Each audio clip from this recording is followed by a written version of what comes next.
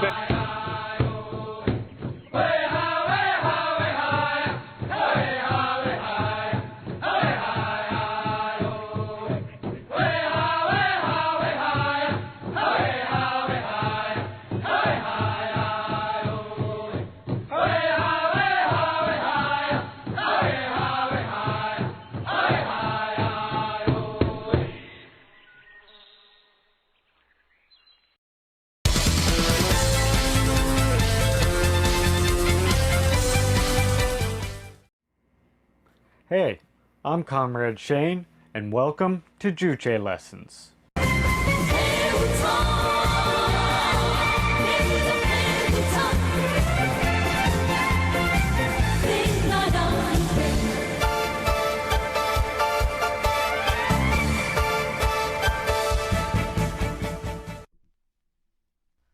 Today, we will be looking at the socio-historical principle that the socio-historical movement is a creative movement of the popular masses.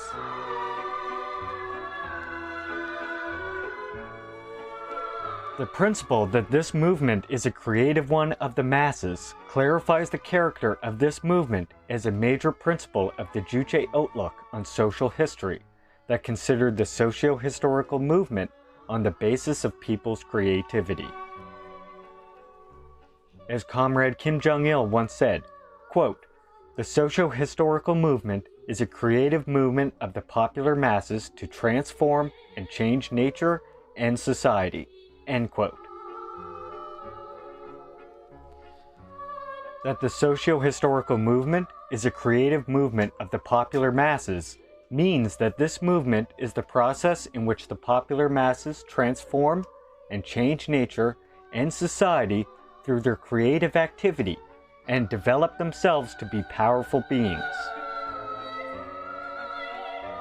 Socio-historical movement advances precisely by the creative activity of the masses who transform nature and society to meet their own independent desire.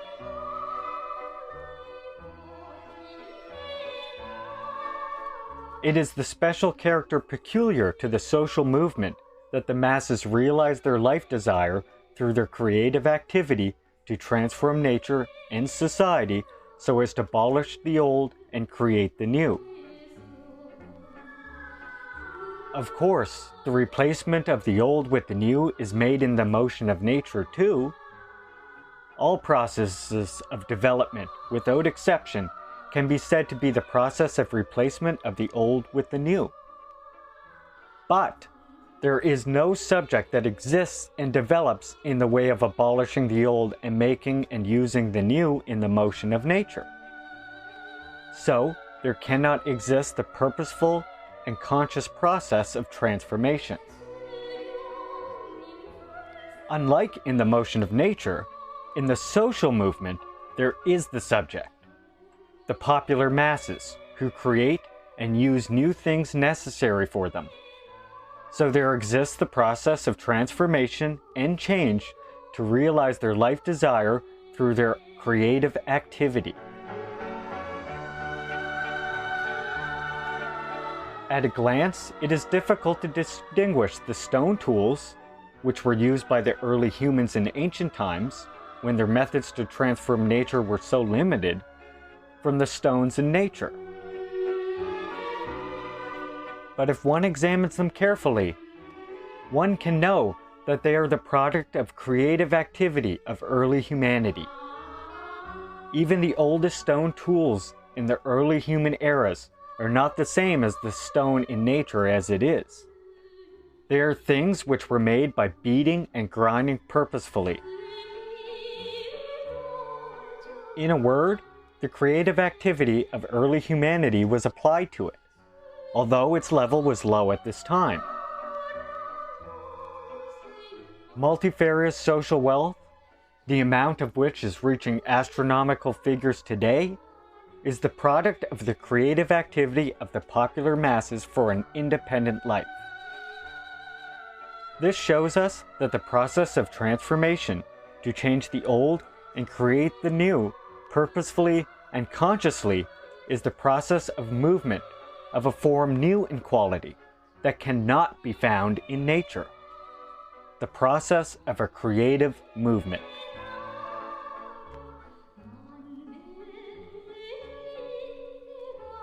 Now, let us see the reason why the socio-historical movement is a creative movement of the masses.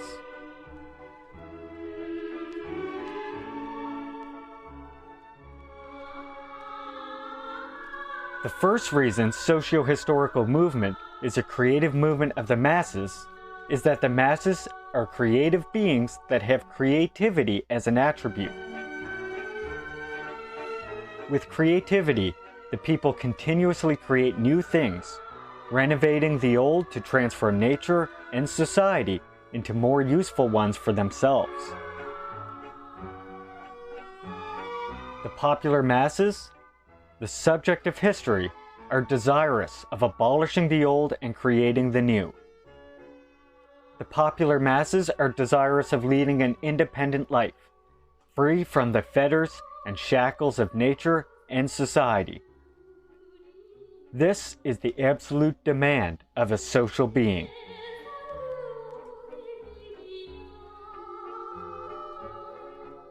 Nobody in the world wants to live being subordinated to nature and society.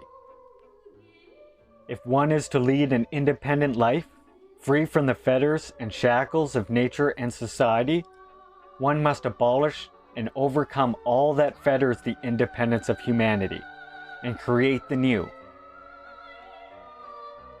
Only by doing so can the masses lead an independent and creative life as masters of nature, society, and themselves.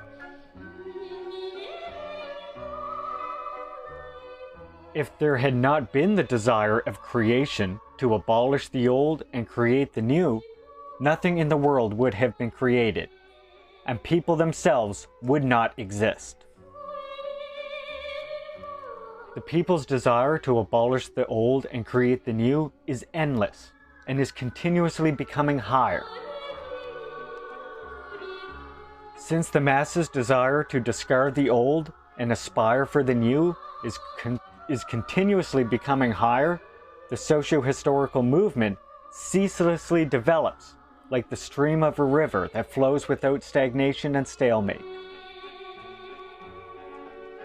The socio-historical movement takes place precisely due to such desire of creation of the masses.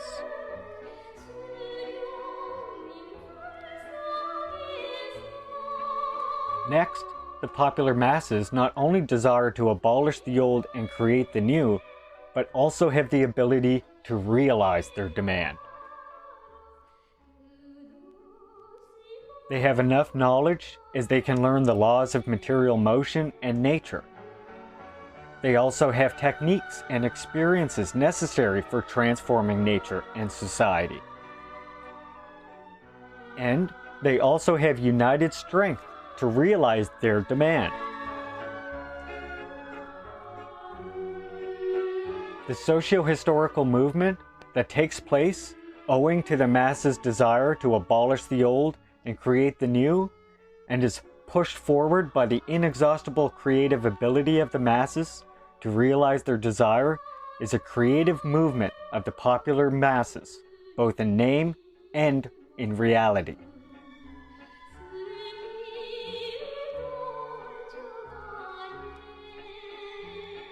That the socio-historical movement is a creative movement of the masses to reform nature and society is clearly proved by the whole course of human history, in which the material and cultural wealth has been ceaselessly created, and the old societies have been reformed and developed by the creative struggle of the popular masses.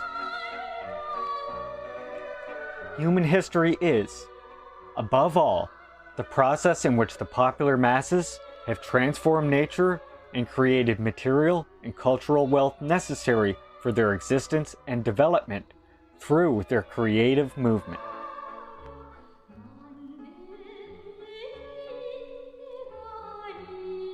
People have transformed nature itself to be more useful and beneficial to them by their creative labor.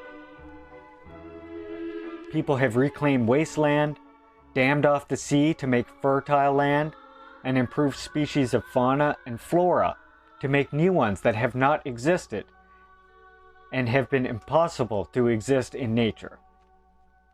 In addition, they have improved rivers and conserved forestry to prevent natural calamities and create a life environment to lead a cultural and emotional life too.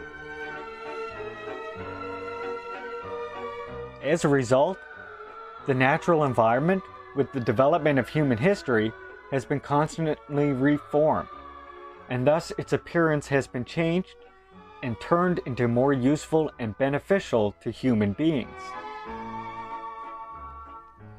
Of course, it is a fact that today humans' existence itself is being threatened by the worldwide destruction of the natural environment. But one must not forget that the cause of this does not lie in humanity's creative activity itself, but in the individualistic and profit-first greed and activity of the monopoly capitalists.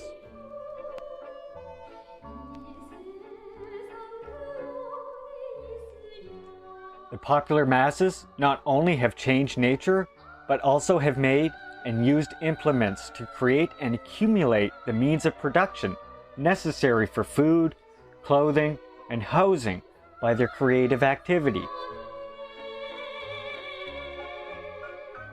large-scale modern factories and means of transportation, automated and modernized implements, majestic and magnificent structures, and cultural welfare facilities. Multifarious good quality materials of life, including food and clothes, and so on.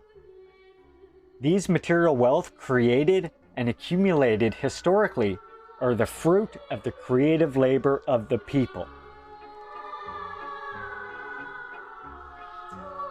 The popular masses, in addition, have continuously created cultural wealth of society by their creative labor and activity to develop science and culture. The masses not only raise the creation of culture as their life demand, but also accumulate experience necessary for creating cultural wealth, and prepare the material and technical means and conditions through their practical activity. Thus, they give a strong impetus to the development of culture.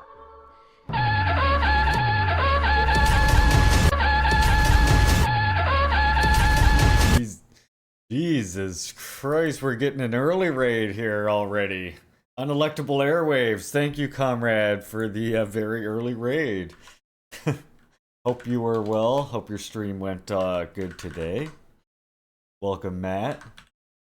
And the rest of the Unelectable Airwaves raiding crew. Welcome in. I'm Comrade Larry. You can call me just Comrade or Larry. Mi'kmaq streamer here from up north. We talk a lot of communism on this channel. We watch communist movies on Monday. And today we're going to be reading some more Joseph Stalin, History and Critique of a Black Legend. So you'll want to stick around if you're interested in learning some more of that. We're on Chapter 4, The Complex and Contradictory Course of the Stalin Era. So this should be interesting. Welcome in, Cavalry. Thank you for the raid again, very much appreciated. We're just going to finish up this Juche lesson right here. We only got a couple minutes left of it. And then, yeah, we'll go on with their theory reading.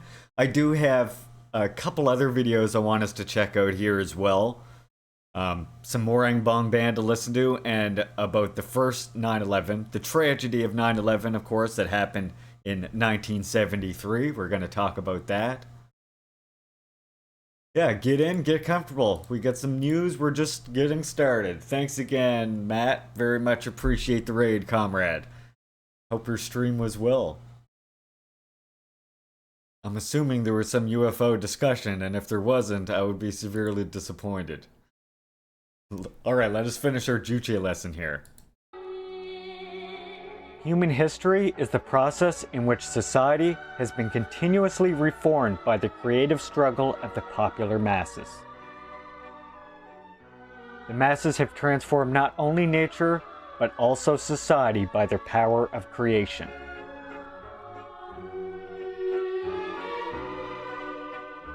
The process of development of human history, from the slave society to the socialist society, through the feudal one and the capitalist one, was the process in which old social systems have been replaced into new ones by the creative activity of the masses.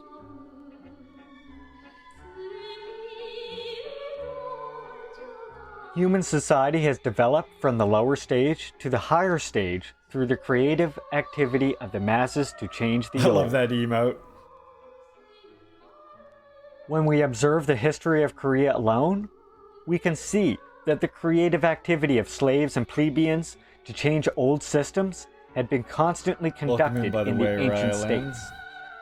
And the peasants had fought to change the old social systems in the struggles, such as Red Trousers Peasants' Uprising of the 9th century, the national-wide Peasants' War between the end of the 12th century and the early 13th century.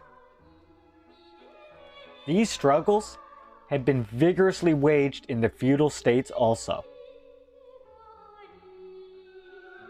By such creative struggle of the masses, the slave systems were ruined, the process of collapse of feudal systems was hastened, and the development of capitalist relationships was established.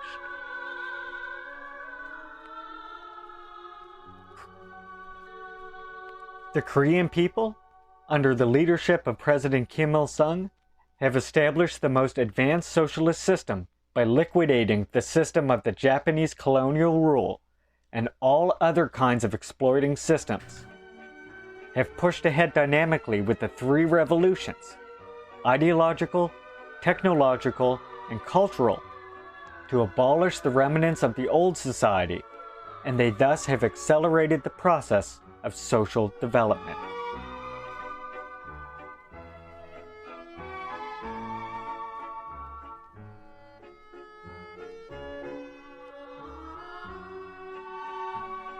Human history is the process to strengthen the creative capability of the popular masses themselves, as well as the process in which the masses have conducted creative struggle to transform and change nature and society. Humanity's creative ability is not inborn, and it is not cultivated of its own accord. It is cultivated and increased in the thick of revolutionary practical struggle. The masses acquire knowledge, skill, and experience, and train themselves in the struggle to transform and change nature and society, and thus continuously strengthen their creative ability and develop themselves to be more powerful beings. Historically, the masses have increased their creative ability, while at the same time transforming nature and developing society.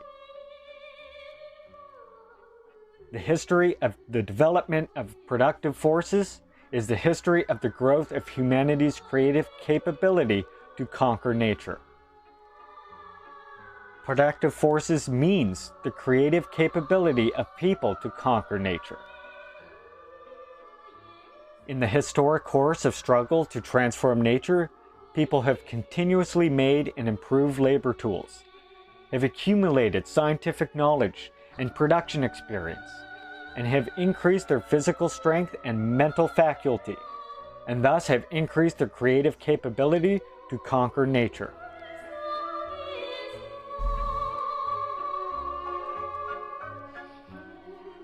The history of social revolution is the history of the process to strengthen the revolutionary power of the masses to reshape society. In the course of struggle to overthrow the old social systems and to establish new ones, the masses have continuously enhanced the level of awareness and organization, and thus have strengthened the revolutionary ability to reshape society.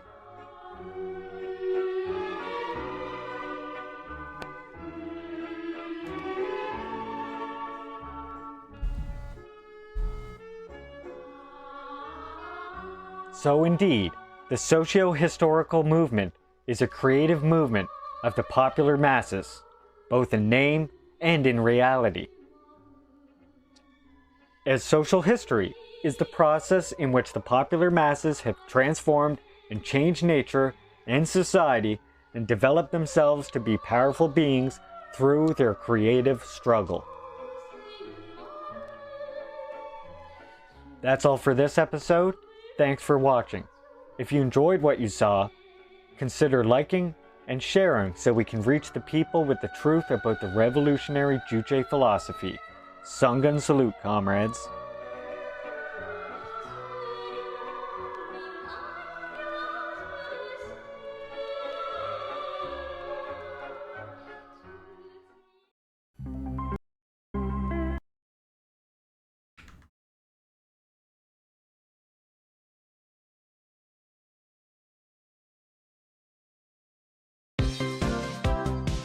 Do you tire of listening to reactionary drivel every time you turn on your television? Do you want to learn about communism in a fun and interactive way instead? Then come down to Leaping Larry's.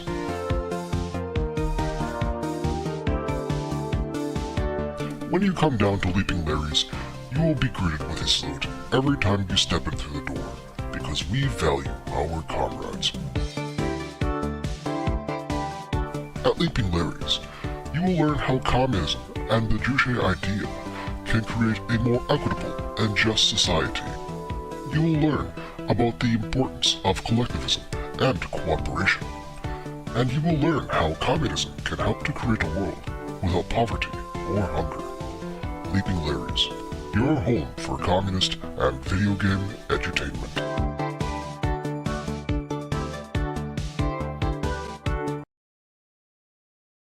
Welcome in, everybody. I hope you all are well today. Again, thank you very much, Matt, for that raid. That's very much appreciated, by the way. How is everybody doing today? As you know, we're looking at Theory Tuesday time right in the face. So later on today, we're going to be reading from that Stalin book. First, I do have a couple videos I want to watch with you all. I have one here about Kim Jong-il. I wanted to watch this one because, as we know, communism is based. But as we know, Kim Jong-un is just arriving in Russia, or just arrived in Russia this morning, and is meeting with Vladimir Putin, I think, in Vladivostok, I believe, if I'm not mistaken, about what I saw.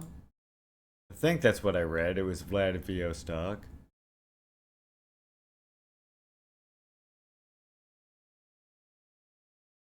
I just saw a little bit of footage of him arriving on his train. I was looking for that again here.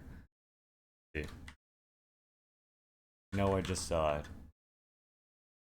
The ADHD, you see. I see something, I mean to show everybody, and then I fucking just close it instead of actually showing anybody. There we go. So here's him arriving right here.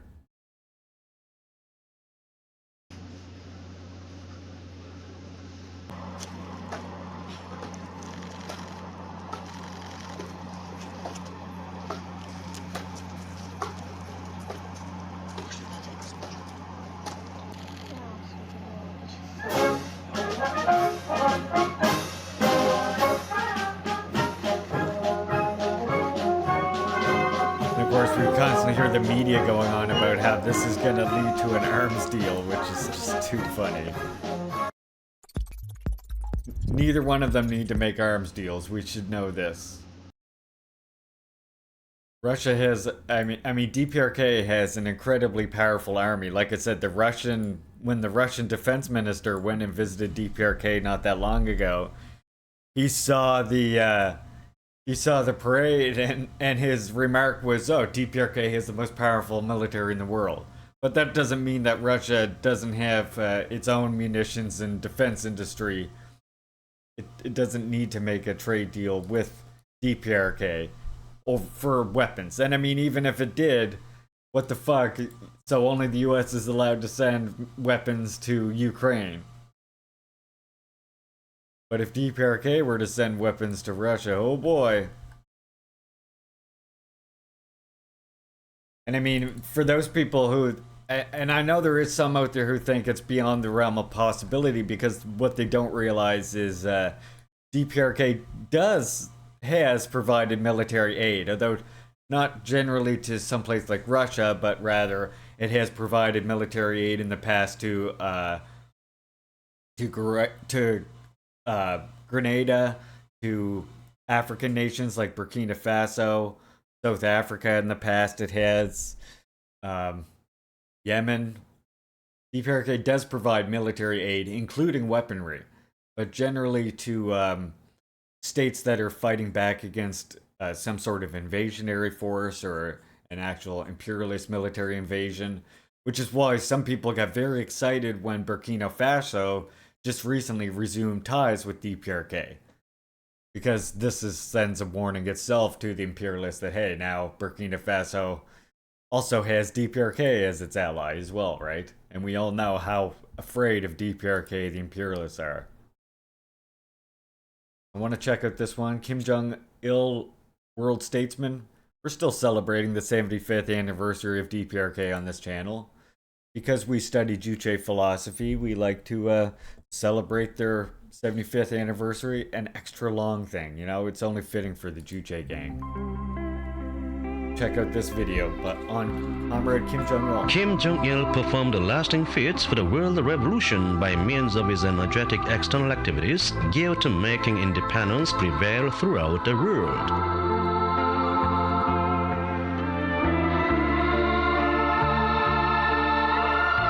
In 1985, at the invitation of the Chinese party and government leaders, Kim Jong-il visited China, boosting the traditional ties of bilateral friendship onto new heights of excellence.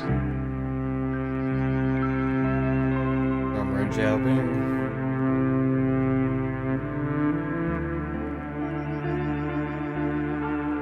Against a backdrop of mounting struggle for independence against imperialism and the more undisguised moves of imperialist interference and aggression, Kim Jong-il received many foreign guests as a party and state and prominent figures of political, public, and cultural circles.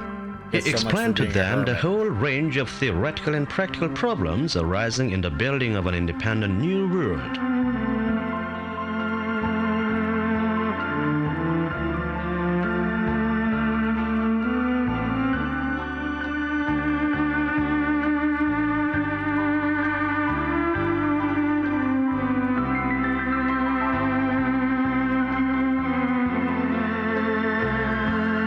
Again, as we heard on the talk yesterday, what a lot of people in the West, especially in, of course, America, don't realize is how much respect the Global South has for DKRK. Leaders, people in general, just incredible amount of respect for DKRK, even those who aren't socialist. He exposed the reactionary nature of the imperialist mudslinging against socialism and shed full light on the race to defend and consummate a cause of socialism. Red Falcon, welcome, comrade.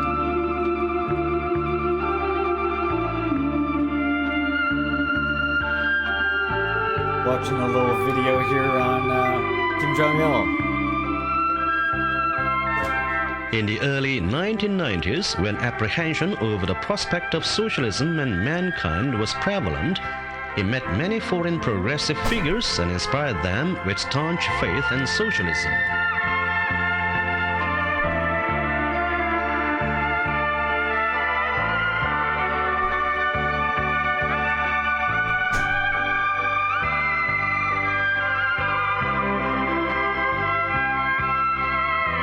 Kim Jong-il's meeting with Russian President Putin in Pyongyang was a landmark event in the annals of Korea-Russia friendship.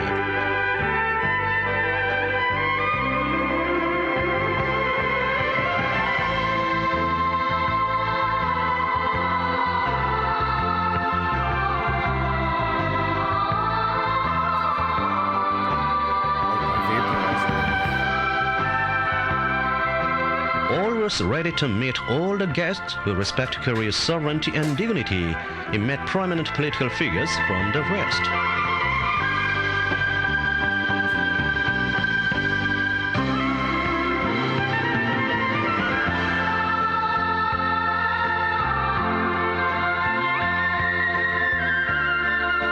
Is that Albright woman or whatever, you think? In his contribution to modern political history and the global cause of independence, he is paying another visit to China, and his talks with Chinese leaders have opened up a new phase of bilateral friendship.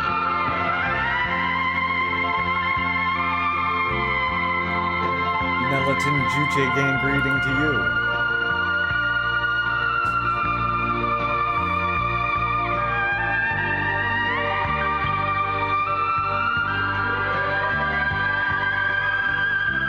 And arresting the world attention, he visited Russia by train, covering a distance of 20,000 kilometers across the Eurasian continent for 20 days.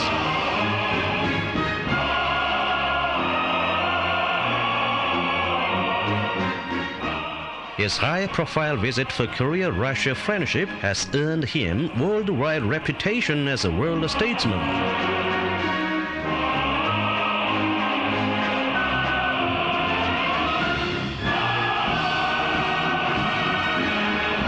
The world community expressed admiration for his achievement in his visit to Russia, saying, "He is a leader of the socialist movement of the world, great champion of justice and peace, and veteran statesman of the world."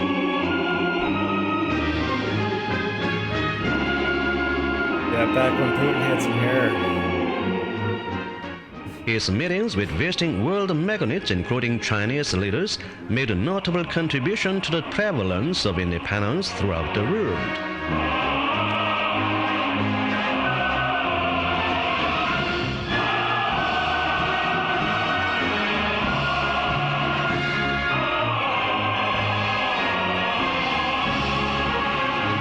The brilliant history of Kim Jong-il's leadership has enriched the world history of politics.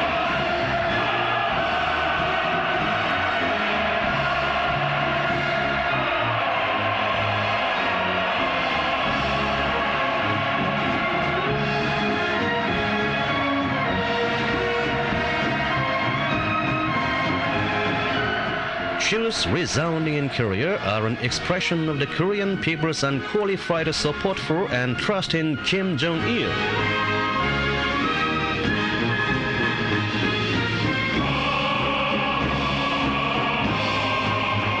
Mass games are incredible. We're gonna watch a mass games on here eventually. The Korean people and the progressive people of the world express their highest respect to Kim Jong-il.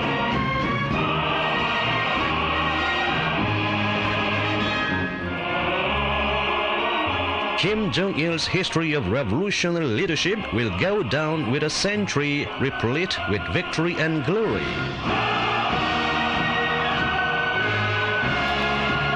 Back to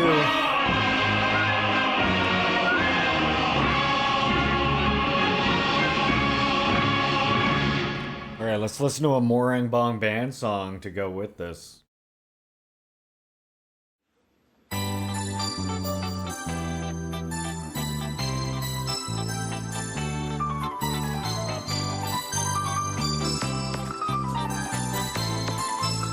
Well, that happened. Looks like a pop punk show. That's too funny.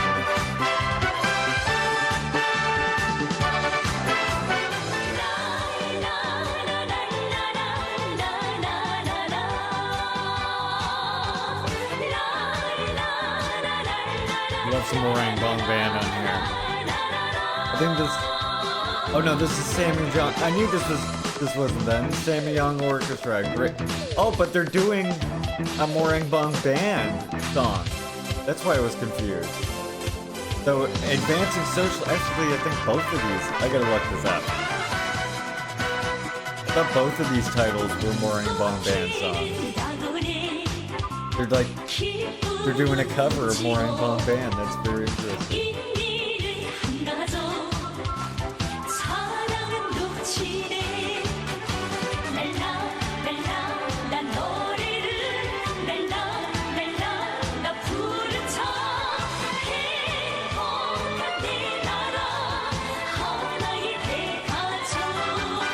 Yeah. Okay, we'll see the Morang Bong Band version next of this.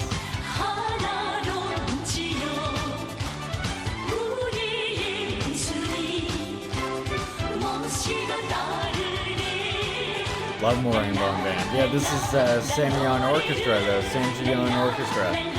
I did not know that they did covers of Morang Bong Band songs.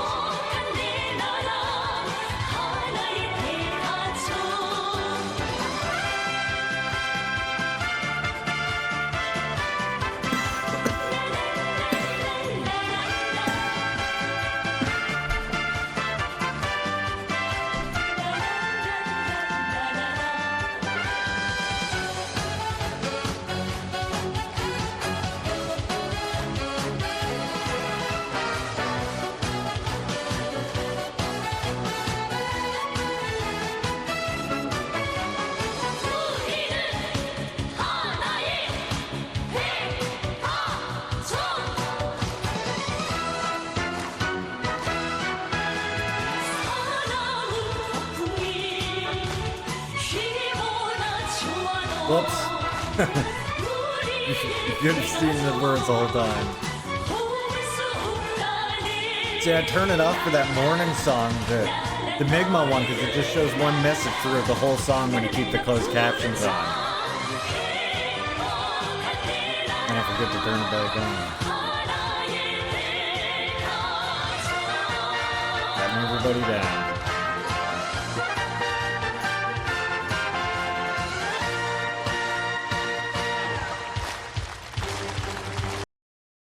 Yeah, so see now if you look like this one. Oh god, yes, me too. We find...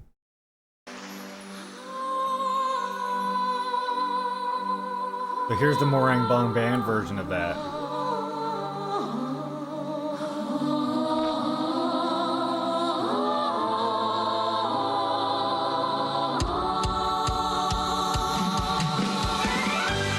I mean, that's one thing, like, I know a lot of people like to make fun of, like, when the K-pop or South Korean singers went to DPRK and performed there. A lot of people were making fun of, like, this, you know, the solemn look on the audience's faces, or how they were just sitting there calmly, but I mean, that's just generally, that's how people in DPRK, that's how you watch concerts. It's more of a cultural thing than anything. It's not that they were like in disgust at the South Korean performers. They've all seen them before. Many of them have seen them on TV. Yeah, there's a reason why that brand went to DPRK. They're known there still.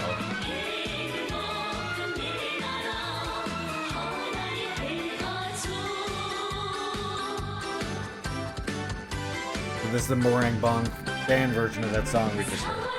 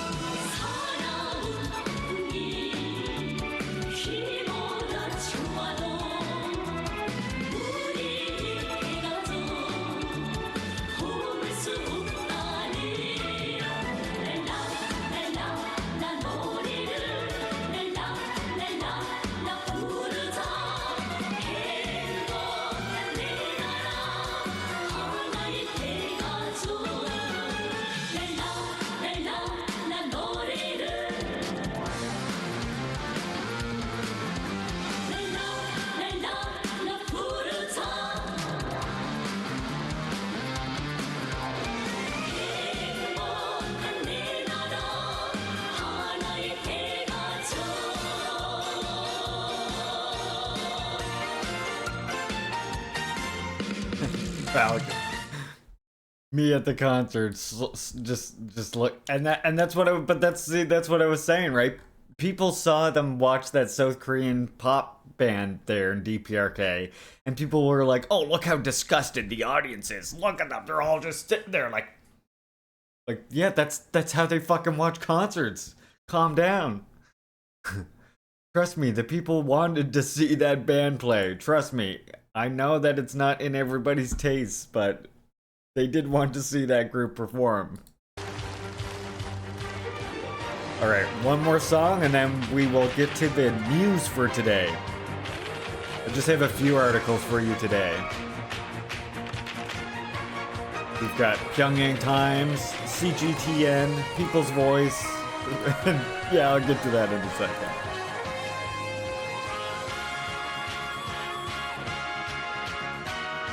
Funny when that happens, huh, Red Falcon? Fuck concerts, take me to the powwow.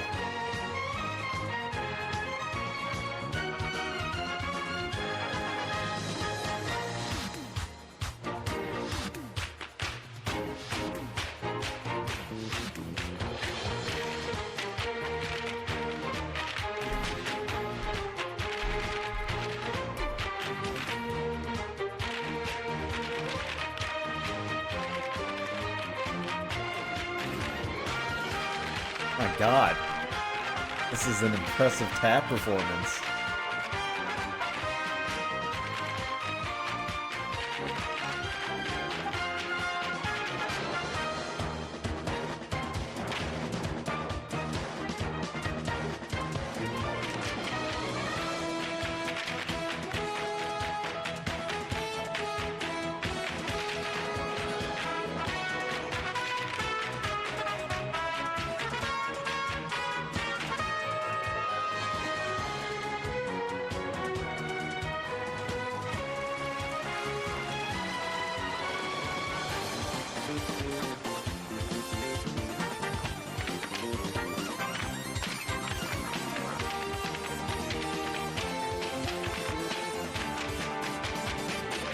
You hear that keyboard in the background? It's just like jamming out. Damn.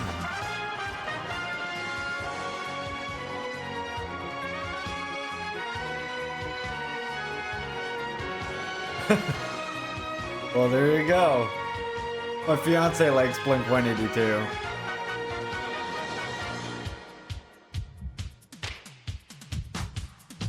I haven't seen any of them. I only ever saw like local groups in this place called the Pavilion.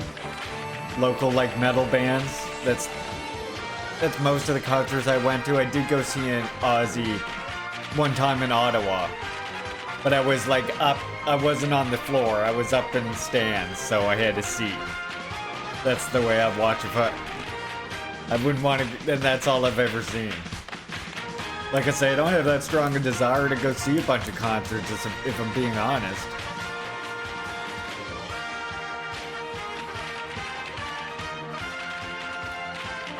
First one says Casey and the Sunshine Band. There you go. That's a good one.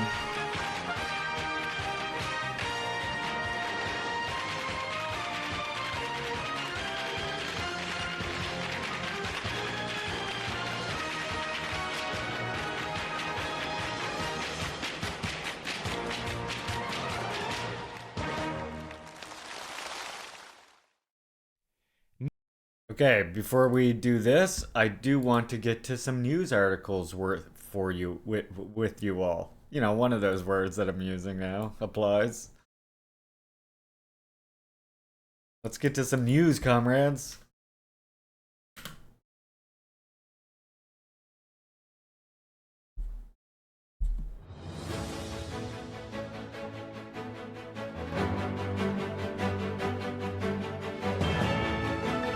Land defending. Water defending. Strike actions. International politics. Socialist news.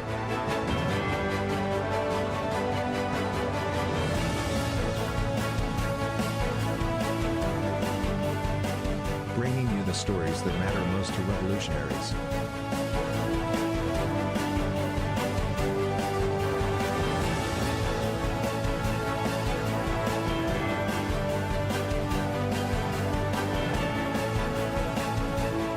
This is People's News with Leaping Larry.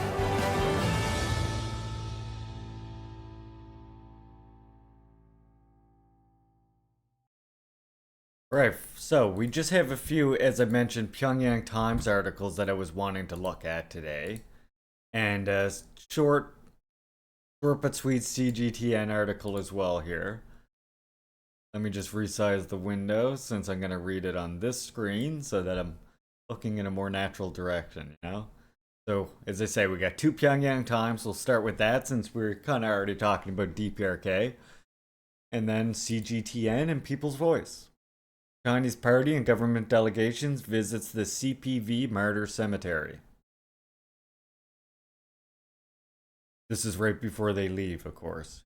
The party and government delegation of the People's Republic of China, headed by Liu Zhahong, member of the Political Bureau of the Central Committee of the Communist Party of China and Vice Premier of the State Council of China, visited the Cemetery of Martyrs of the Chinese People's Volunteer in Anju City on September 10th to lay a flower basket at it.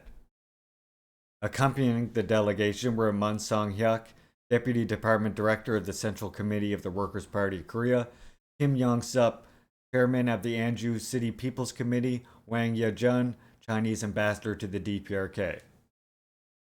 Visitors paid silent tribute to the memory of the Chinese People's Volunteer martyrs who fought bravely, never hesitating to devote even their lives to the sacred war of justice for repulsing the imperialist aggression, and thus recorded a brilliant page of militant friendship and solidarity in the history of the DPRK-China friendship. Then the members and the delegations looked around the cemetery.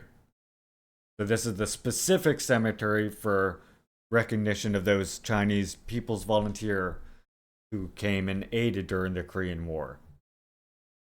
Again, I wanted to highlight this because we hear some anti-communist, anti-DPRK reactionaries who like to make the claim that DPRK doesn't recognize China's aid or claims to take all the, I guess, the credit for fighting the Korean War or something like this. They don't. That's bullshit. If you hear someone say that, shut them down real fast. And as we saw today, good morning, Mama M Media. Welcome in, comrade.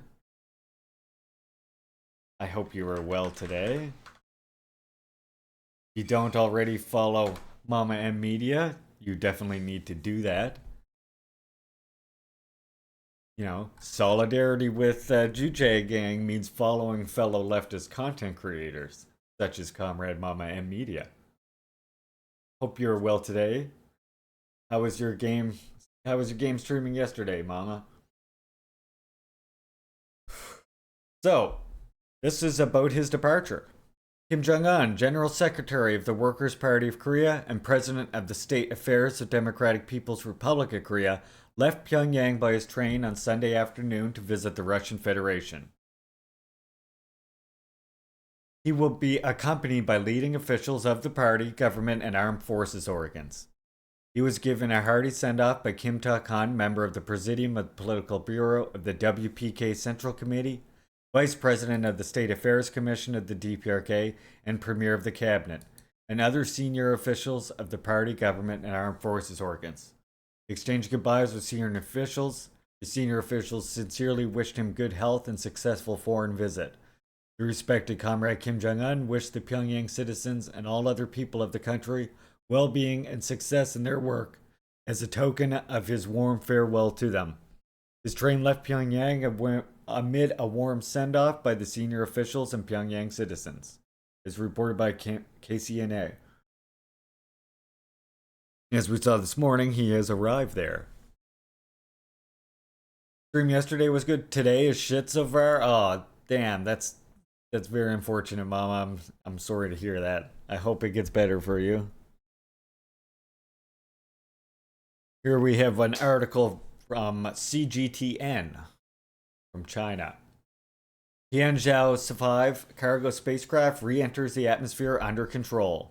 Unlike my Kerbal Space Program attempt yesterday, where we got our astronaut lost in space in a very elliptical orbit around the Earth, which is not going to be good. Anyway, it's going to be very hard to save our astronaut. As you can see, the Tianzhou spacecraft is doing much better. China's Tianzhou 5 cargo spacecraft re-entered the atmosphere in a controlled manner in 9:13 a.m. Tuesday, according to the China Manned Space Agency. Most of the spacecraft's components burned up during re-entry, and a small amount of debris fell into its scheduled safe waters of the South Pacific, the CMS said. The Tianzhou 5 cargo spacecraft separated from the orbiting space station combination at 4:46 on Monday time, Beijing time, and switched to independent flight after completing all assigned tasks. No, we did not make it to the moon, GMO. Well, we made it to the moon. I flew like, I was like 600 meters away from the surface of the moon, GMO, but the problem was we did a gravity slingshot around the moon that caused us to get into a very eccentric orbit around Kerbin, which is the analog of Earth. So now I'm on this great big elliptical orbit, and I didn't have enough fuel to burn it back. I got as close as like 100,000 fucking meters from Earth. So he's just stuck there. We'll get him back one day. I buzzed the moon, yeah. Hey, Stren Sam, welcome, comrade. I did a gravity assist. I do play Kerbal, yes, yes. We're playing Kerbal right now. I like to play afternoons and weekends on the channel. Every second weekend, generally speaking. And evenings when I do long streams. I do like to do video games after the stream. My favorite video games are ridiculously complex, like dad games, like Kerbal Space Program. I like fucking Train Simulator 3. I like, you know, the driving games like My Summer Car, Star Citizen, which is that scam capitalist game where you can pay thousands of dollars for spaceships if you got more money than you know what to do with, I guess. Yeah, those are the kind of games I'm into, the dad games. So yeah, if you hang around late afternoons or weekends, I do those. Also, some weekends I do the crowd control games as well, which is, of course, a lot of classic games.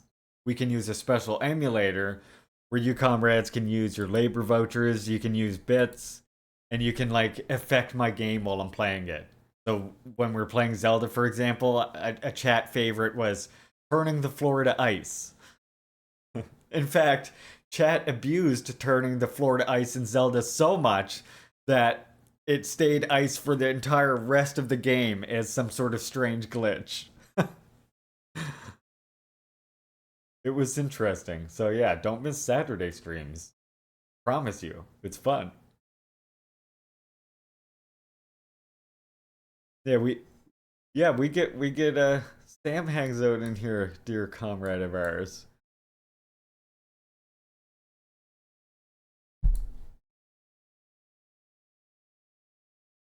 All right. I shall continue now. Sorry for the sidetrack there. Launched in November 2022, the ship carried supplies for the Shenzhou 15-man mission to the China space station. The payload also included equipment for scientific research. The Tianzhou 5 also separated from the space station on May 5th and redocked 33 days later as a technical verification process. According to the agency, many application projects carried into space by the Tianzhou 5 are progressing smoothly and have achieved fruitful results. Among them is the Macau Student Science Satellite 1, which was stowed in the cargo craft before being released into orbit on December 18, 2022. The satellite is operating stably in orbit, functioning as a space-based scientific practice platform for amateur radio enthusiasts in the Guangdong, Hong Kong, Macau Greater Bay Area, on both sides of the Taiwan Straits, and around the world. It has been vigorously promoted the in-depth cooperation and exchanges between Chinese mainland and Macau in space science popularization and education, the agency noted. The in-orbit test of space hydrogen-oxygen fuel cells is another experimental achievement aboard the Tianzhou 5, providing data and theoretical support for China's future manned lunar explorations. Interesting. Other key payloads include the Space High Energy Particle Detection Equipment, which completed an extravehicular mission. At present, 3 batches of application projects have been carried out by Tianzhou into space. The agency said future manned space missions will continue to open its cargo craft payloads to the public. With input from Xin Chao, sorry. I still have the worst habit of doing that. And then finally, this is going to be related to the Ben Norton thing. First, look, I'm going to share one before we do the last news article. Let's get a little bit lighthearted, but also this might piss a few of our more settler-minded communists off, okay? I made this image. Yeah, I did it. I did this. I'm the one who did this. How do I do the image? There we go. This is what I'm looking for. Yeah, I did it, comrades. I know. It's not pretty to look at. Why are you booing me? It's true, goddammit. This land is your land. This land is my land. This land was made for you and me. No, this land was stolen. One song that I just could never get behind, you know? Please don't play that song around your First Nations comrades. Just a word of advice from a humble Mi'kmaq communist here. If you have First Nations comrades, do not play this song for them.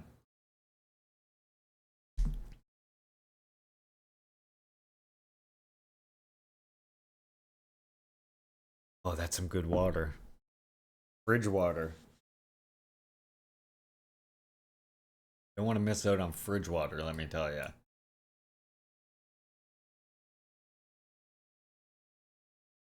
Okay. Now that I've shown you the ugly, we can finish our news for the day. Look at it.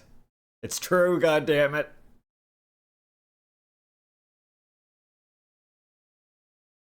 So this was posted yesterday. We missed it because we were in the middle of streaming, I guess. But honor the fallen, fight for their vision. In a sense. I would say. We can talk about that, though. 50th anniversary of the fascist coup in Chile. The 50th anniversary of September 11th, 1973, brings somber memories of one of the most infamous acts of imperialist terror and violence. 3 years after the historic victory of September 1970, democratically elected President Salvador Allende and his popular unity government were overthrown by a traitorous military junta backed by U.S. imperialism. Thousands of the best fighters for the working class of Chile were murdered, including Nobel Peace Prize winning poet Pablo Neruda, who was recently found to have been poisoned by the fascist regime, and folk singer Victor Jara. The junta filled concentration camps with trade unionists, communists, socialists, and others. Hundreds of thousands fled into exile to escape the regime's death squads and torture. The coup was carried out to strangle the heroic struggle by the Chilean working class to build a new, free socialist society. Decades of hard-won gains towards social justice and equality were ruthlessly dismantled, but as the country was turned into a laboratory for neoliberal policies designed by the Chicago Boys, a group of Chilean economists who were proponents of the Chicago School of Neoliberalism, espoused by Milton Friedman and others. Even before the coup began, it is widely known that U.S. imperialism was plotting to drown the Chilean democracy in blood. The world will never forgive Richard Nixon and Henry Kissinger for their crimes against Chile, which set the stage for similar events in other Latin American countries where democracy and human rights were smashed by fascist and military regimes.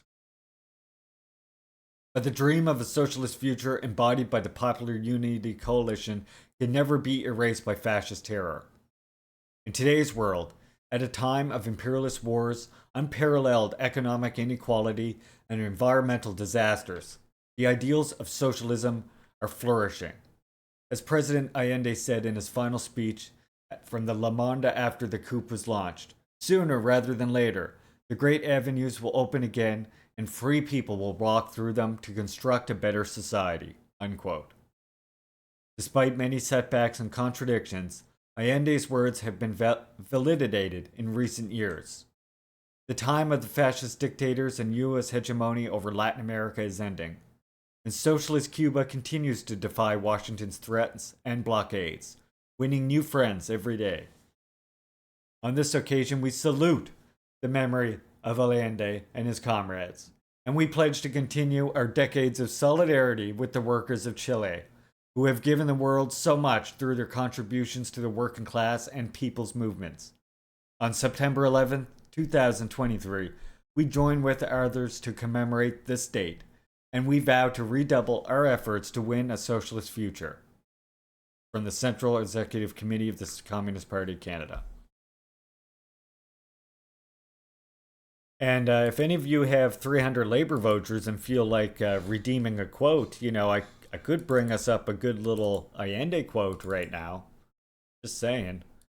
Only cost you 300 of those hard-earned labor vouchers of yours.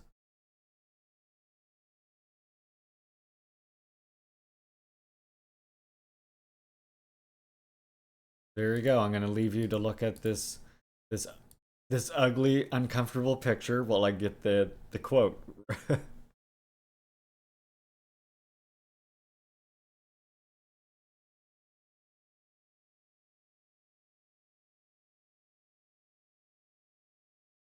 Okay, here we go.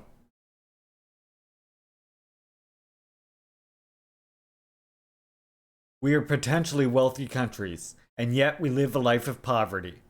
We go here and there begging for credits and aid, and yet we are, a paradox typical of the capitalist economic system, great exporters of capital. Salvador Allende.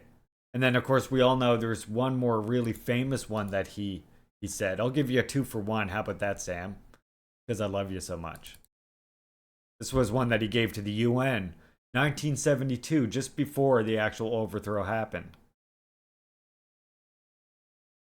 We find ourselves opposed by forces that operate in the shadows, without a flag, with powerful weapons that are placed in a wide range of influential positions. Salvador Allende, speech to the UN, 1972, a year before that overthrow happened. That's some creepy ass foreshadowing right there. I mean, he knew what was coming.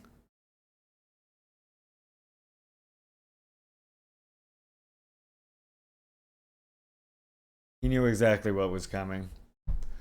Unfortunately. Chile is rich! Yeah, Castro knew too, and Castro tried to warn him. So did DPRK, actually.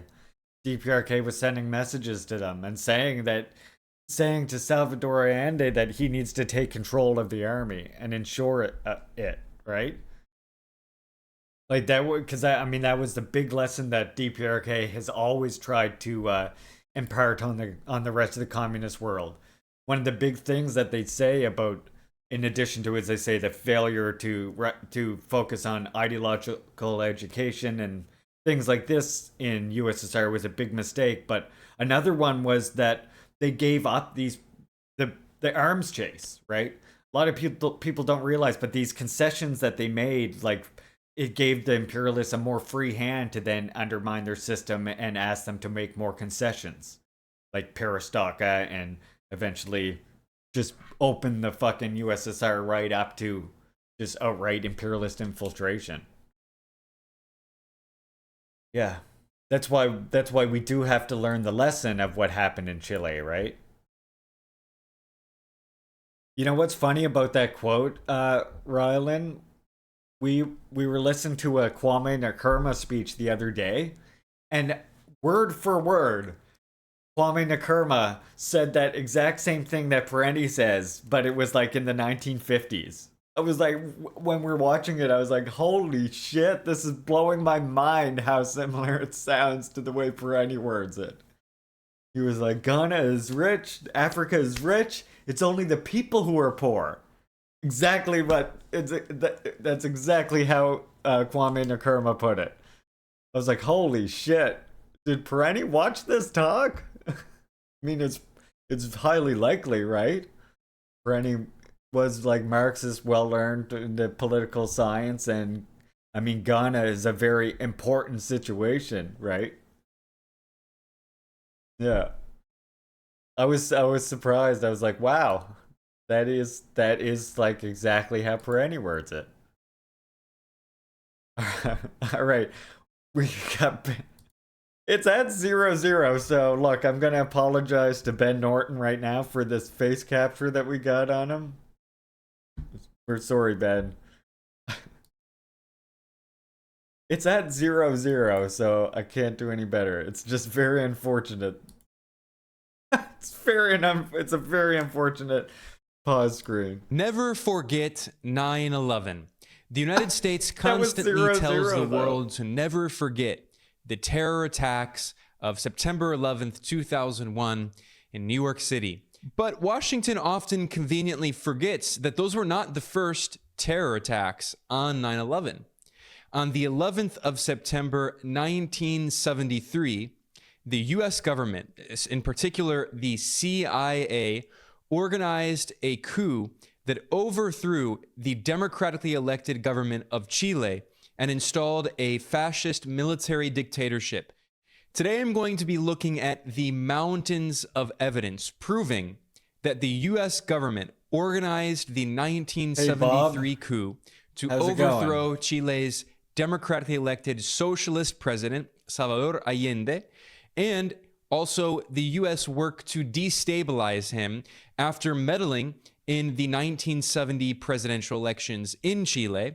So Washington constantly claims that it supports democracy around the world and accuses Russia of meddling in its elections. But this is a documented historical example of the CIA of my comrades have been meddling to in DPRK a as well, foreign Bob, country's but elections. thanks for and the then offer. as soon as Salvador Allende was democratically elected in 1970, quite a bit. the United States spent tens of millions of dollars trying to prevent.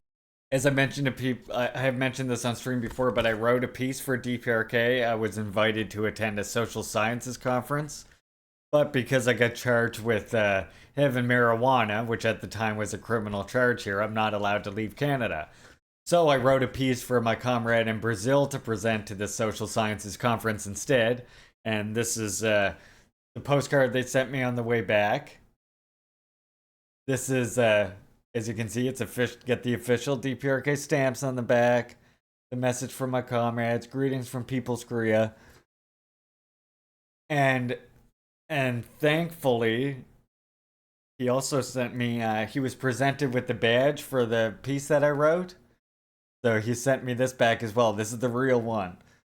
As you can see, they're aligned if you ever see a fake one, it does not look quite like this. Yeah, I have to receive a pardon. It's not a matter of a travel ban. I would have to get a pardon for my criminal charge. Even though now marijuana is legal here, that they don't just like grant amnesty. So to get a pardon, I'm looking at somewhere in the neighborhood of $2,500, $3,000. Yeah, that's exactly. And not unless I can pay $3,000 to start the pardon appeal process. Or Canada has to fall. Exactly, BB. Welcome, comrade. So yeah, I would love to have attended the social sciences conference. They like offered to pay for all this, but a very small, very ridiculous amount, Bob. I was caught with less than 5 grams under the seat of my car.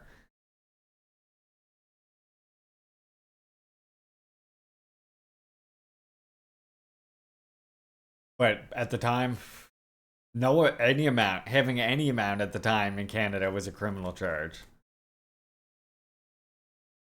North Korea was weird. I mean, most people that I know that have been there don't really say it's weird, but I think that's a completely fine thing based. It's absolutely understandable and good. I think more countries, especially socialist countries, should take the same policy as DPRK does towards travel. Yeah, good. I think more countries should do that, especially socialist countries. Because of fucking sex tourism, because CIA... Like, you do realize that DPRK is still at war with the US government. Yes, sex tourism is one reason. That's a big one that comes to mind. But I mean, more than just that, like I say, you realize the US is still at war with DPRK. You don't believe that CIA agents are gonna be coming into DPRK trying to spy in them. Why does sex tourism come to mind? Because it's vile fucking shit that white people, Euros do all over the world. Why does it come to mind? Because it's fucking awful.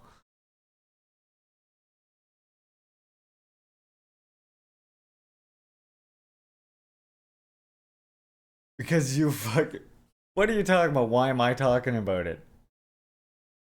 You literally came in here, you derailed the chat asking, hey, I was at DPRK as if, like I said, I don't network with people who travel to DPRK upwards of hundreds of times. Or people who have gone to school in DPRK. Now you come in here and you derail that. You derail the chat over this shit. And then when you say, why do you think they should have tourist controls? And I tell you because of, things like sex tourism, which is also leads to things like human trafficking, or because the CIA has a vested interest in being subversive and being interferent. Of course you didn't see any sex tourism in North Korea or CIA agents. That's because they have... That's my point. That's why more countries should use that same fucking... Of course you didn't see any of them there. That's why they have the fucking travel restrictions that they do. That's why any tourist to DPRK need to have a tour guide. That's a base thing. Oh, really? Yep. Big communists. Big communists. Oh.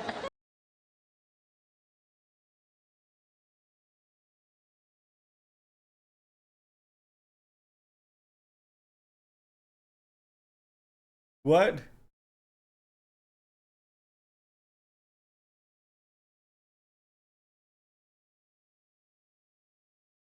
Yeah. See ya. See you later. Anyway, come in here and talk about DPRK again. I've worked with the fucking Korean Friendship Association for, I worked with Korean Friendship Association in Canada for a number of years, and with the International Korean Friendship Associations, Sanggun and Juche study groups for almost a decade now. I've had the YouTube that I have since 2010. So wait, this person DM'd you, mama, and said, today, 10:03:40, what? They messaged you at 10:03:44?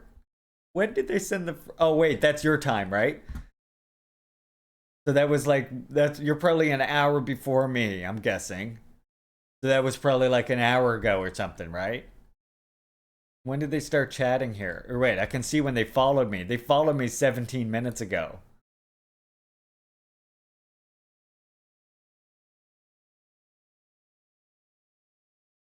You want to know what we do with landlords here?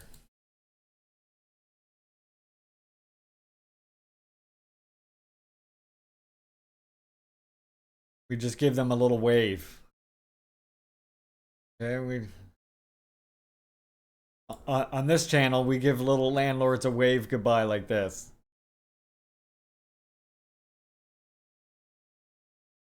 Bye-bye, landlords.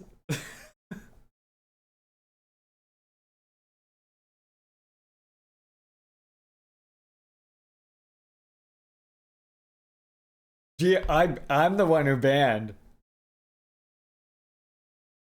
I'm the one who banned. I wish I could ban and send someone in a private message the sound.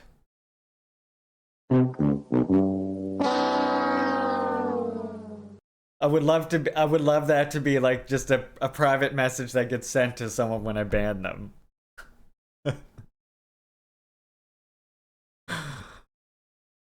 Just send it as a video file, or a sound file, apology.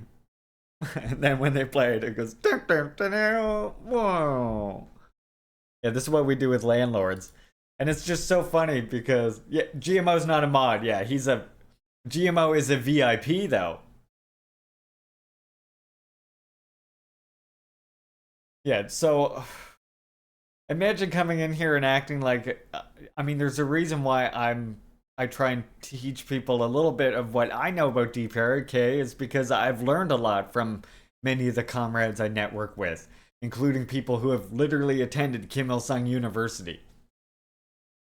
Including, as I show you comrades before, former residents of DPRK who, through the work that I've done with Korean Friendship Association and the Canadian Peace Congress, have worked with me in trying to humanize DPRK so that we can end the sanctions and end the travel restrictions so that they can return home.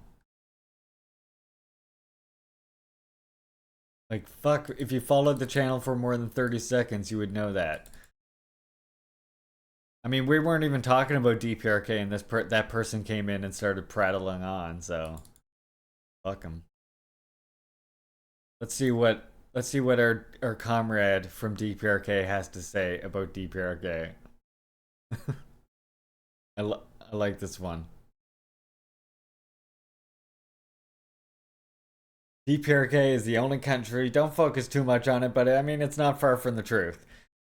It's a matter of being proud. I can understand this shit. DPRK is the only country in the world that is not opportunistic and that strictly abides by internationalism. I am tremendously proud of DPRK and that DPRK is my fatherland. And to all the communists out there who don't think that DPRK is internationalist, let me remind you that DPRK was the only country that sent Yemen aid during the invasion of Saudi Arabia. And then they were one of the few countries to send aid to Burkina Faso during Thomas Sankara's time. Thomas Sankara himself, in fact, carried a pair of dual-grip pistols that he was given by Kim Il-sung. Anyways, now that the derailment is done, let us return to learning about the real tragedy of 9/11. Prevent him from taking power. As soon as he took power, the CIA then destabilized his government, backing right-wing opposition parties, spreading fake news and disinformation in the media, organizing anti-communist labor unions to carry out strikes to destabilize the economy. This is all thoroughly documented in mainstream sources. And I should point out, it was not only the United States. Washington had support from allies in destabilizing Chile's democratically elected socialist government. Who else supported the United States? Well, also the United Kingdom provided support in the coup and the destabilization of Allende. Australia also helped to back the coup and to destabilize Allende. I'm autistic, so I don't know etiquette that well, but that would be across Latin America, including military dictatorships in Brazil and other countries, helped the U.S. to overthrow Chile's democratically elected leader. Now, this history is very important, not only because it shows that the narrative during the First Cold War that the U.S. was supporting democracy against authoritarian communism, that narrative is a complete lie, completely false. The United States supported the majority of the authoritarian regimes in the world, which were actually authoritarian capitalist regimes, not socialist regimes. And the U.S. supported fascist regimes in Latin America, in Europe, in countries. I get what he's trying to do here, but let's settle down with the word authoritarian. Like, it would, for the same amount of time he was like authoritarian capitalist regimes, like for the entire time he was doing that, it wouldn't take much time to just say authoritarian is meaningless, that, only matters like in context. Portugal, the Portuguese fascist dictatorship was a founding member of NATO, which claims to talk about democracy. Well, the U.S. backed the fascist military dictatorship in Portugal.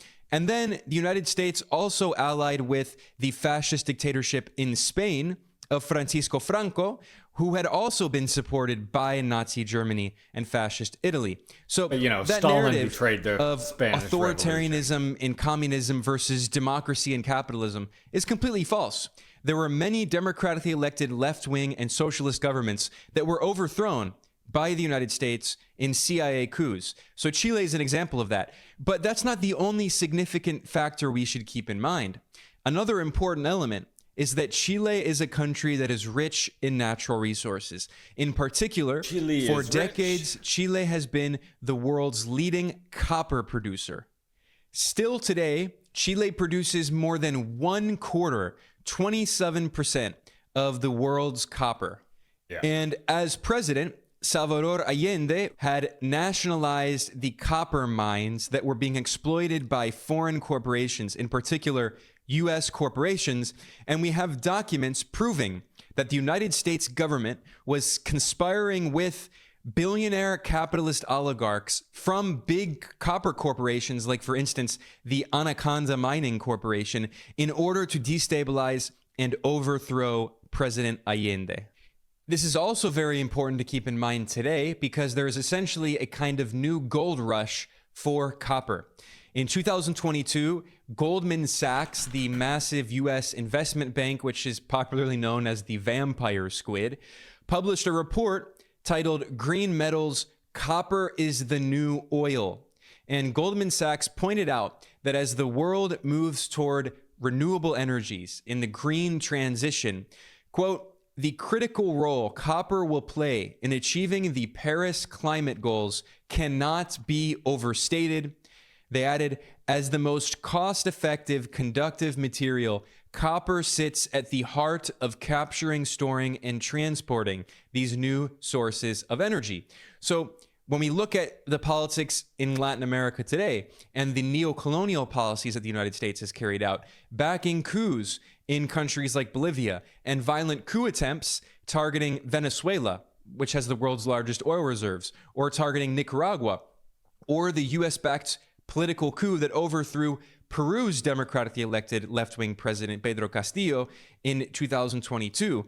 We should keep in mind the natural resources. Speaking of the US-backed coup in Peru, can you guess what is the world's second largest producer of copper after Chile?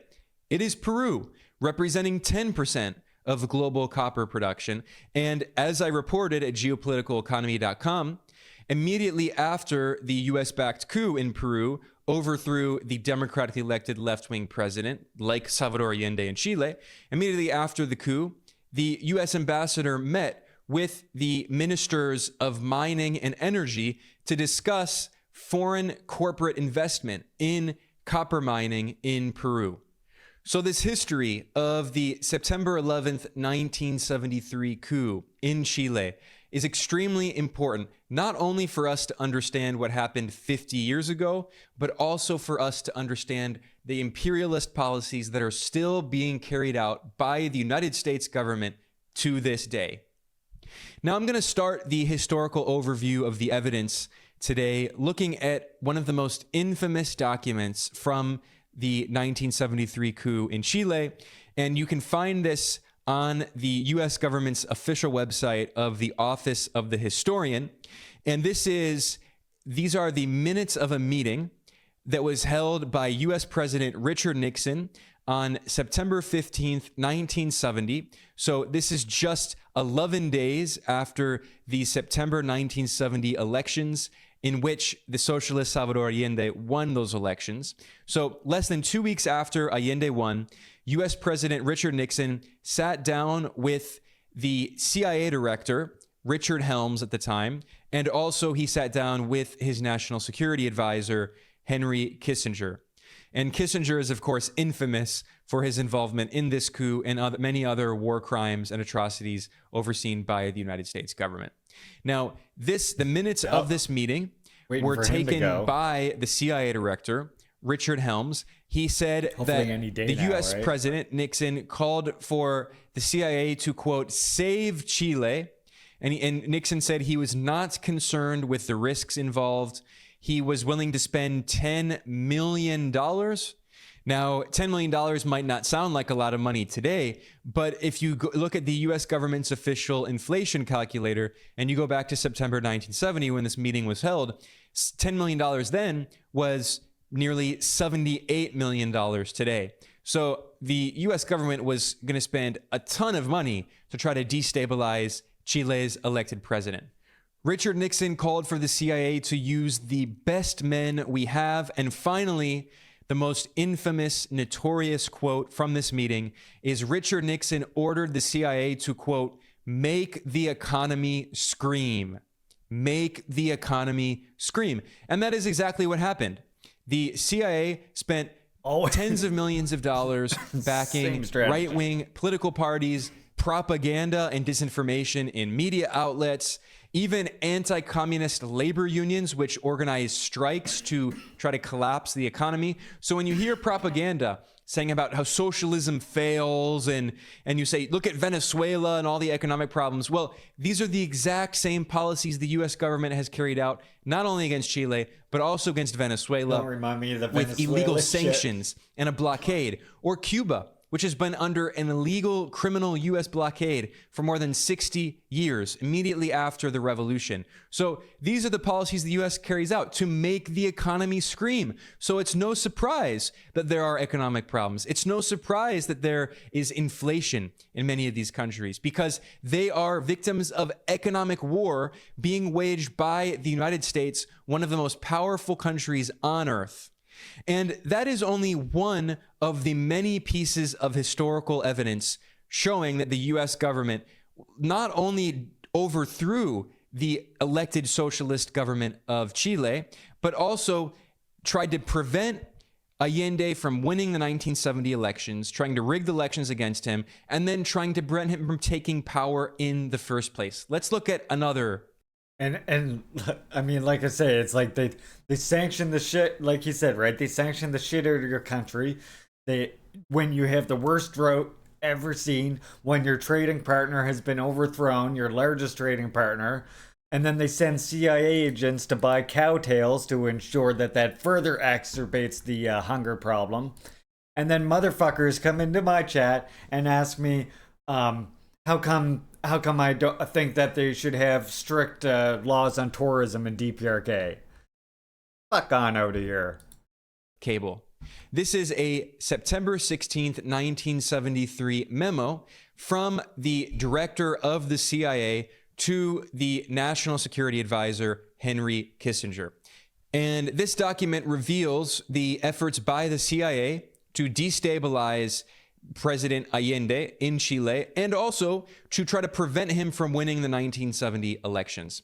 The memo from the US government notes that the CIA carried out a disinformation campaign to, quote, denigrate Allende and his Popular Unity coalition during the campaign. This was a coalition of left-wing parties, including the Socialist Party of Chile and the Communist Party of Chile, along with other leftist parties. And Allende had been a longtime senator, a politician from the Socialist Party. And the article, the CIA memo notes on the US government website, notes that since Allende was inaugurated president, quote, US policy has been to maintain maximum covert pressure to prevent the Allende regime's consolidation. Now, note how Allende was democratically elected by the people of Chile, and yet the US government referred to his elected government as a regime, because the term regime is a propaganda word. It means a government that the US doesn't like.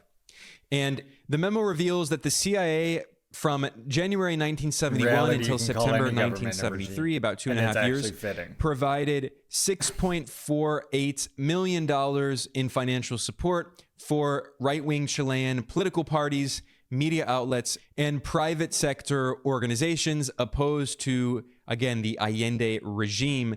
And if you use the US government's official inflation calculator, you can see that today this would be $43.8 million. And this is just the money that the CIA admitted to sending to right-wing opposition forces in Chile to undermine Allende. Who were the groups that received this money from the CIA? Well, the memo names 3 opposition political parties, all right-wing: the Christian Democratic Party, the National Party, and the Democratic Radical Party. And the money was used to improve their internal organizations, acquire new media outlets, and to compete successfully in a number of congressional by-elections. So this is a blatant form of U.S. election meddling. The U.S. is giving money to try to steal elections on behalf of the right wing in Chile. And if you think this doesn't continue today, I mean, you're very naive. This absolutely continues, especially in Latin America. And also, the CIA gave this money to ensure the continued existence of El Mercurio, which is Chile's largest and most important newspaper, which acted as an effective rallying point for opposition forces. So propaganda, fake news, disinformation, and propaganda to undermine Allende and his government. And then in August 1973, the US government approved an additional $1 million to support opposition parties. through 1974. And the CIA director, William Colby, also pointed out in this memo to Henry Kissinger that the private sector in Chile was very important. It took the initiative in launching and maintaining a series of crippling strikes, which were instrumental in provoking the military coup of the 11th of September, 1973. And I'll be looking at the evidence proving that the CIA also supported those strikes by backing anti-communist labor unions in Chile. Now, one of the propaganda talking points that we hear from people is that, well, okay, maybe the CIA was supporting, the opposition against Allende, but they didn't actually organize the coup. That is false. The CIA played a key role in sponsoring the coup that was led by the fascist Augusto Pinochet. And when I say fascist, that's not just an insult. He was allied with literal neo-Nazis and fascists. And then when Pinochet governed the country for decades with an iron fist, he killed thousands of people. He tortured tens of thousands of people. He disappeared tens of thousands of people. He exiled many thousands more. And while Pinochet was doing that with the support of the U.S., he was also collaborating with Nazi war criminals. There's a stereotype of Argentina having many former Nazis who fled after World War II. But the reality is that many also went to Chile. And just as in Argentina, by the way, there was a U.S.-backed right-wing military dictatorship which collaborated with many of these Nazi war criminals. In Chile, it was the exact same story. And in fact, there were Nazi war criminals who fled to Chile and collaborated with Pinochet's regime, and they even created concentration camps and penal colonies in which they were infamous for abusing children. And I'm not even going to say the horrific things they did because this will probably be censored on YouTube. But I mean, you can imagine the horrible abuse of children.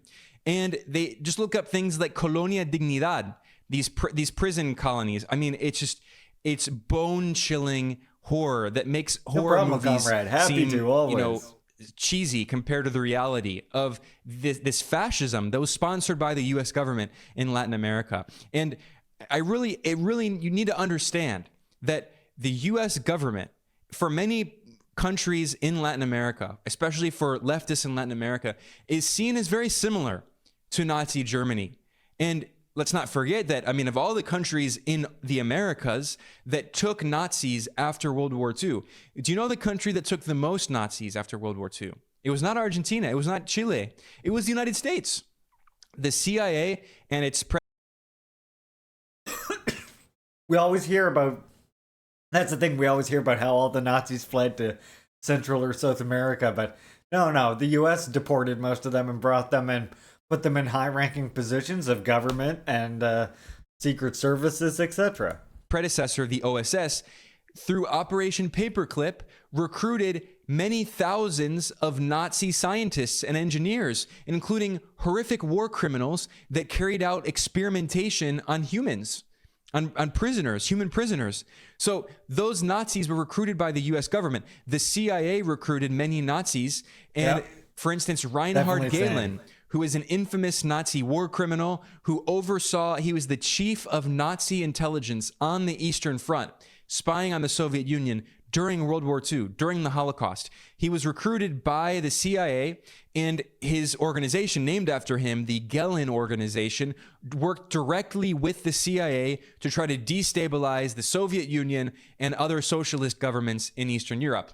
So when we look at Pinochet's regime and the atrocities carried out, you need to keep in mind that there is a direct link to Nazism. When I say that there were fascist groups in Chile that were involved in the coup against Allende, that were involved in destabilizing Allende with the back of the CIA, I'm not even just talking about neo-Nazis. I'm not talking about new generations of people inspired by the Nazis. I'm talking about the literal Nazis from Germany who went to Chile and Argentina and were involved in these CIA-backed coups and propping up these right-wing regimes in Latin America. That's why still today, many leftist forces in Latin America see the United States basically as the Fourth Reich.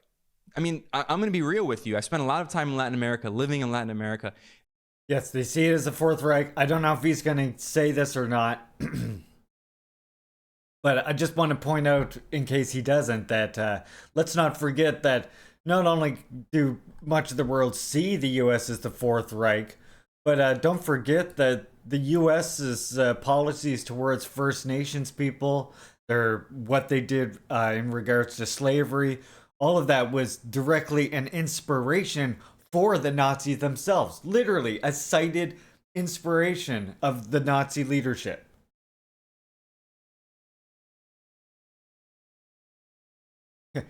This was all in the past, though. Y'all don't really believe the CIA is still doing what they have been caught doing red-handed over and over again, do you? I mean, that's sort of like what the guy who was like, the guy who came earlier, the troll, who's like, I didn't see any CIA agents in DPRK. It's like, yeah, that's because they have a proper policy of keeping fucking tourists that they don't trust on a short leash. I mean, I know lots of people who've traveled and gone to DPRK who did not need to have tour guides, right? But if they don't know you, I completely, considering especially that the U.S. is still technically at war with them. Remember, it was a ceasefire, not an actual end to the war.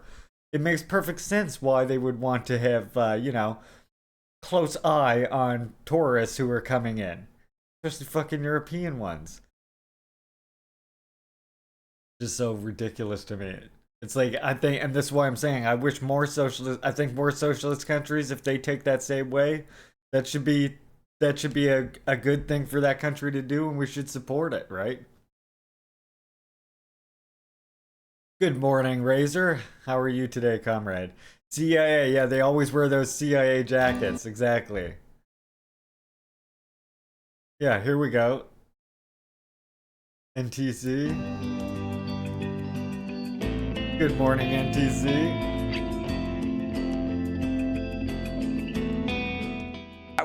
I was the CIA director. We lied, we cheated, we stole. It was like we had entire training courses.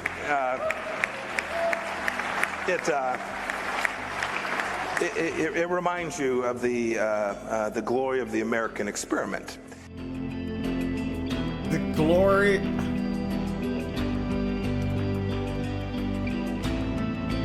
Did he say glory? Did I mishear that? Yeah, Sam. Oh my God, though, dude. You know what's funny about that? Sam and Chandler, if you ask them if they're CIA, by law, they have to answer yes. Do any comrades remember growing up and people having to people saying that to you about the cops? Who would be like, oh, don't worry, if they're undercover cops, you just have to ask them, and then they legally have to tell you.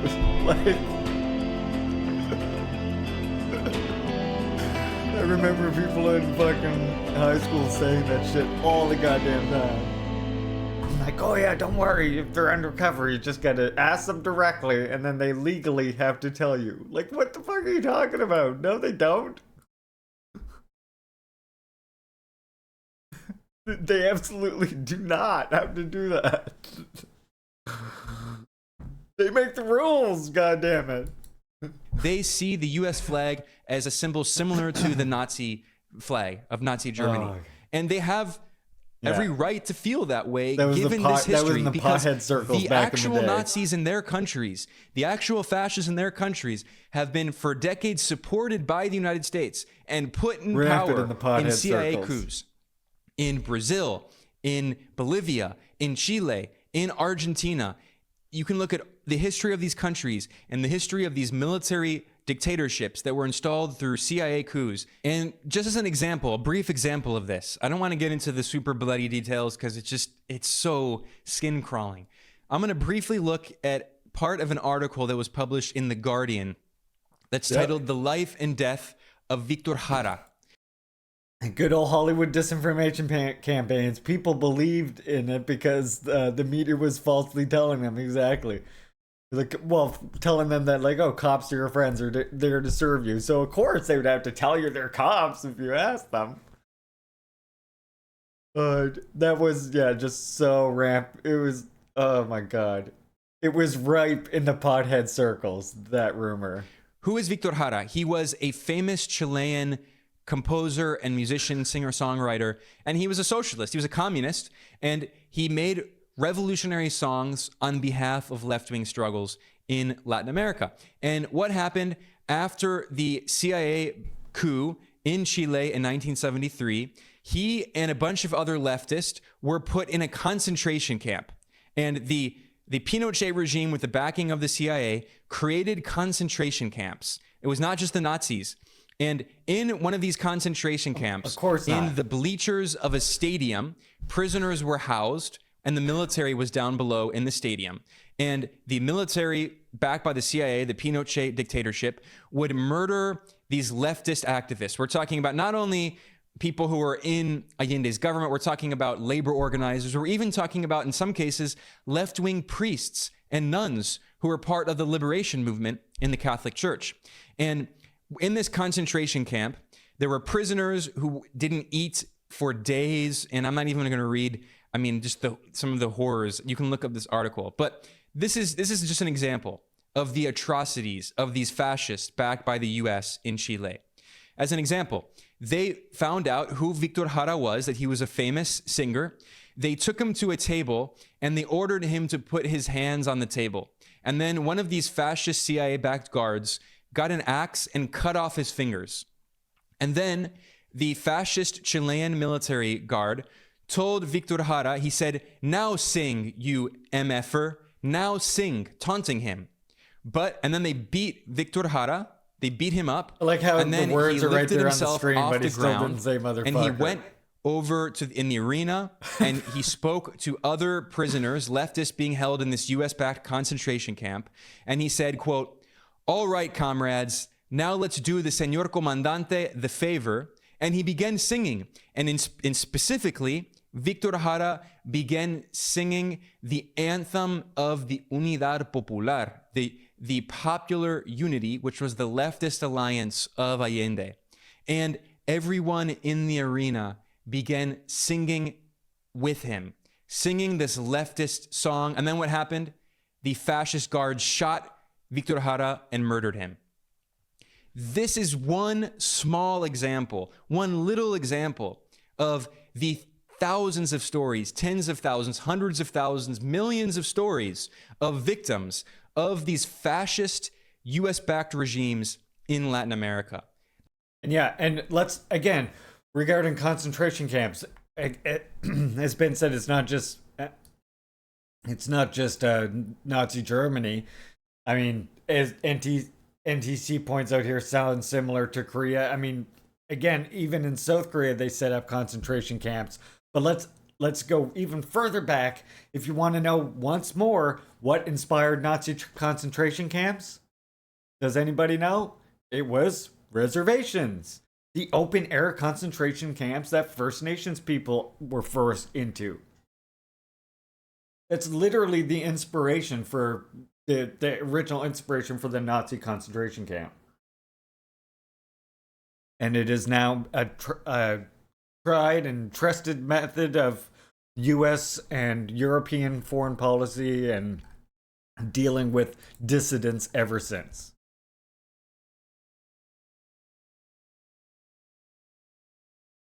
Good morning, Kanakami. Hope you were well today. Welcome in. We're learning about the fascist activities around the world and talking about the first 9/11. Ben Norton here. The tragedy of 9/11, 1973. Juntas. They were not even just far right. They were fascist, genocidal dictatorships, closely collaborating with literal Nazis and supported by the United States. Again, I've said this point enough here, but I just really wanted to stress that and show the dignity of the victims of these regimes, people like Victor Jara, whose memory needs to be honored. Now, anyway, I'm going to continue here looking at the mountains of evidence showing the US being directly responsible for this fascist coup in Chile. For people who are interested in doing research on the first 9/11, I would highly recommend the National Security Archive at George Washington University in Washington, D.C. This is completely mainstream. These are academics who do historical research and get access to these declassified documents.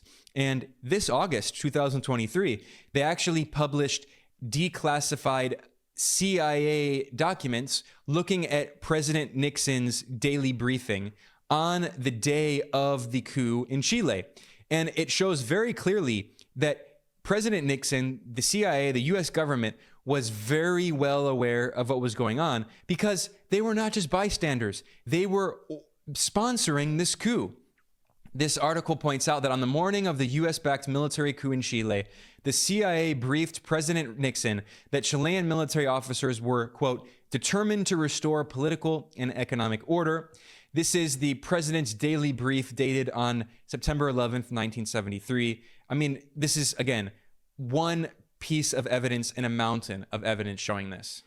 And then on the 40th anniversary of the coup, the National Security Archive published another document that is specifically focusing on Henry Kissinger's role. And it notes that Kissinger pressed Richard Nixon to overthrow the democratically elected Allende government because his, quote, model effect can be insidious. So this is proof that the US government saw democratically elected socialists to be the threat of a good example.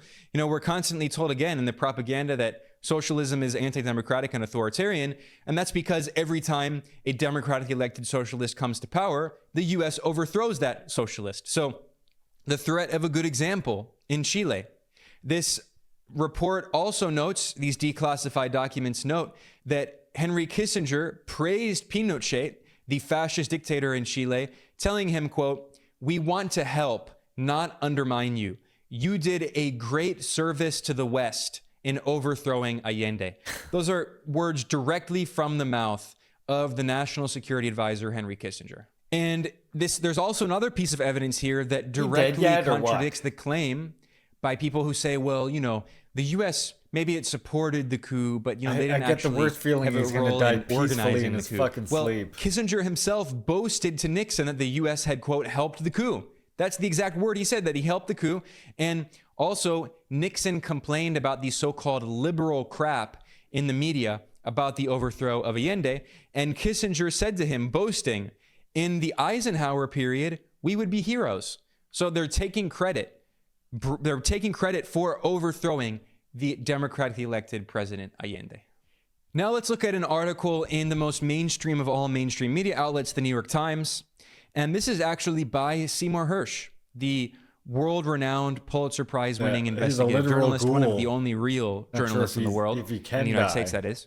And in 1974, a year after the coup, Seymour Hersh published an article in the New York Times titled, "CIA is linked to strikes in Chile that beset Allende."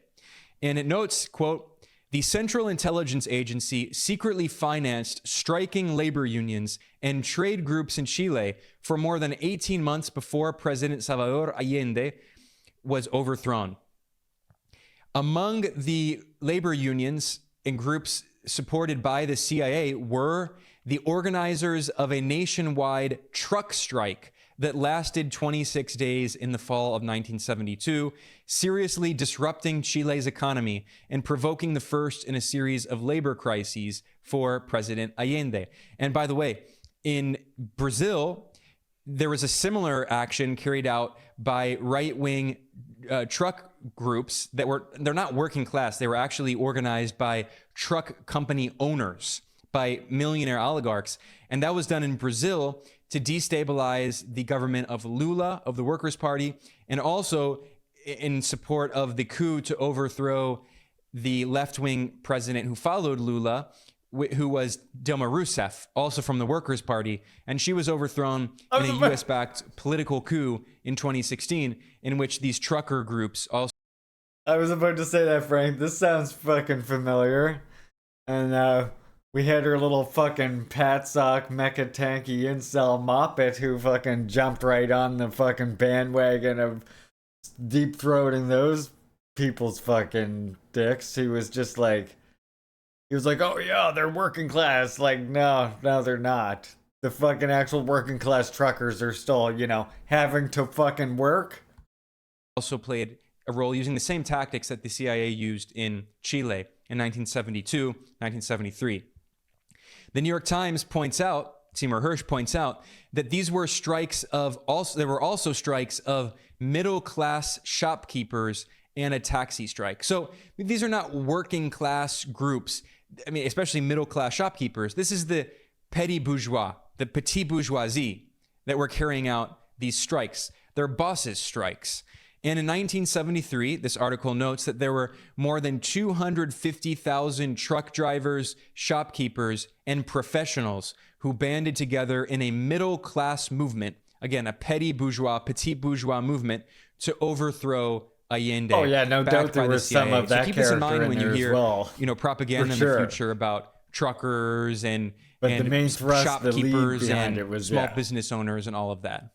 100%. There was, and we got to remember that in any kind of movement like that, there's always going to be people who are on the wrong side of history, reactionary, who are swept up in the movement itself, not whether or not they realize where the actual money for the movement is coming from, That there's a lot of evidence showing it was not only the United States that backed the coup in Chile, but also its allies. And we have evidence from Britain. And this is from a really great investigative journalism website called Declassified UK. And it was published by the journalist Mark Curtis this September 2023. And it's titled, "Our Major Interest is Copper. Britain backed Pinochet's bloody coup in Chile." And I mentioned earlier that Chile historically has been the world's leading producer of copper. And this article looks at documents from the British government, and the British Foreign Secretary boasted, quote, "For British interests, there is no doubt that Chile under the junta is a better prospect than Allende's chaotic road to socialism." And Britain's ambassador in Chile said, quote, "The prospects for British business in Chile are clearly much brighter under the new regime," that is under the fascist Pinochet regime. And this is an interesting article because it points out, looking at the official documents from the British government, that the UK was well aware of the fact that the coup was, quote, "cold-blooded" and, quote, "ruthless." They admitted that. They referred to that in their documents. And yet they strongly supported this fascist coup in which thousands of people were killed, tortured, disappeared, exiled. Now, this article points out that 3 days after the coup in Chile, the British ambassador Reginald Seconde reported to the UK Foreign Office that, quote, "It is likely that the casualties run into the thousands. Certainly it has been far from a bloodless coup." So I looked at that example of the concentration camps that Pinochet created. And 6 days after, the British ambassador wrote that, quote, "Stories of military excesses and mounting casualties have begun increasingly to circulate. The extent of the bloodshed has shocked people." But the British government didn't care. They continued supporting this murderous fascist regime. And the British ambassador reported to the Foreign Office, quote, "We still have enough at stake in economic relations with Chile to require good relations with the government in power." The ambassador also told the Foreign Office that, quote, "Most British businessmen will be overjoyed at the prospect of consolidation which the new military regime offers." And he noted that British companies, like, for instance, Shell, the infamous oil company, quote, "are all breathing deep sighs of relief." So British corporations were ecstatic. They were very happy about the new fascist military dictatorship in Chile. So much for capitalism supporting democracy, right? And also the British ambassador said, quote, "Now is the time to get in." That is, that the British government needed to recognize the coup regime and in particular invest in mining the copper. And 10 days after the coup in September 1973, the British Foreign Secretary sent a memo out in which he told the British embassies to recognize the fascist dictatorship in Chile. And he said, quote, "For British interests, there is no doubt that Chile under the junta is a better prospect than Allende's chaotic road to socialism. Our investments should do better. Our loans may be successfully rescheduled and export credits later resumed, and the sky-high price of copper, which is important to us, should fall as Chilean production is restored." So once again, it was not only about overthrowing the threat of a good example, of a democratic Speaking of Shell, just want to remind everybody, escapes liability for oil spills in Nigeria for years. And I mean, if you just want to, if you just look up Shell oil spills, yeah, they have an enormous fucking history. Oh, whoops, whoopsie! I'm showing the ugly picture again. My bad. I didn't mean to cause any upset people. Elected socialist, which could be a model for other socialists in Latin America and around the world. But it was also about simply exploiting the copper in Chile, which again has long been the world's leading copper producer. And on that note, I actually want to briefly look here at the website of the National Archive of Chile. And it has a very interesting historical document overviewing the importance of copper in Chile, and in particular, the importance for economic independence. That's the way they describe it. La independencia económica, economic independence. And it discusses the history of the nationalization of copper mining in Chile under Salvador Allende. And it notes that just soon after Allende took power in 1970, he almost immediately sent a constitutional reform proposal to the Congress in December 1970. And then just 6 months later, the law was approved without significant changes. That was in July 1971. So this was the full nationalization of copper in Chile. Now, this is a history. Oh shit, thank you so much, Frank, comrade, for the gift sub for merch. Please spam those Juche gang emotes. Merch is back in the Juche gang. And as you can see by his kitty, he has joined the Red Army. History that's a little complicated because there were actually previous nationalizations. Look at his kitty. It was not fully nationalized, the mining, until the government of Allende. And in particular, there were foreign corporations that were active, like the U.S. corporation Anaconda, and that their mining concessions were nationalized under Allende in 1971. And as the Chilean National Archives put it, it says that, this is an exact quote, that Allende, quote, signaled that the nationalization of the great mining of copper represented the second national independence. And in particular, what they're saying is that Chile achieved its economic independence, its definitive economic independence, following the political independence from Spanish colonialism in 1818. So Allende was acknowledging the fact that having political independence is not enough. Just because in 1818, Chile was no longer officially a colony of the Spanish Empire did not mean that it was truly independent. In order for countries to be truly independent, they have to have their economic independence and they have to control their natural resources. So that was the second independence. This is why U.S. mining corporations were so angry. And in fact, behind the scenes, Henry Kissinger was also conspiring with billionaire capitalist oligarchs, like, for instance, David Rockefeller of the Rockefeller oligarch family of Chase Manhattan Bank. And in September 1971, Henry Kissinger wrote a letter on White House stationery paper. It says the White House on it. And in this letter, Henry Kissinger thanks the oligarch David Rockefeller for requesting that he meet with the vice chair of the Anaconda Mining Corporation. Kissinger said that he met with his colleagues of the Anaconda Mining Corporation, and Henry Kissinger said, quote, "We will do whatever we can to help Anaconda receive fair compensation for its properties."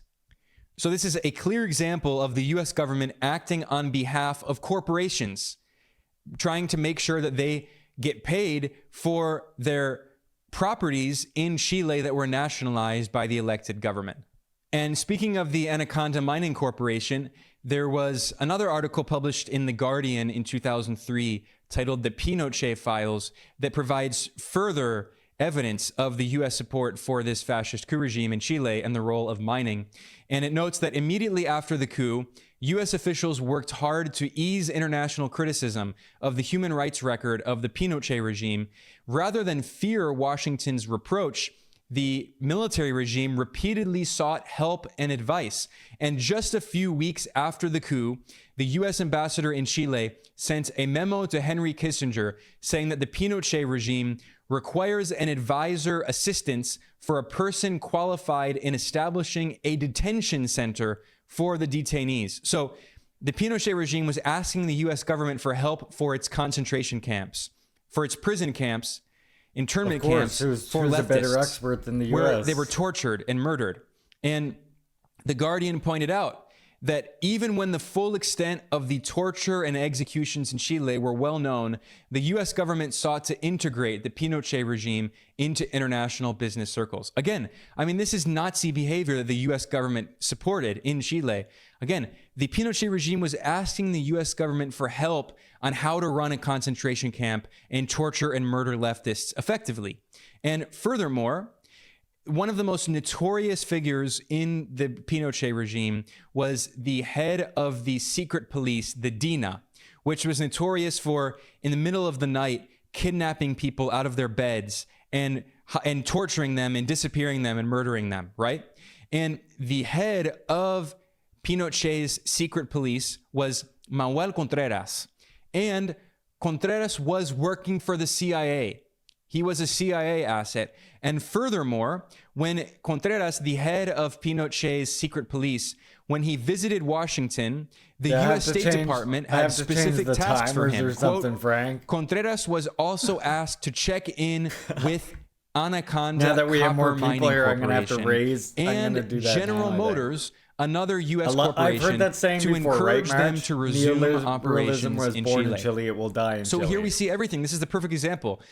War criminals, Nazis, fascists, torturers, murderers, collaborating with the U.S. government, with the CIA, with the State Department, and with big corporations like Anaconda and General Motors. Now, I'm going to start wrapping up here, but I'm going to look at a few more pieces of evidence briefly before I conclude. This is an article that was published by the journalist John McAvoy over the Daily Maverick that looks at secret cables from the UK, from the British government, showing declassified Foreign Office files show that Britain conducted a covert propaganda offensive to stop Chilean leader Salvador Allende from winning 2 democratic presidential elections and helped prepare the ground for General Pinochet's brutal military regime. And this is more evidence that not only did the UK help the US in sponsoring the coup in Chile, but even before Allende was elected, the UK, the so-called Great British Democracy, which is actually still a monarchy, was trying to rig the elections in Chile. The article notes that a secret Foreign Office unit initiated a propaganda offensive in Chile, aiming at preventing Allende from winning the presidential elections in 1964 and 1970. The unit, which is called the Information Research Department, gathered information designed to damage Allende and lend legitimacy to his political opponents, and distributed material to influential figures within Chilean society. The IRD, this is the British propaganda unit, also shared intelligence about left-wing activity in Chile with the US government. British officials in Santiago assisted a CIA-funded media organization, which was part of extensive U.S. covert action to overthrow Allende, culminating in the 1973 coup. And I mentioned that other countries were involved in supporting the coup. Well, Australia, another great Western so-called democracy, and Australia, the National Security Archive at George Washington University published this report titled Australian Spies Aided and Abetted CIA in Chile. This notes that at the behest of the CIA, the Australian Secret Intelligence Service, ASIS, established a station in Santiago in 1971 and conducted clandestine spy operations to directly support U.S. intervention in Chile. So this is the Anglo-American alliance to overthrow democracy anywhere it's inconvenient for corporate interests. Finally, here is another report from the National Security Archive at George Washington University. It's titled Brazil Abetted Overthrow of Allende in Chile. Now, this is important because I should stress that Chile was not the only fascist dictatorship, military dictatorship in South America backed by the US. Brazil, Argentina, Paraguay, Bolivia, they all had fascist military dictatorships supported by the United States, and they were actually collaborating together in what is known as Operation Condor, or in Spanish, Plan Condor. And the 1964 coup that overthrew Brazil's democratically elected left-wing leader and installed the fascist military regime was also backed by the CIA. So, I mean, very similar to what happened in Chile 9 years later. Almost like it's a pattern or something. Declassified documents show that the Brazilian military regime, backed by the US, was trying to make plans immediately after Allende came to power to try to overthrow him militarily. In 1971, Chile's ambassador to Brazil sent an alarming cable about how the Brazilian military regime was evaluating how to instigate an insurrection to overthrow Allende. The Brazilian military had established a war room with maps and models for a plan to infiltrate Chile. The Brazilian army also sent secret agents into Chile who entered as tourists with the goal of gathering information. And there are declassified documents here. And here are some important details about this.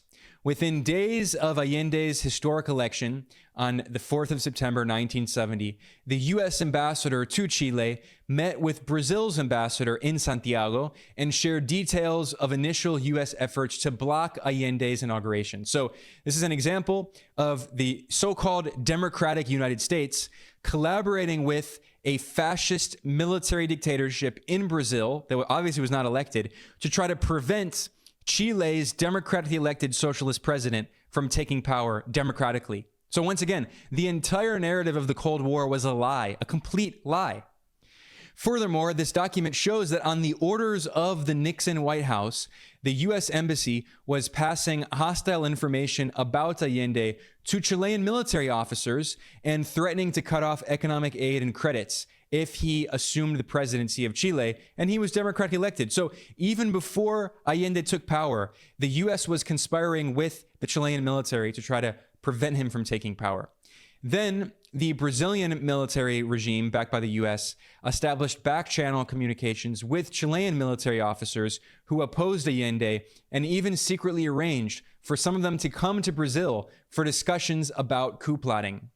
Brazilian agents established ties with the Chilean terrorist group Patria y Libertad, the full name was the Frente Nacionalista Patria y Libertad, which is a neo-Nazi organization in Chile. I mean, literal Nazis, fascists, inspired by Hitler, and they actually carried out a failed coup attempt in Chile in June 1973, and that was supported by the US and also Brazil, and Brazil provided protection and asylum for senior members of Patria y Libertad, this neo-Nazi group, or Nazi, not just neo-Nazi, Nazi group in Chile.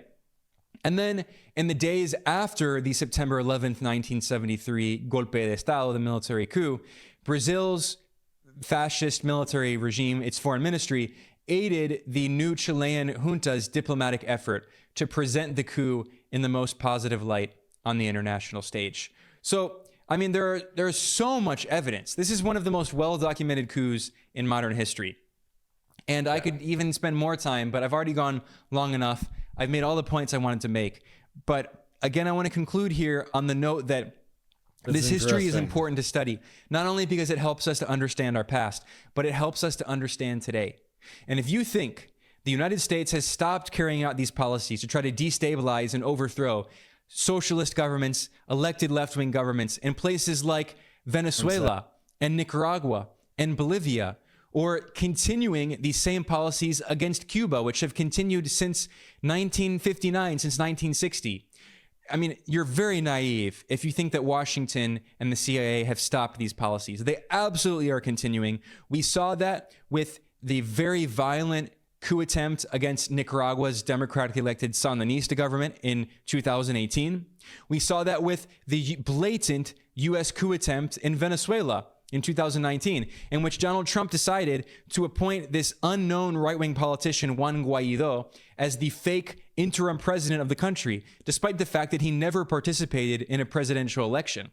And we see that with the military coup, the military-led coup in Bolivia, also in 2019, in which the Trump administration backed the overthrow of the democratically elected socialist president, Evo Morales, who, by the way, was the first and only ever indigenous president in an indigenous majority country. And the military regime, the coup regime in Bolivia, was strongly backed by the United States for a year until it collapsed. It just had no support whatsoever. It oversaw an economic crisis. Today, Peru has an unelected coup regime that was installed through a US-backed coup that was backed this time by the Biden administration, because this is bipartisan, in 2022, that overthrew the elected president, Pedro Castillo, and now the Peruvian unelected regime has killed dozens of protesters, is implementing these right-wing neoliberal policies like we saw under Pinochet and others, with the support of the U.S. government. This is all continuing to happen USA today. loves that dictator Ortega keep all narrative, this in mind 100%. when you hear propaganda about Or Venezuela Mugabe or and so on socialism and so and all forth, that. right. This is the reality Kim of Jong-un. what happened in Chile 50 years ago. This is the reality of what's happening today in Latin America and in other countries. You cannot understand politics today and economics today without educating yourself about this history of the first 9/11 attacks in 1973, carried out by the United States and its allies, its great democratic allies, the UK and Australia. On that note, I'm going to end today. I'm Ben Norton. This is Geopolitical Economy Report. Please subscribe on whatever platform you're watching or listening on. If you're watching on YouTube, please like the video and subscribe. It helps to promote our material in the algorithm. Also, all of our videos are available as well as a podcast version, so be sure to check those out if you prefer listening. And if you want to support the work that we do, we're entirely independent, so please consider donating. You can go to geopoliticaleconomy.com/support. There are several ways you can donate. The best way is you can go to patreon.com/geopoliticaleconomy and become a patron to help sustain our work. We are totally independent. We have no institutional backing. We rely entirely on small donations from viewers and listeners like you. I want to thank everyone for joining me today. I'll see you next time. Good video. And as does Leaping Larry's, by the way. Which is why I always thank you a million times for your support. Alright, let's listen to this song and then we're gonna do the reading for today. Alright, I'm gonna force you to read today, comrades.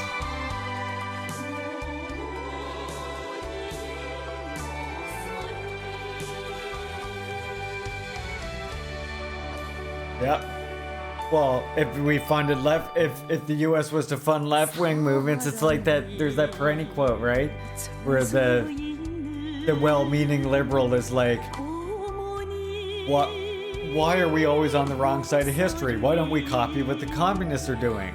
Like, well, if we copy what the communists are doing, we would become the communists ourselves, right? I love that quote. It's the thing that liberals don't understand. Oh, now we want a real commie quote. All right, I can provide you with that.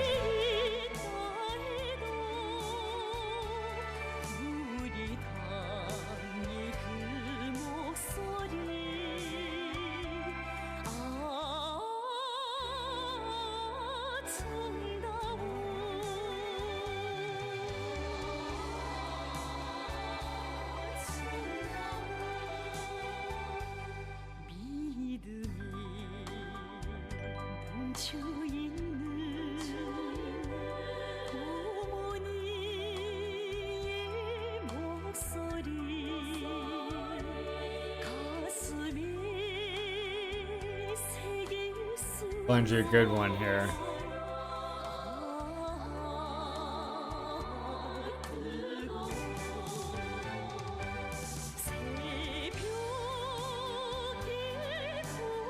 I love this one. Here we go.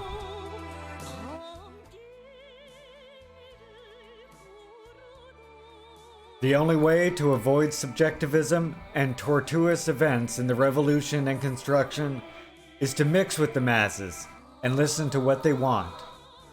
The masses are the teachers of everything. The masses' desire for independence, when integrated into a system, becomes ideas, lines, and policies. When formulating its lines and policies, the working class party must always go among the masses and listen to their desires. Comrade Kim Jong-il.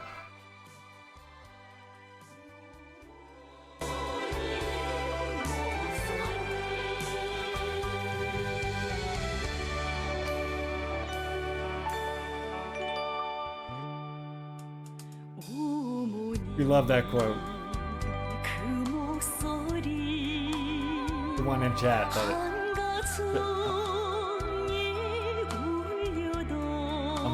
I'm like one of the Three Stooges or something. Which way do you go? This way? That way?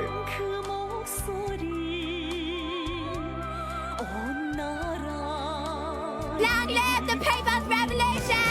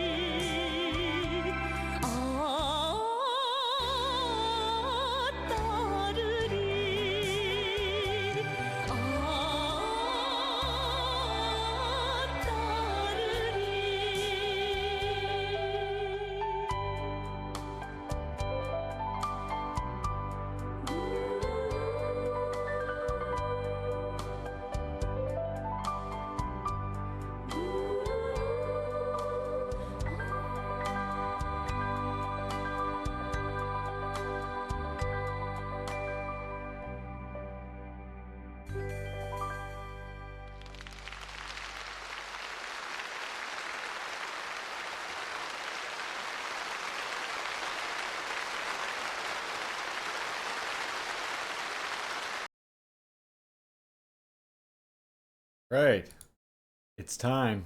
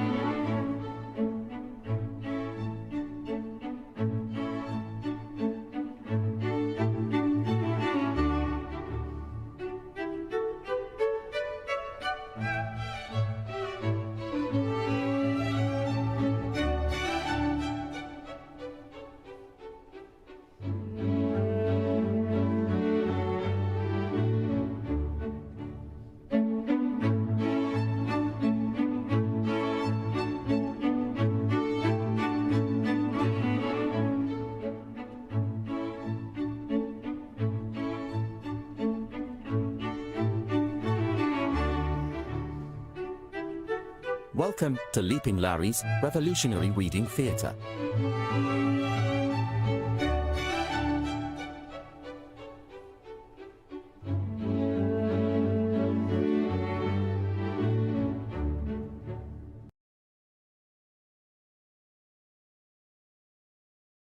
Welcome.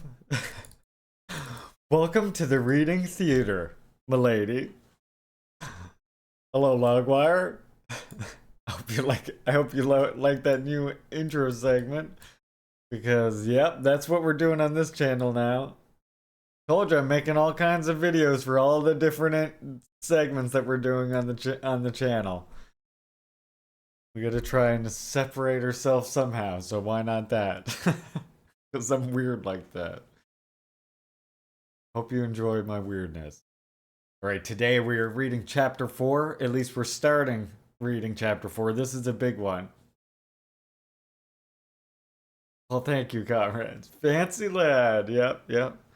Oh, don't worry. Wait till you see the one that I got for when we switch over to gaming. I didn't have it ready yesterday. But when we switch over to gaming today, I do have the proper video prepared for it today. That's right. We go all out. We go all out in Leaping Larry's. Okay, today we're reading chapter 4, The Complex and Contradictory Course of the Stalin Era. This is a big chapter. So this may actually be a two-parter. We'll have to see how it goes. But it's going to be a good one. This is thick with knowledge. From the revival of Soviet democracy to St. Bartholomew's Night.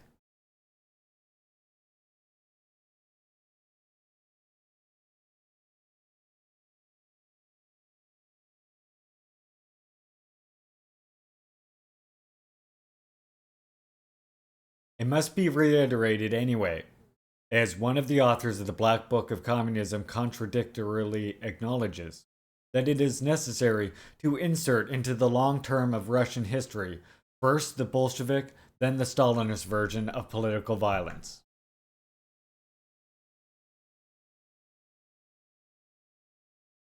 It is thick.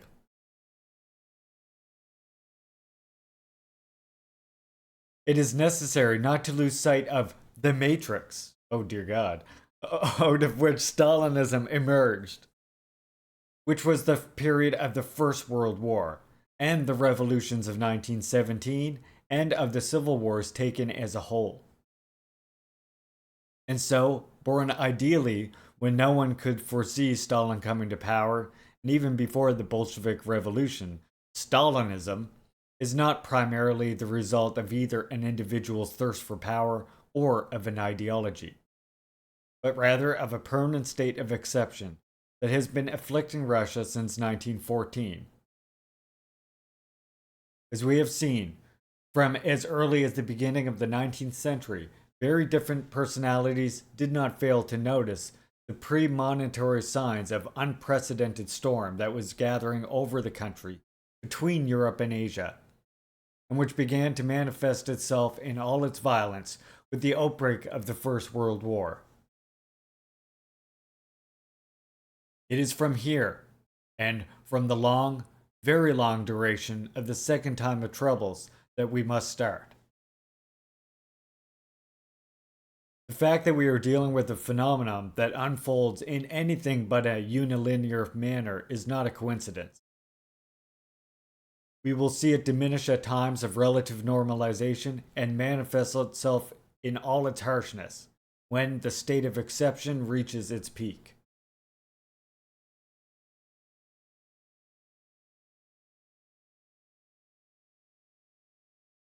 Let us begin by asking a preliminary question. From what moment can one speak of personal and solitary dictatorship for Soviet Russia? Authoritative historians seem to argue on one essential point. Quote, in the early 1930s, Stalin was not yet an autocrat. He was not exempt from having to contend with criticism, dissent, and outright opposition within the Communist Party. The Leninist tradition of party dictatorship, unquote, and of oligarch power persist. The historians quoted here use the two categories indifferently. However, the latter is ill-suited to a regime that stimulates a very strong social promotion of a subordinate class, and that forcibly introduces into political and cultural life of the country's social strata and ethnic groups that, until then, had been completely marginalized. The fact remains that in any case, from 1937 and the outbreak of the Great Terror, the party dictatorship gave way to autocracy. Should we distinguish two phases within Stalinism? While having the merit of questioning the usual monolithic view, this periodization does not constitute a real step forward in the understanding of those years. The passage from the first to the second phase and the concrete configuration of both would remain to be explained in any case.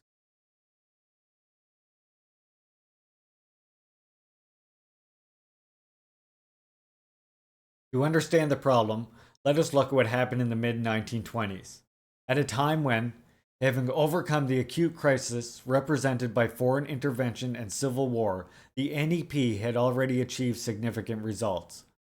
Not only was there no autocracy, but while the dictatorship of the Communist Party remained in place, the management of power tended in some ways to become more liberal. Bakunin seems to go so far as to claim sort of rule of law. The peasant must have before him Soviet order, Soviet right, Soviet law, and not Soviet arbitrariness, moderated by a bureau of complaints, whose whereabouts is unknown.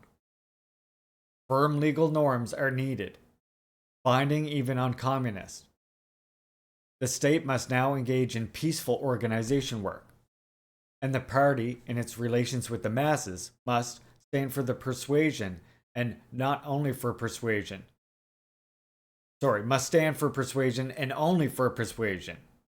Terror no longer makes sense. Its time has passed. Instead, it is a matter of leaving room for mass initiative. In this context, one must look favorably on the thriving of people's associations and voluntary organizations. We are not merely in the presence of personal opinions. These are the years of the Duumvirate.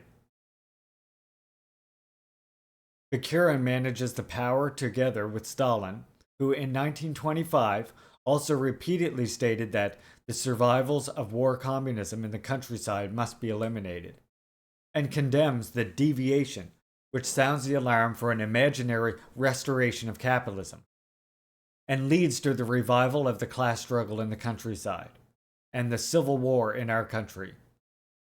Instead, it is necessary to realize that we have entered the period of economic construction. The shift of emphasis from class struggle to economic development also had important consequences on the political level. The first task of communist students was to master science. Only in this way could they aspire to take on a leading role. Qualifications were needed. We must have concrete, specific leadership, and therefore, to give real leadership, one must know the work, one must study the work conscientiously, patiently, and perseveringly. The centrality of economic development, and therefore of competence, makes the party's monopoly less rigid. It is indispensable that the communist behaves towards the non-party people as equals. All the more so since the control of party members by those non-party people can produce very positive results. On the whole, according to Stalin, a radical political change was necessary. It is now no longer possible to lead in the military fashion. What we need now is not the utmost pressure, but the utmost flexibility in both policy and organization. The utmost flexibility in both political and organizational leadership." Unquote. It is necessary to commit ourselves to grasp, and to grasp sympathetically, quote, "the requirement and the needs of the workers and the peasants, even with regard to the peasants, who are often more backward than the workers. The task of the communists and cadres is to learn, to convince the peasants, sparing neither time nor effort for this purpose." Unquote. That's all those quotes are from Stalin, by the way. It is not necessary. I like jump down here. Sorry. Try that again. Put it in reverse slightly. It is not just about acquiring a more effective political education. it is necessary to put an end to purely formal elections, piloted from above, and to the malpractice that entails. The lack of control, the abuse of power, the arbitrariness of administrators. A change is needed.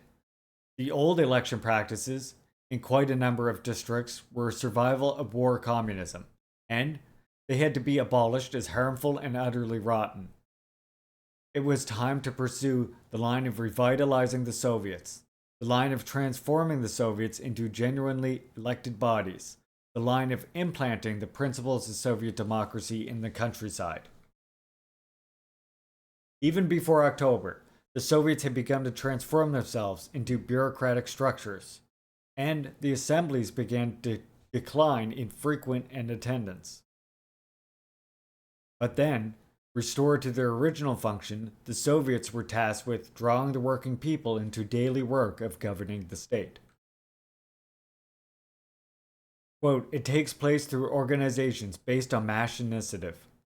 All kinds of commissions and committees, conferences and delegate meetings that spring up around the Soviets, economic bodies, factory committees, cultural institutions, party organizations, youth league organizations, all kinds of cooperative organizations, and so on and so forth. Our comrades sometimes fail to see that around the low units of our party, Soviet, cultural, trade union, educational, YCL, and army organizations, around the departments for work among women, and all other kinds of organizations, there are whole teeming anthills, organizations, commissions, and conferences which have sprung up of their own accord and embrace millions of non-party workers and peasants. Anthills which, by their daily, inconspicuous, painstaking, quiet work, provide the basis and the life of the Soviets, the source of strength of the Soviet state.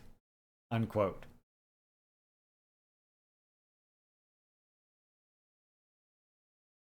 For all these reasons, it is wrong to identify the party with the state. Indeed, to proceed in this way is to distort Lenin's thought. Remember, I talk about this all the time on here. On the other hand, once the position of the new state is consolidated, domestically and internationally, it is necessary to extend the constitution to the entire population, including the bourgeoisie. Unquote. These are all Stalin quotes, by the way, just so you know. And I talk about this all the time, right? About how what Stalin was saying and what Lenin was saying is one of the most fundamental important things about the difference between a party in a socialist society and a party in a capitalist society, and why we can laugh at the whole one-party state thing, is that in a socialist society, the party is independent of all state organs. And it's set up this way for a very particular reason, in order to ensure that the masses are the ones that ultimately have control over the party itself. The party is the leading organization because it's the general staff of the revolution, where, you know, the best sections, the best political sections of the workers want to come and work together. But they do so and lead the rest of society by going among the state organs, by being elected in their communities and using persuasion and encouraging others on their state organs to, you know, vote in the direction of party policy. Because, as we know, with a democratic centralist organization, you have a collective leadership, where in every single state organ, whether it's the highest Supreme People's Assembly or where it's the lowest local People's Assembly, you have one vote on matters and the majority vote has to be accepted by all. So you can imagine that early on in revolutions, oftentimes the Communist Party line isn't the one that is always the one taken up by the majority of people. But over the course of many years of the Communist Party proving itself to be correct, you can maybe come to understand how the masses come to solidify and unify behind the leadership of the party. It continues to prove itself correct over the course of 75, 80, 100 years. You can imagine the kind of unity that's going to foster. compared to the type of division that capitalism fosters.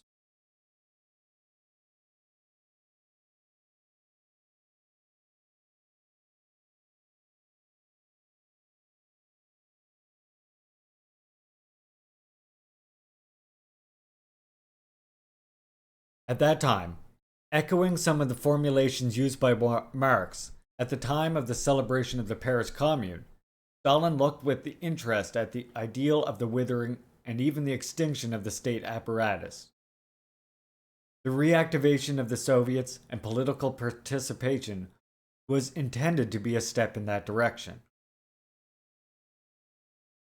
The task was to reconstruct our state apparatus, to link it with the masses of the people, to make it sound and honest, simple and inexpensive.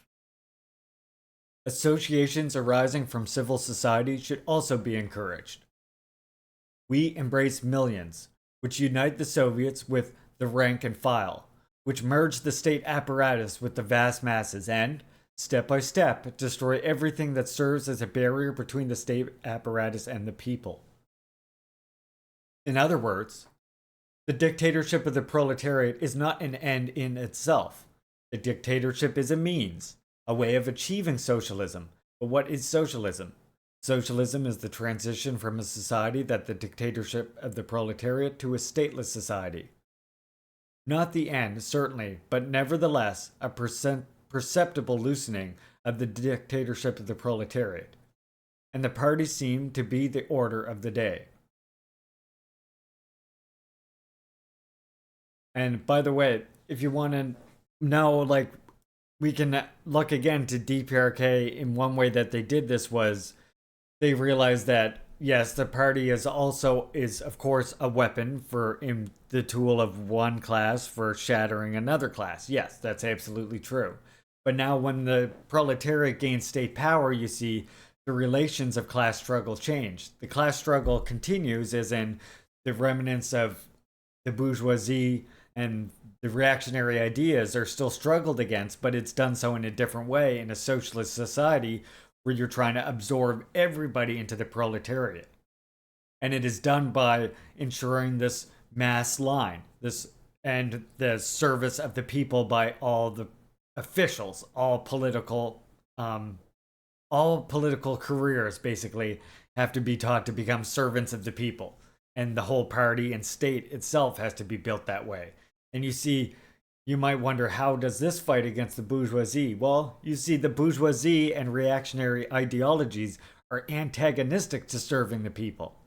And they will vehemently fight against this, especially as, they see their hopes of gaining back any sort of paradise that they maybe once held or their ancestors held disappearing.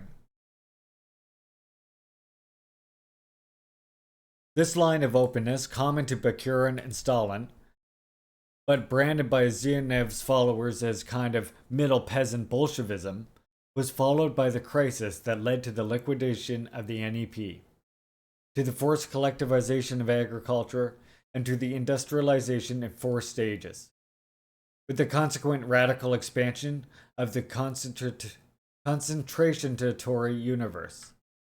The turning point was not, as is often claimed, the ideological fury of the ruling group, i.e., the eagerness to liquidate all forms of private property in the market. At the same time, the pressure coming from below should not be underestimated. In no insignificant sectors of society, there was a nostalgia for the egalitarianism that existed before the introduction of the NEP.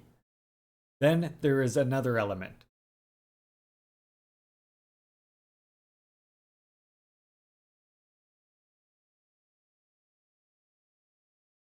Almost as if responding to the type of reading dominant today, on 19th of November, 1928, Stalin declared that the Soviet Union was run by sober and calm people. Anxious, however, about the problem of how to defend the independence of a country decidedly more backward than the potential enemies surrounding it, there was concern about the international situation perceived as increasingly threatening. At the end of the November 1925, the Treaty of Locarno was signed, bringing France and Germany closer together. It recomposed the rift between the Western powers that had confronted each other during the First World War, thus facilitated the isolation of the USSR. There was no shortage of voices calling for a European crusade against communism. And so, in Moscow, leading figures such as Zinoviev, Radak, and Kamenev dramatically underlined the dangers of an aggression that was looming. A few months later came the coup d'etat that sealed the rise of power in Poland of Paczynski, a sworn enemy of the Soviet Union. And this is who, by the way, they pine about the return to democracy. In his studio, David's Napoleon crossing the Alps was in full view, and in reality, Paczynski also admired Napoleon for his invasion of Russia. That last campaign had seen Polish participation. The new strongman of Warsaw proudly underlined this, aspiring to wrest Ukraine from the USSR, to make it a faithful and subordinate ally. On August 24th, 1926, Paczynski rejected Moscow's proposal for a non-aggression treaty, and later the Soviet foreign minister denounced Poland's plan to acquire a protectorate over the Baltic countries. The following year, the international picture became even bleaker. Britain broke off trade and diplomatic relations with the Soviet Union, and Marshal Ferdinand Foch called on France. Oh, Ferdinand Foch, huh? Called on France to do likewise. In Peking, the USSR embassy was raided by Chiang Kai-shek's troops, possibly aided by London, at least according to the suspicion nurtured in Moscow. While in Warsaw, the Soviet ambassador was assassinated by a white Russian emigre. Finally, an explosion took place in Leningrad at the Communist Party headquarters. Fucking hell. So if you wonder why there's a need to be militant, look at all that shit that's going on. And that's just the major stuff.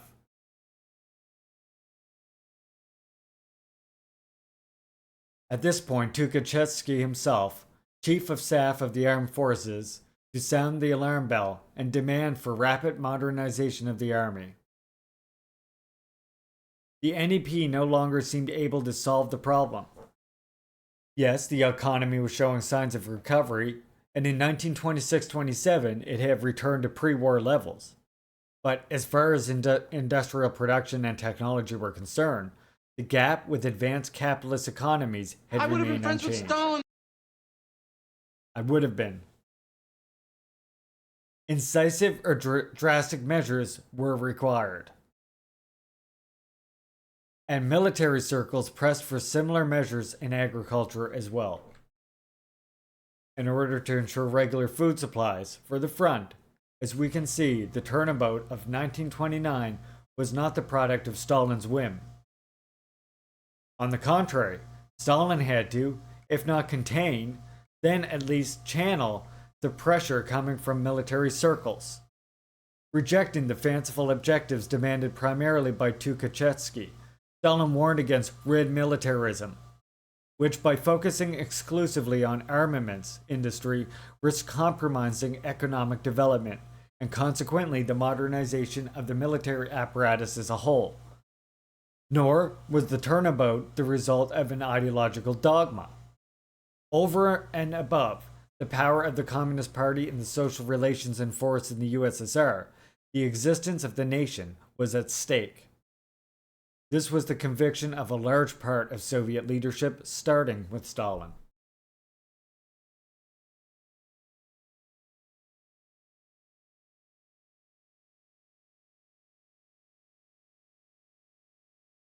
The alarm seemed all the more justified in view of the fact of the darkening international horizon, both diplomatically and economically. 1929 was the year of the Great Depression. This was intertwined with the grain crisis. sharp drop in the quantity of wheat put on the market by the peasants. Few food queues sprang up in the cities, and this caused a further worsening of conditions. It was a situation that could only work against Bukharin's policies, his biographer rightly observes. It was at this point that the fate of the Duumvirate was sealed. The rupture cannot be explained only by the moral scruples of defeated members of the Duumvir, who clearly foresaw a St. Bartholomew's Night that would be caused by the forced collectivization of agriculture. What caused the split was above all another element. Bakurin was also seriously concerned about the danger of war, but he did not believe that a solution could be found in the purely national sphere. The final practical victory of socialism in our country is not possible without the help of other countries and the world revolution. Unquote. The Bolshevik leader, who had already condemned the peace of Brest-Litovsk as a cowardly and nationalist desertion from the cause of international struggle of the revolutionary proletariat, continued to hold to this view of internationalism.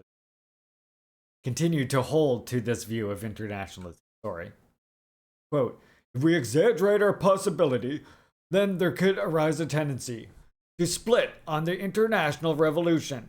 Such a tendency could give rise to its own special ideology, a peculiar national Bolshevism, or something else in that spirit. Oh dear God. From here, it is a few small steps to a number of even more harmful ideas. National Bolshevism.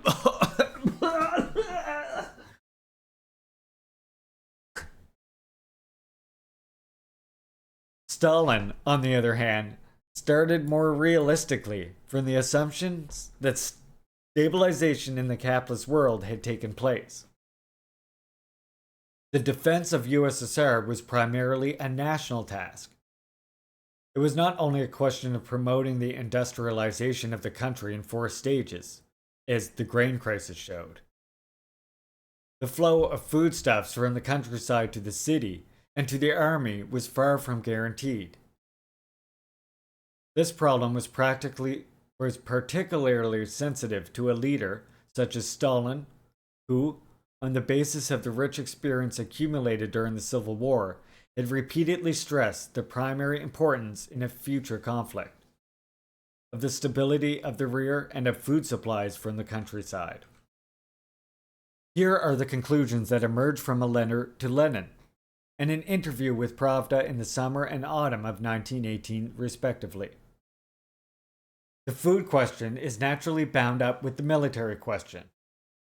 In other words, an army cannot exist for long without a strong rear.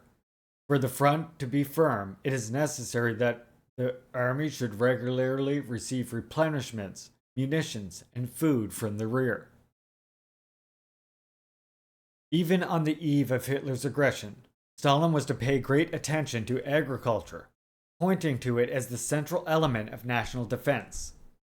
It can be understood then why, at the end of 1920s, the collectivization of agriculture appeared to be an obligatory way to dramatically accelerate the industrialization of the country, and to ensure in a stable way the supplies that the city and the army needed, all in anticipation of the war. Indeed, quote, leaving aside the human costs, the economic achievements of the first 5-year plans were astonishing. By increasing industrial production by 250%, Soviet Russia took giant step towards becoming a major industrial power. Obviously, the great leap forward in Soviet Russia's industrial economy entailed a great leap forward in its military sector, armaments expenditure rising 5-fold between 1929 and 1940. That one's by Mayer.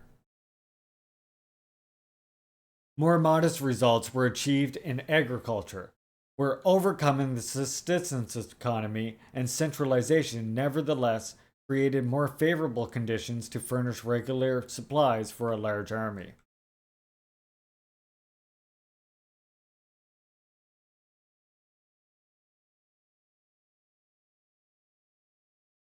From socialist democratism to the Great Terror.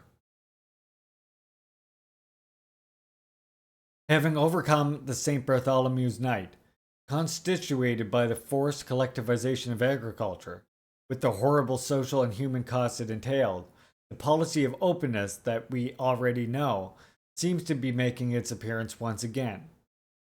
After the victory over the kulaks, Kagnovich observed in September 1934 it was necessary to bring our measures into legal frameworks and to educate our population in the framework of socialist awareness and law.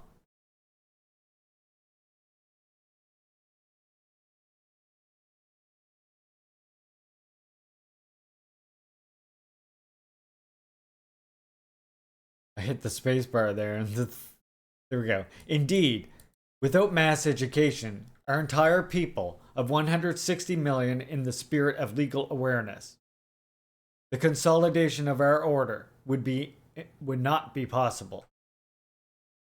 This is all the more necessary because, Stalin reiterates, in the USSR there are no longer any antagonistic classes. And hence there is no longer any reason for the delay in the introduction of universal, direct, and equal suffrage with secret ballot, of universal suffrage without any restriction. The amendments to the new constitution, which propose to deprive the clergy, ex-white guards, all exes, and persons who do not perform work of public utility, of electoral rights, must therefore be rejected. Nor does it make sense to grant these groups only the right to elect, but not that of being elected. Just as it makes no sense to reject the proposal to prohibit the celebration of religious ceremonies. It is now possible to advance towards socialist democratism. By the way, we see the same thing that, DPRK did a very similar thing, and again, they did it in a correct way that combined the class line with the mass line. And it's true, once the socialist system has consolidated itself to a certain degree, you don't have antagonistic classes. You have the remnants, the ideology, the reactionary ideas of those classes that are still hanging over society. And that's why the method of class struggle has to change to be one of mass line combined with the class line. And the line of the party and the state serving the people.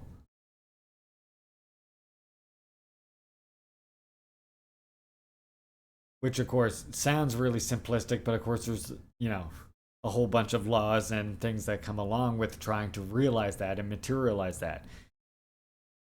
What's fundamental in a socialist society is that the masses, led by the working class party, has hold of society, is the rulers of society. But the working class party, again, cannot take direct hold of state organs. The working class party can only lead by ideology. And that's why Kim Jong-il, of course, reminds us, right? The only and strongest and only weapon of the working class party is its ideology. And it's also the source of its strength that makes it far stronger than any capitalist society, or if you're talking about a socialist military or a socialist army versus a capitalist army, it's the main thing that makes a socialist army superior.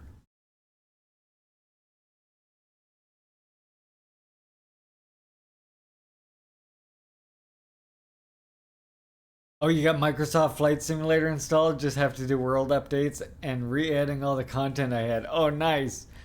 We'll have to do a little fly together, Mama.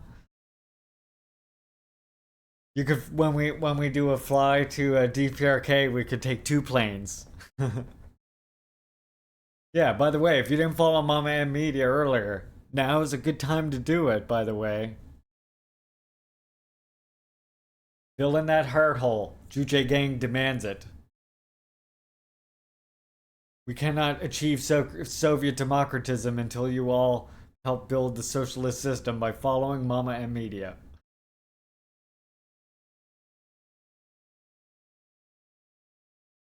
Okay, allow me to continue. This is not just about propaganda, which certainly plays an important role. We are in the presence of a perspective that arouses the harsh polemics of Trotsky, who I never call out followers because I'm autistic myself, and it always makes me feel weird, but thank you for the follow I just got just now. And welcome in. We are in the presence of a perspective that arouses the harsh polemics of Trotsky, who, in Stalin's liberalism, identifies and brands the abandonment of the Soviet system and the return of bourgeois democracy, in the context of which, class differences having been removed, the subject is constituted by the citizen in its abstraction. This turning point is well understood.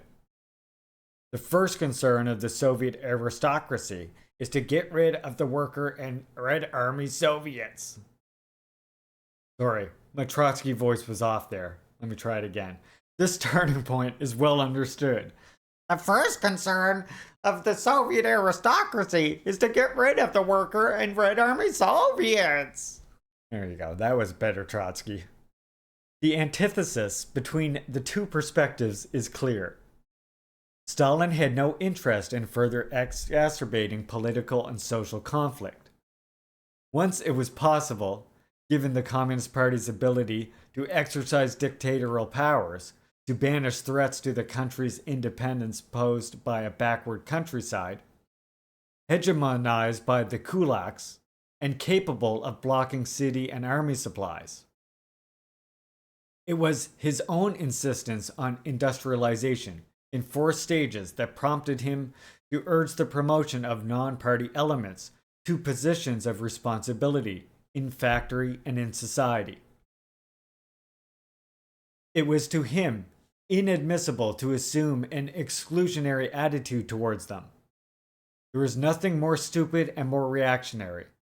Our policy does not by any means lie in converting the party into an exclusive caste. Every effort must be made to gain the country's specialists, engineers, and technicians of the old school for the cause of industrial and technological development. So, completely contrary to the lie that Trotsky feeds us and Trotskyism does in general, right? Or this ultra-leftist lie. Stalin was trying to extend democracy. I mean, that's what he was calling for. Again, remembering that the party is the ideological leader. On the other hand, it was not possible to promote industrial and technological development without providing material incentives to train skilled workers and technicians. Hence the polemic against the leftist leveling of wages. It was only by distancing oneself from the crude equalization of wages that it was possible to introduce a more efficient organization of labor, and to put an end to the fluctuation of the workforce, especially the most qualified, who move from one factory to another in search of better and less flattened remuneration. In addition to egalitarianism and the objective discouragement of the most skilled and committed workers, incentive policy had also put an end to the collective irresponsibility and instead introduced the principle of personal responsibility.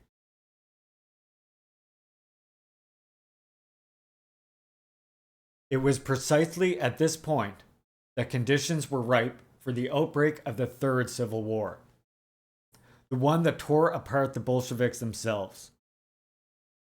Trotsky's stance against what he justifiably characterized as the neo-NEP was extremely harsh. Yes, in the Communist Party, according to Trotsky, there was an ever more accentuated turn to the right, with the favoring of the upper strata of the people and the redemption of the kulaks. The bureaucracy is ready to make economic concessions to the peasants, to the petty bourgeois interests and tendencies.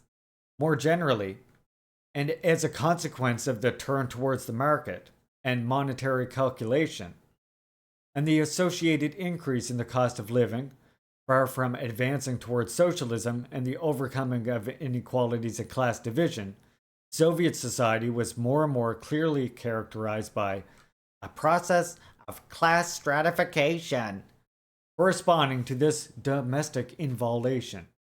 As far as international politics were concerned, there would have been a renunciation of all revolutionary and internationalist perspectives by the Soviet bureaucracy that had become a purely national and conservative force. Now, the only guiding principle is the status quo, as was confirmed by the entry of the Soviet Union into the League of Nations. Obviously, neither Stalin nor Trotsky were unaware of the worsening international situation, but they provided different and contrasting answers to the problem. For the former, it was a question of concentrating on Russia's economic and technological development, mending as far as possible the wounds caused by the October Revolution and the collectivization of the countryside, and presenting the Communist Party as the leader of the nation as a whole. The condition of stability and equilibrium thus achieved internally could at the same time make it possible to promote a policy of alliances at the international level, capable of guaranteeing the security of the USSR.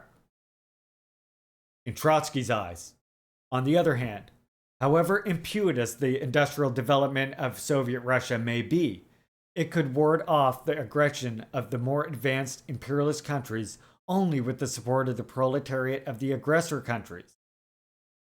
Here we go. And therefore, any accommodation with the bourgeoisie at domestic and international levels not only constituted a betrayal, but also prevented the country that emerged from October 1917 from drawing to itself the international revolutionary proletariat, who alone could save it. What the it's so backwards. The clash, it's literally like putting the cart before the horse. It's that idea, like I constantly remind you, comrades, it's the idea of foreigners coming in, other people coming in and approving or making the revolution for you, when we should know that no outside forces can make revolution, right? You cannot import, you cannot export revolution. Only the people in the society that's themselves can make the revolution. And in a settler colony like the US, like Canada, we can even extend this to the nations themselves. And this is why we like to constantly remind our settler communists that, you can't be a settler communist and act like you're going to build a socialist society on top of a settler colony. And then once you have built the socialist society on top of the settler colony, then the First Nations people can have their liberation. It doesn't work like that. Because the First Nations people, as violently as they fight against colonialism now, will also fight against that sort of incorrect way of building socialism. Like I always point out, like in every instance of where socialism has been realized, it has been preceded by a democratic struggle against feudalism, against imperialism, and against colonialism. And that there's no exception to that here just because the First Nations people represent some tiny minority or something, right? It's such a fucking racist like trope that we constantly hear that, they're 0.1%, so obviously we can't worry about their liberation in the struggle for socialism because they're just such a tiny fraction of the population in general, right? As if the militancy of First Nations people fighting against colonialism hasn't been a serious thorn in their side, and also wouldn't be to any kind of false attempt at building socialism that these fucking Knotsballs, Pat Socks, or whatever. I don't call them Pat Socks anymore. Go back to the Knotsballs, please. The luminary thought leaders at Midwestern Marx disagrees, Larry. Yeah, I got into a big argument with two of the people at Midwestern Marx. Because I remember people in the past trying to tell me it was just Eddie. It's just Eddie that's problematic. But like I got in an argument with at least two people at Midwestern Marx who were telling me that First Nations liberation is totally irrelevant to building socialism here, and decolonization literally has nothing to do with it. And that maybe when the settlers achieve socialist society here, they will consider giving equal rights to First Nations. Like, motherfucker, you don't think First Nations have heard this since 1748 about, you know, oh, well, we'll just do it peacefully. We'll give you this, we'll give you that. You don't think we've heard that, like, hundreds of fucking years of hearing that. It doesn't sound any different just because it's coming from some fucking settler Midwestern Marx motherfucker that calls himself a socialist. If it looks like a duck and it walks like a duck, you know? Midwestern Marx calls himself a socialist. He tries to decry the fact that he was like, what, for MAGA communism, yet he defends MAGA communism. It's just, it's State Department bullshit. Whether it's wittingly or unwittingly is irrelevant. It's status quo, like record bullshit.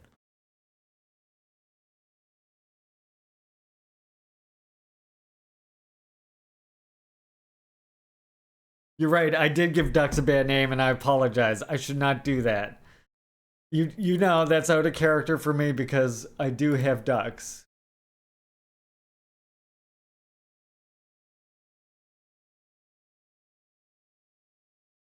And unfortunately, most unfortunate of all, I do have a duck named Eddie. Isn't that sad that I have a cursed review from the Eddie Shithead of a recent co-authored VJ Prashad book later. Oh, good. Oh, God. Yeah, I'd be interested in seeing that.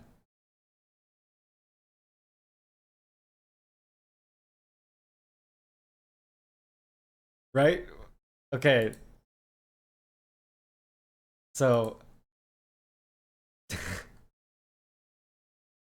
look at the fucking zucchini. Okay, yeah, where's, yeah, here he is. This is Eddie the duck right here. Howdy, howdy, lesbian hot sauce. Hope you were well today, comrade. Shout out to lesbian hot sauce. This is Eddie. See? This is the real Eddie. This is good Eddie. We'll make it like, it'll be like that King of the Hill episode, right? Good Hank, good Eddie. This is good Eddie.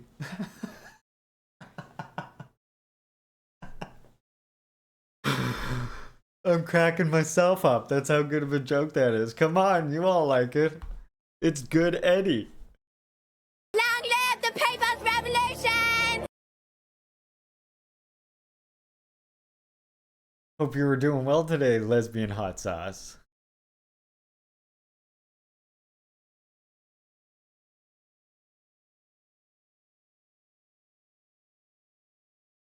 My cat loves to hang out with the ducks too.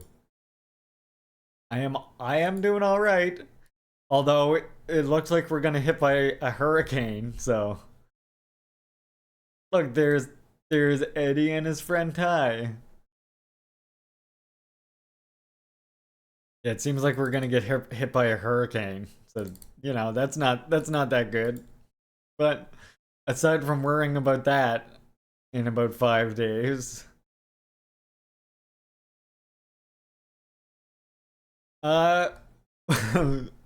Well, I mean, we got some gasoline, and I picked a bunch of stuff from the garden and things. So I think we might make it. See, here we go. This is I'm right here. This is not where you want to be. This is not where you want to be because this is where you sink into the ocean in the next few years. You know. I keep telling my kid, like, you might want to move to higher ground when you get older. Just saying, if we don't need to do it. That's a problem where we are. It's just like, there's this little tiny gap of land right up here. And when you're actually driving through here to New Brunswick, you can fucking see the water on both sides of you. It's so thin. Like if there's a good flood there, you're not driving to New Brunswick. Yeah. So you can imagine we're probably gonna be We're gonna be an island first and then sink into the water at some point after that, I have to imagine. Going down with the ship, I guess. This is Migma Kai, I'm not leaving. Anyway. Sorry for that slight derailment. Jalapeno and cheddar stuffed sausages with sauerkraut on top is god tier. That does sound pretty fucking god tier, I gotta say. I do like jalapeno. Or, if I'm gonna be true to my maritime roots and say it like a Trailer Park Boys, jalapenos. That's a Rickyism.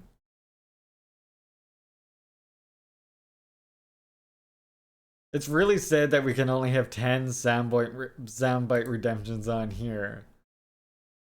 Yeah, there we go. Ricky is the one flipping the bird to those two in that meme. I love Ricky. What are you doing, Julian? The chicken fingers aren't even cooked. Want to get sarsaparilla or something, you dick? Don't give me sarsaparilla, chat. Alright? The last thing I need is the sarsaparilla disease. Alright. I shall continue my read now after that small distraction. And now, back to our regular scheduled program. And therefore, any accommodation with the bourgeoisie at domestic and international levels not only constituted a betrayal, but also prevented the country that emerged from October 1917 from drawing to itself the international revolutionary proletariat who alone could save it. I know I already read that, but you just had to hear that ridiculousness again. The clash between these two perspectives was inevitable. Kirov was assassinated on December 1st, 1934. The Franco-Soviet Pact is dated May 2nd, 1935. Trotsky's wide-ranging intervention, quoted above, Where is the Stalinist bureaucracy leading the USSR?, published on January 30th, 1935, stood between those two dates and was above all a harsh indictment against what Trotsky saw as a national and international neo-NEP. Holy fuck. Trotsky. I thought we were done with Trotsky. From socialism without the dictatorship of the proletariat to the Cold War crackdown. The Great Terror and the terrible purge it entailed was followed by the Great Patriotic War.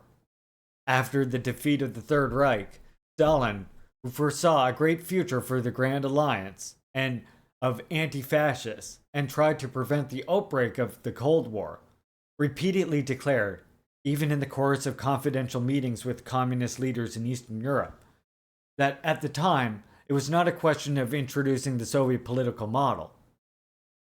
It is possible to say that socialism doesn't work is to overlook the fact that it did work, and it worked for hundreds of millions of people. That was so well timed. That was so well timed, Mama. Right when I was saying, it is possible that, and then Brenny interrupts to say that socialism doesn't work. I love that. Somehow that was just immaculately timed. Chef's kiss, everyone. Fan those chef's kiss emotes in chat, please, and thank you. It is possible that, if we had not had the war in the Soviet Union, the dictatorship of the proletariat would have taken on a different character. The situation that rose in Eastern Europe after 1945 was clearly more favorable. In Poland, there is no dictatorship of the proletariat, and you do not need it. Must Poland follow the path of introducing the dictatorship of the proletariat? No, it does not have to. It is not necessary.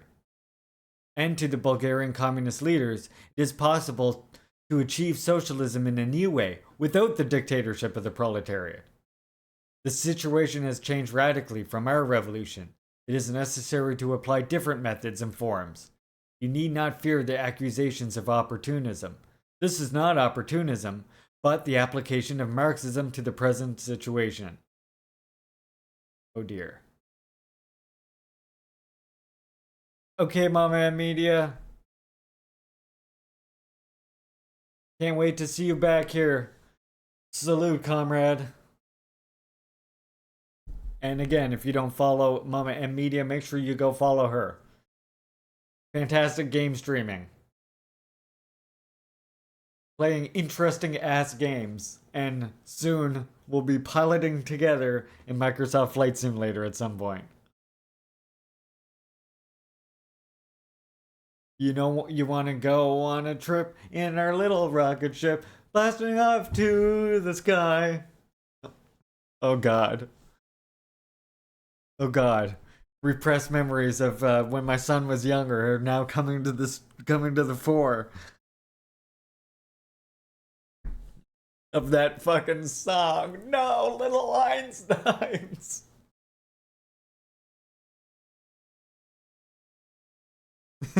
Lesbian outside. Oh God. Oh God, here goes Taito. And to Taito. In our time, socialism is possible even under the English monarchy. Revolution is no longer necessary everywhere.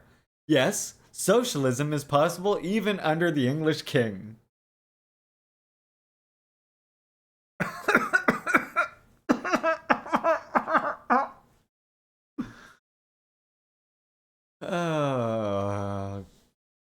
What are you saying, Taito? No. No!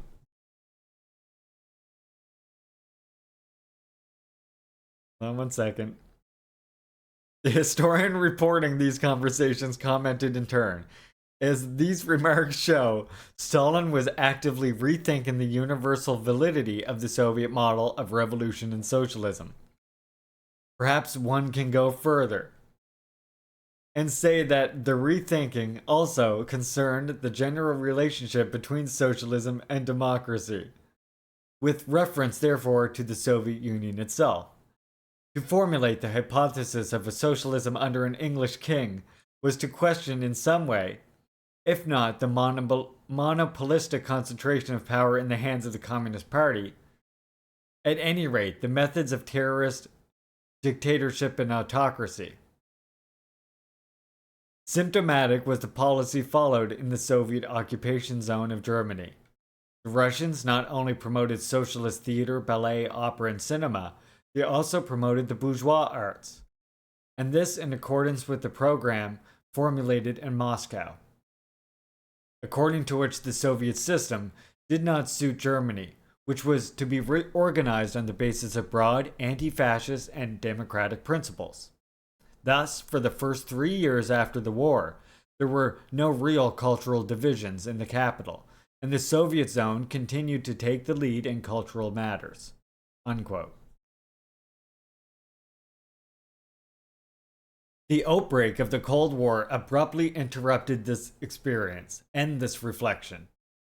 Go figure. Yeah.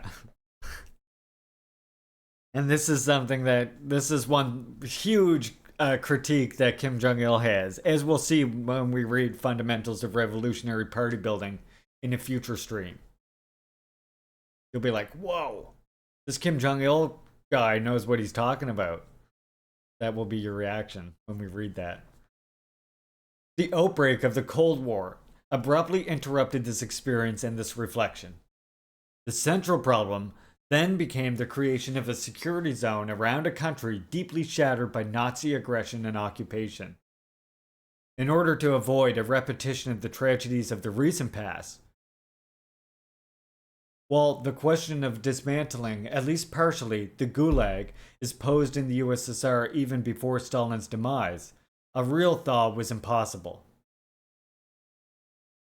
After Hiroshima, Nagasaki, the Soviet Union had to emerge in a new forced march in pursuit of the new Western technological revolution. It had freed itself from German Western occupation, but could not allow itself any rest. A new, terrible threat had emerged. All the more so because a few years later, on November 1st, 1952, the explosion of the first hydrogen bomb, 1,000 times more powerful than those dropped on Japanese cities, took place. Quote, when the American government announced the results of their test, there were reactions of shock and dismay in other parts of the world. It was obvious that such an extraordinarily powerful bomb could never be used against military targets. If it was not a weapon of war, it could only be a weapon of genocide or political blackmail.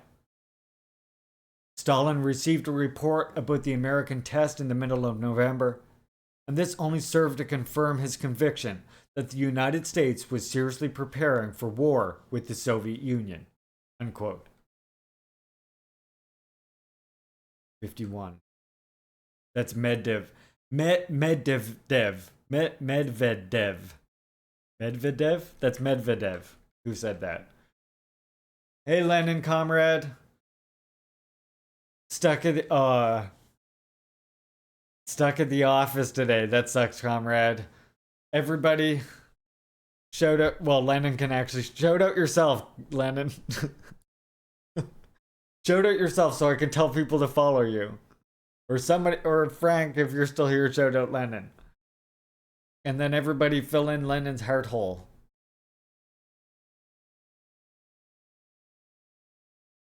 There you go. If that heart hole is empty, you need to fill it in. Make Lenin's heart filled up. Frank got it. There you go. Frank beat you to it anyway. But Lenin, you're a mod now. Anytime you come in, you can just, you can just shout out yourself. And when I see it pop up, I'll start up the little rant. So don't worry. Valued community member, Lenin Smash. Everybody stand in solidarity with Lenin Smash. And please give him your Malma salute. Because right now, he is suffering through office work at the office. Not working from home as usual. And we all feel his pain and we all wish him survival and a safe return to his home so that he can stream more nights of awesome skateboarding and communist content for us. Salute! You know what? I'm going one further. I'm taking it a step further. I'm ramping this shit up now. That's not enough. Kichi, Kichi, Kichima, Cyprian Konto, Alliance, shoot to kill, Yamaza, kill the poor, the farmer, kill the poor, the farmer, brr, pa, pa, brr, pa, pa, attention. There's free pizza though, as is that's a bourgeoisie tradition, right? To placate workers with pizza. That old bourgeois tradition stretching back several generations. Don't we all just love it?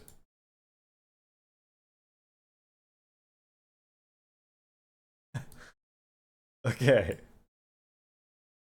Thank you, Lenin, for that little interlude. And now I will continue our read. You are Leaping Larry's Reading Theater. A concern not unfounded. If one thinks that in January 1952, in order to break the deadlock in the military occupations in Korea, Truman entertained a radical idea, which he also transcribed in a diary note.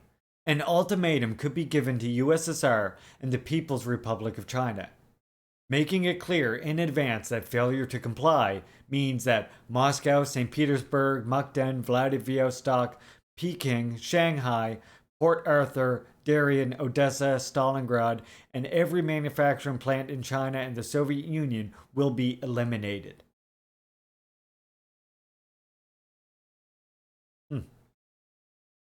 Truman sounds like not a very nice fella. I don't know.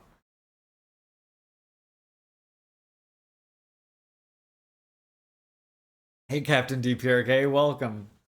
Yeah, GMO, can we please have paid sick leaves, a living wage? Best we can do is pizza and the maid program. Pizza or the maid program. Take the pizza or you get the maid program. That's the way Canada works. Lennon, love you, comrade. Enjoy your work as much as you can, and we can't wait to see you safe at home. Bye.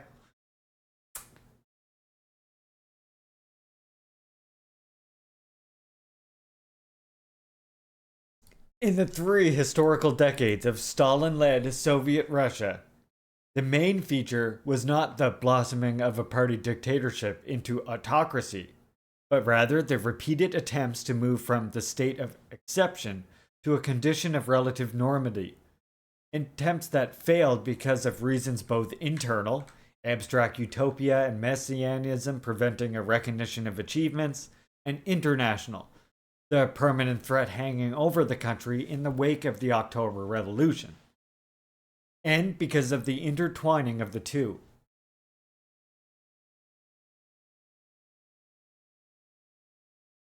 And messianism itself is, on the one hand, an expression of tendencies intrinsic to Marxism, and, on the other hand, a reaction to the horror of the First World War, which, even in circles and personalities far removed from Marxism, aroused an aspiration to an absolutely new world without any relation to the realities susceptible to the production and reproduction of this horror. With the outbreak of the Third Civil War among Bolsheviks, and with the simultaneous approach of the Second World War in Asia even before Europe, this series of failures eventually led to the advent of autocracy, exercised by a leader who came to be the object of a veritable cult.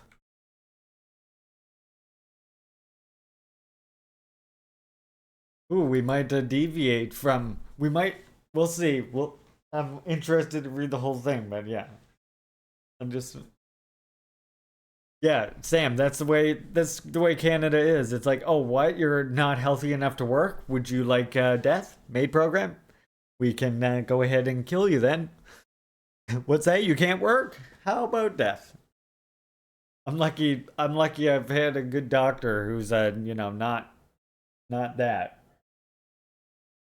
But I do have friends who have doctors who have suggested that to them.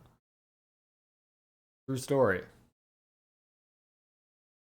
Because they're on permanent disability.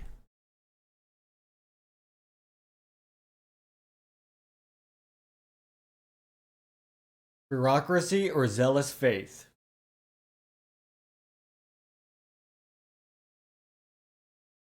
What idea can we form of the ruling group that achieved victory in the course of the Third Civil War and tried to put an end to the second time of troubles at the very moment when new gigantic storms were gathering on the horizons? Hey Melon, welcome comrade. How are you today? And welcome in. We have seen that while Khrushchev, with tortuous allusions, makes Kirov the victim of a conspiracy orchestrated by the Kremlin, Trotsky brands Kirov an accomplice of the tyrant, and as a leading exponent of hatred, usurping parasitic bureaucracy, which was to be swept away once and for all by an invoked new revolution. But was it really a bureaucrat who was shot by Nikolaev? Let us return to the Russian scholar already mentioned, a critic of the Stalin-inspired assassination myth, to see how the victim was described. So here, who was Kirov? He was a loyal, outspoken, and dedicated leader. And that's not all. What characterized his personality was his attention to even more minute problems in the daily lives of his colleagues. With great modesty, he had a tolerance of opinions different from his own, respect for the culture and traditions of other peoples. Unquote. This flattering judgment ends by casting a favorable light on the whole social environment frequented by Kirov, and, in the last analysis, on Stalin himself. of whom the former was a close and dedicated collaborator. We are by no means in the presence of a stratum of bureaucrats devoid of ideals and interested exclusively in their careers. Quote, like many leaders at the time, Kirov sincerely believed in the bright future for which he worked 18 to 20 hours a day. A convinced communist. He was so even when he sang Stalin's praises in the name of strengthening the party and the Soviet Union, of the country's development and power. This zealous faith was perhaps the tragedy of an entire generation. Unquote. In any case, it was the leadership as a whole that showed dedication to work and spirit of sacrifice. We already know of the enormous workload that the Soviet leader managed to handle. Quote, at least during the war years, Stalin worked 14 to 15 hours a day in the Kremlin, or at the dacha. In the autumn of 1946, Stalin traveled to the south to have a vacation for the first time since 1937. A few months from his death, and disregarding the urgent advice of his doctors, Stalin refused to take a break in the autumn or winter of 1952, despite the enormous amount of time and effort he spent organizing the 19th Party Congress in October. Unquote. Similar considerations can be made for close collaborator of Stalin's, namely Lazar M. Kagnovich. We are generally, we're pro-Stalin here. We defend Stalin's legacy here. Yes, we're pro-Stalin. Anyone want to? Thank you. I would have been friends with Stalin. Basically that, yeah.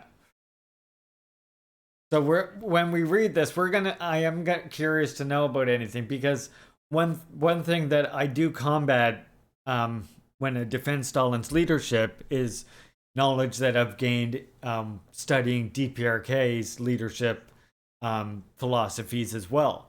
And I sort of like to use that Juche lens in order to try and better understand Stalin's actual role in leadership. So I'll be interested to see, this entire work in its full, and whether we have any commentary on it, or whether it'll sound a lot like what I'm always saying is, or what my position is, or which is of course very similar to Kim Jong-il and Kim Il-sung, which we'll get to, at the end when we're done reading all about it. Just so that I make sure that I don't contradict anything that he's going to say.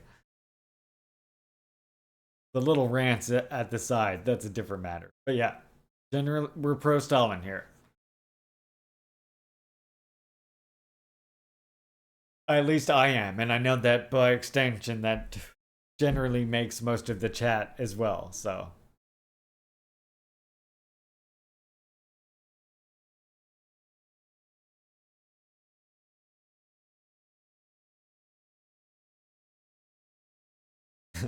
See, there's a collection of memes. So, are you generally pro or anti, Melon? I'll continue reading, and I'll let Chad interact with you from here. So Frank insists he's an infiltrator and wrecker, and given what goes on here when I do crowd control video game days, I'm starting to wonder, Frank. That last one, I thought you like had me trapped in that cave for the rest of the game. I was like, oh yeah, definite agent. This Frank is totally an agent.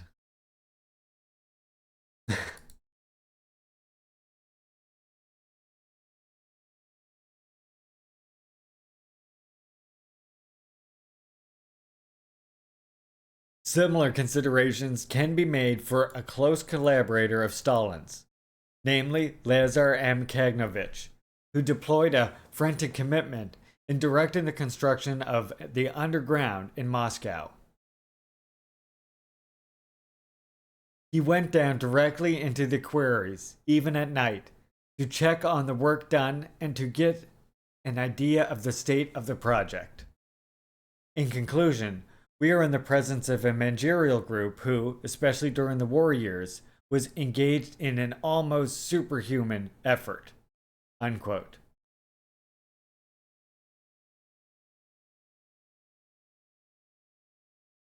Coming from anarchism and self-identifying as Marxist-Leninist nowadays, I think I'm anti-Stalin, but I'm willing to learn. Well, you are potentially in the right place then. Considering we are reading Stalin History and Critique of a Black Legend right now, which is a work that just for like openness and whatever transparency's sake, is a work that I help in this group here, this Iskra Books publishing house, and this is a book that we have just recently translated of Domenico Lacerdo's work. This is the first direct English translation of it. Thank you, Frank. Yes, we actually have been commemorating the real 9/11. Oh, yes. I got 2 ways to commemorate. What as a bonus, once we're done the read today, I have 2 ways we're going to commemorate 9/11. One by Comrade Frank, the infiltrator, and one by Powerful Finger. We'll check those out once we do some more of this read first. You're taking a shot? But yeah, feel free to interact with chat. Again, I'm not here to debate, but if you want to learn, this is a good place where you could potentially learn about Stalin, especially right now.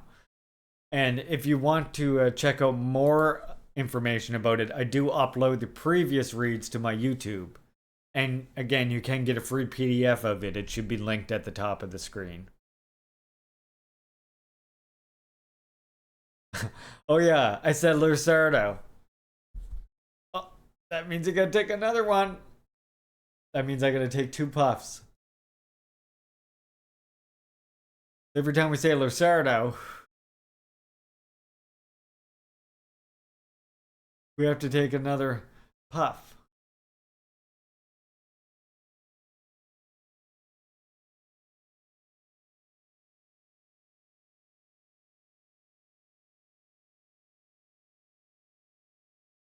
I have to imagine it is, right?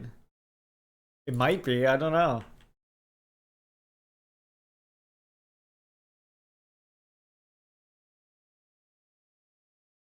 Of course it gives us some sports guy.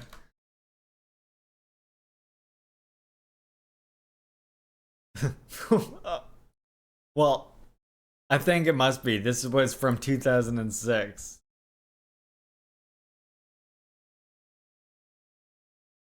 You would be interested in debating with chat?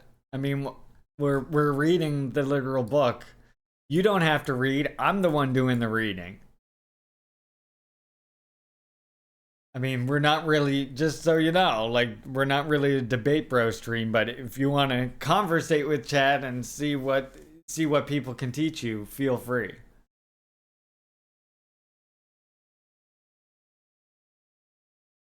My cat's giving the DPRK parade some stiff competition. Yeah, people like the cat. Again, you can interact with chat. I have no problem with that. If you have questions or think anyone can inform you, just let you know I'm just going to be reading first, and then when I'm done reading, if you have any comments at the end, for sure, or in between, I guess. But I mean, chat, I think, can help you a little bit if you're actually willing to learn. If you're just here because you want to solidify your own preconceptions, then that's different. But yeah, have at her.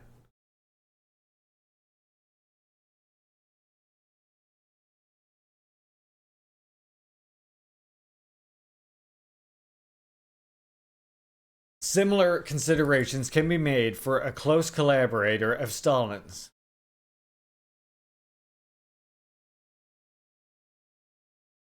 namely Lazar K.M. Kagnovich, who deployed a frantic commitment in directing the construction of the underground in Moscow. He went down directly into the quarries, even at night, to check on the work done and to get an idea of the state of the project. In conclusion, we're in the presence of a managerial group who, especially during the war years, was engaged in almost superhuman effort. And this, by the way, is the same, this is the inspiration, this is very similar to the way that DPRK leadership still conducts itself today, which is why you see Kim Jong-un, the president of the Presidium of the Supreme People's Assembly, and leaders of the cabinet and stuff. That's why you see them touring all these different facilities, because of that.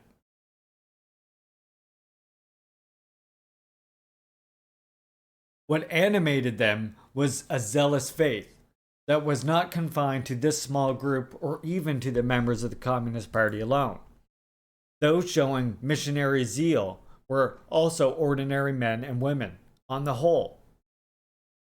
It was a period of genuine enthusiasm, of fervent exertion and willing sacrifice.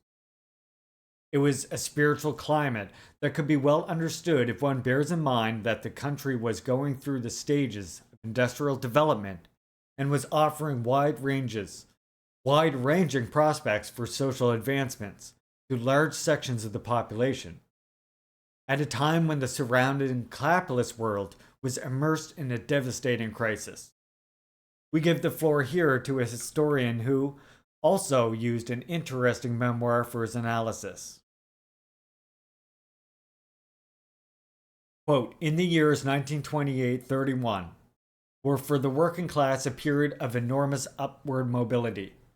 The promoters of socialist competition and super-productive workers not only replaced the cadres who were considered unsuitable, but filled vacancies en masse. In the rapidly expanding bureaucratic apparatus and educational institutions, they were not passively promoted, but actively antagonists of promotion. They had a clear and definite goal for the present and the future, and sought to acquire knowledge and practical experience to the greatest extent possible, so as to be useful to the new society to the greatest extent possible. The Stakhanovit movement and socialist competition played a crucial role in the industrialization process. They helped the political leadership accelerate the pace of that process, to promote industrial modernization, to reorganize the factory troika along the lines of simple management, and to select for promotion young, ambitious, competent, and politically trustworthy workers. The emergence of these workers as new forces had a trickle-down effect on the leaders of the party, industry, and union.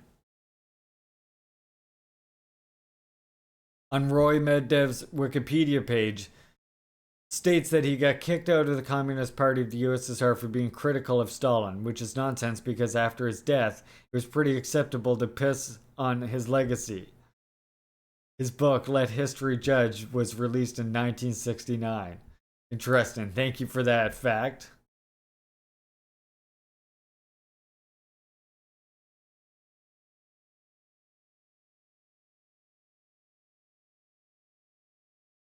The picture traced here is confirmed and further enriched by very authoritative testimony. In 1932, from Riga, the capital of Latvia, a young man, an American diplomat, destined later to become famous as a theorist of Soviet containment, that is, George Cannon, sent a dispatch to Washington offering a very interesting analysis. To begin with, he stressed that in Soviet Union, life continues to be administered in the interest of a doctrine, namely communism. It is a worldview that could count on the wide consensus, the industrial proletariat. I've got some literature in my car that will change your whole way of thinking. Oh, damn. Thank you, Rad, very much, comrade, for the resubscription. 2 months. And now your communist cat has the Red Army hat on.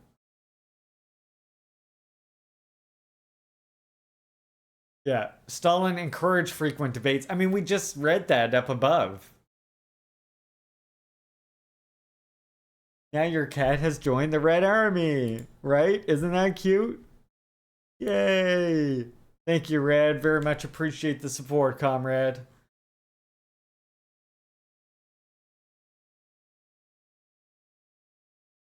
To begin with, he stressed that in the Soviet... Sorry, I read that part, the industrial...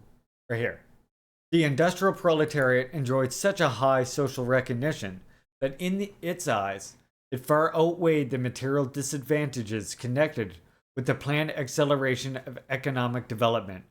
Above all, the youth, or a certain portion of the youth, turned out to be extremely enthusiastic and happy, as can only be true in human beings completely immersed in tasks that have no relation to personal life. That is, in human beings all caught up in the exalting project of building a new society. In this sense, one could speak of the unlimited self-confidence, sanity, and happiness of the young Russian generation.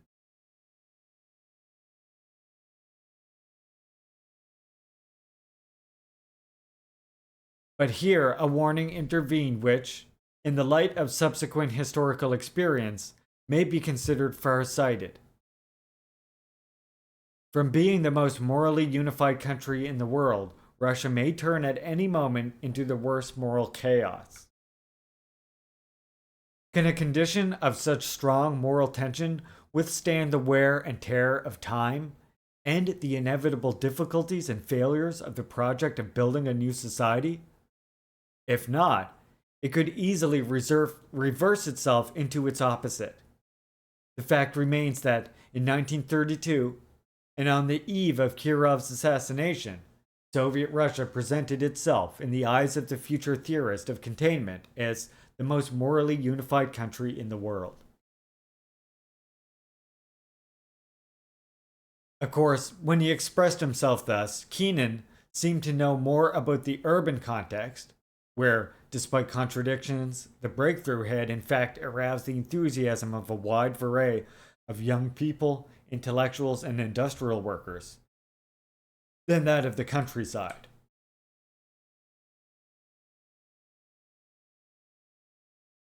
Here, the forced collectivization of agriculture had provoked, according to Bakurin, prescient warning, St. Bartholomew's Night for the rich peasants, and more generally for an enormous number of peasants, very often belonging to national minorities.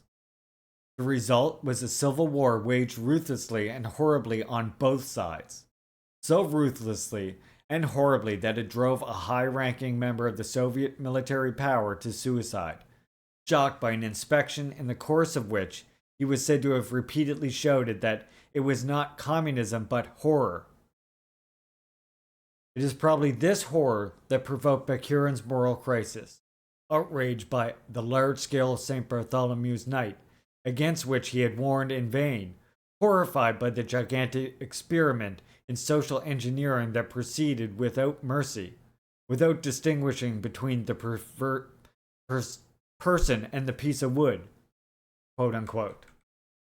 Even after the conclusion of the collectivization process, it was not persuasive to speak of a morally unified campaign, as if even the memory of the civil war that had torn and bloodied it had vanished entirely. And yet, even with these necessary clarifications, Keenan's insistence on attachment to doctrine and enthusiasm makes us think of a zealous faith and a missionary zeal already mentioned. Until the unleashing of the Great Terror in 1937, the picture did not change radically, at least according to the convergent analysis of American and a Russian historian. The first, even if he insists on the aspect of top-down manipulation of public opinion, nevertheless observe that in 1935, Stalin enjoyed great popularity. Any attempt to overthrow his power would have come up against widespread resistance. In relation to the following year, the second, a militant anti-Stalinist historian, noted that the party and the majority of the people still trusted Stalin. Additionally, due to the fact that the standard of living, both urban and rural, rose appreciably, a certain enthusiasm spread.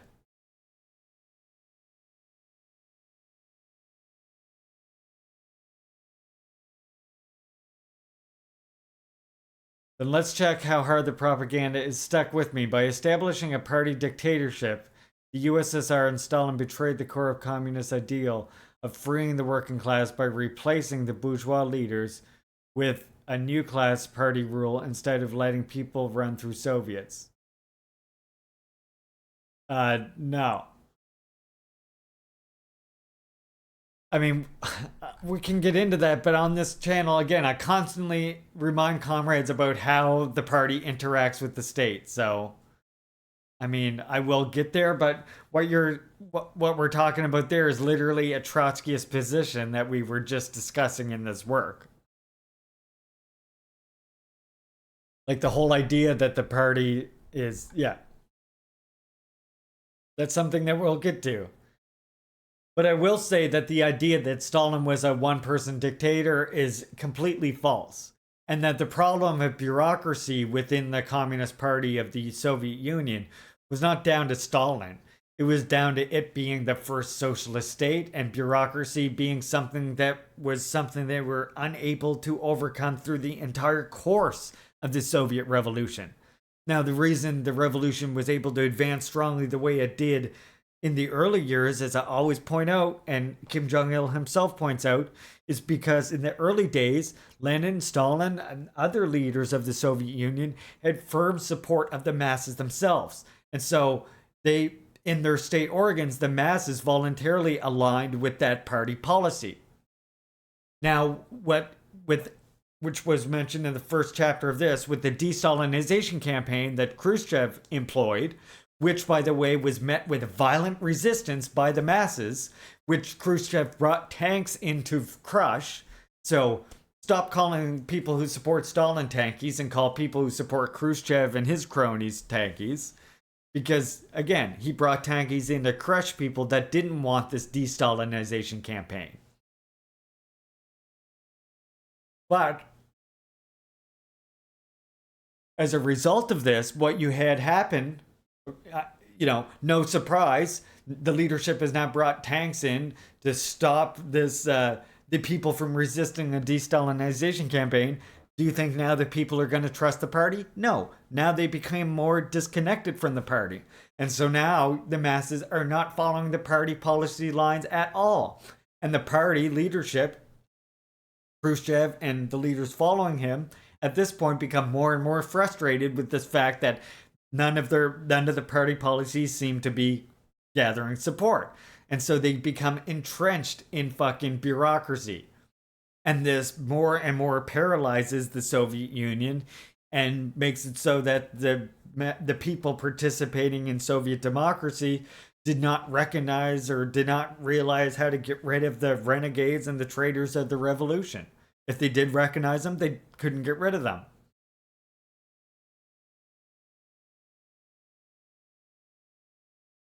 Yep, tanks were used in USSR. During the de-Stalinization campaign specifically, Khrushchev gave the secret speech, I can't think of what it's called now, but Khrushchev gave the secret speech that is called something like on the dangers of the personality cult or something like that. And of course, as you know, this speech was secret other than the Soviet leadership. So then they passed into law this de-Stalinization campaign, which was just enforced on the people. The support for Stalin emerged voluntarily through the course of revolution and the Second World War, right? That the enormous support he had. So imagine the kind of movement, the kind of ideological and the kind of like militant fight back against that the party would have had to engage in order to de-Stalinize itself, while also keeping this speech of Khrushchev's secret. Oh yeah, Georgians rebuilt Moscow, same thing. He rolled tanks right into Moscow to stop protesters from protesting de-Stalinization campaigns and shit. Like,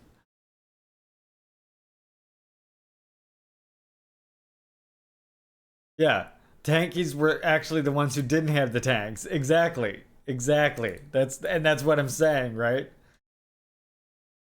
I mean, well, look, we'll get to it we'll get to it in future things, but you'll learn, like, if you're a new Marxist-Leninist, check out my theory list, by the way, but you'll learn, like, how the party in a socialist society does not interact the same as it does in a capitalist society. Because in a capitalist society, the state essentially takes direct hold of state organs. As I always say, in a socialist society, that is not the case. Even in DPRK today, so-called dynasty, where in fact it's the socialist state itself that has the actual authority over the party, including, recalling individuals of the party who are serving in state organs. First question that I have for you is a burning question that's on everyone's mind. What is a tanky?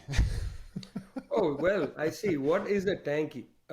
It's great to be with you. This is one of my favorite podcasts. It's not a tanky podcast. I don't even know really why we would play with the term.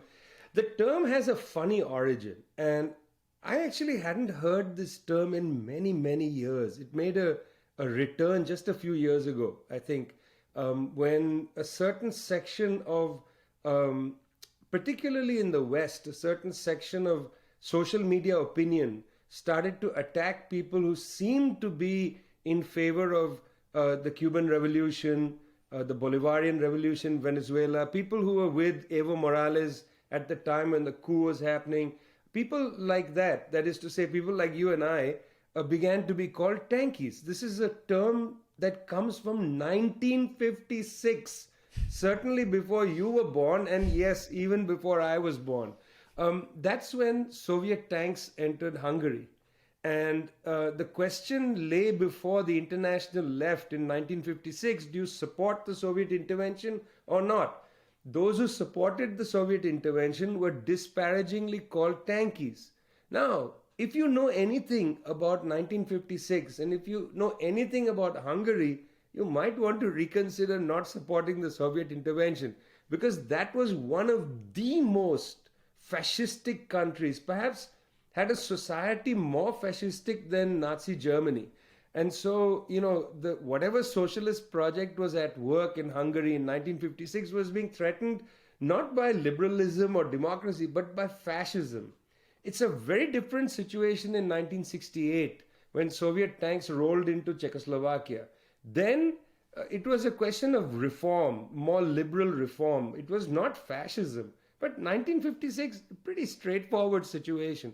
Yeah. That term, tanky, those who support the Soviet tanks entering Hungary, was resurrected, it seems to me, just in the last few years. And it's a creature of social media.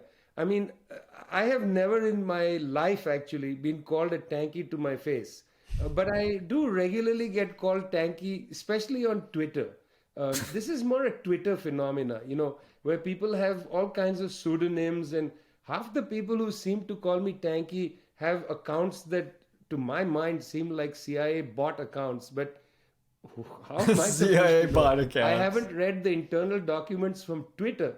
I have seen the leaked document from Facebook, which confirms that there's an enormous number of Miami-based troll armies that have been managing accounts regarding Honduras, Cuba, Venezuela, and so on. Yes, we know they're on Facebook. They must be on Twitter, and they're the ones who call you a tanky. Well, I also find it just... That's great. That's great. Thank you, Sam. He's a communist. Oh, really? Yep. Big communist. Big communist. Oh. Big communist right here. Yeah, not suspicious at all. Took years until the Archbishop got arrested. What? Hungarian communists were light-handed on the fascists. They were letting anti-Semites get away with a lot of stuff, especially the Catholic Church. Wow. Yep. And I mean, this is all overlooked by anti-communist red baiters, right?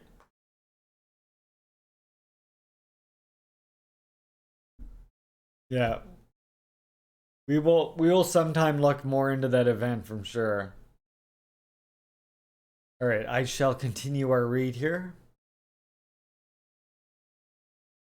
It is not only the rising standard of living that motivated such enthusiasm.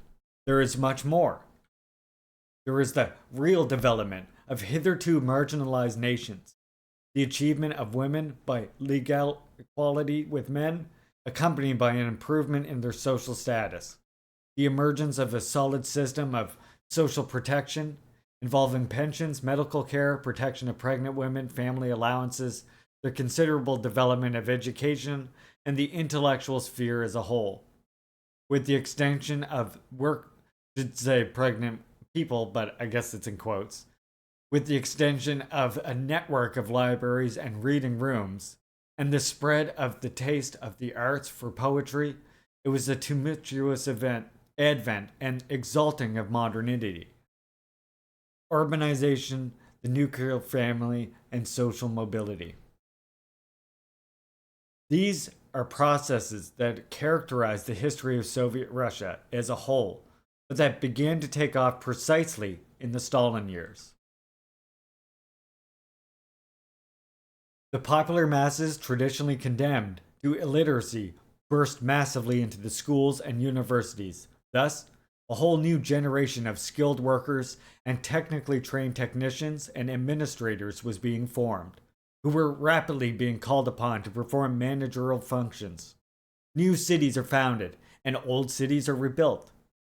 The rise of gigantic new industrial complexes went hand in hand with the rise to the higher level of the social ladder of able-bodied and ambitious citizens of working class or peasant origin.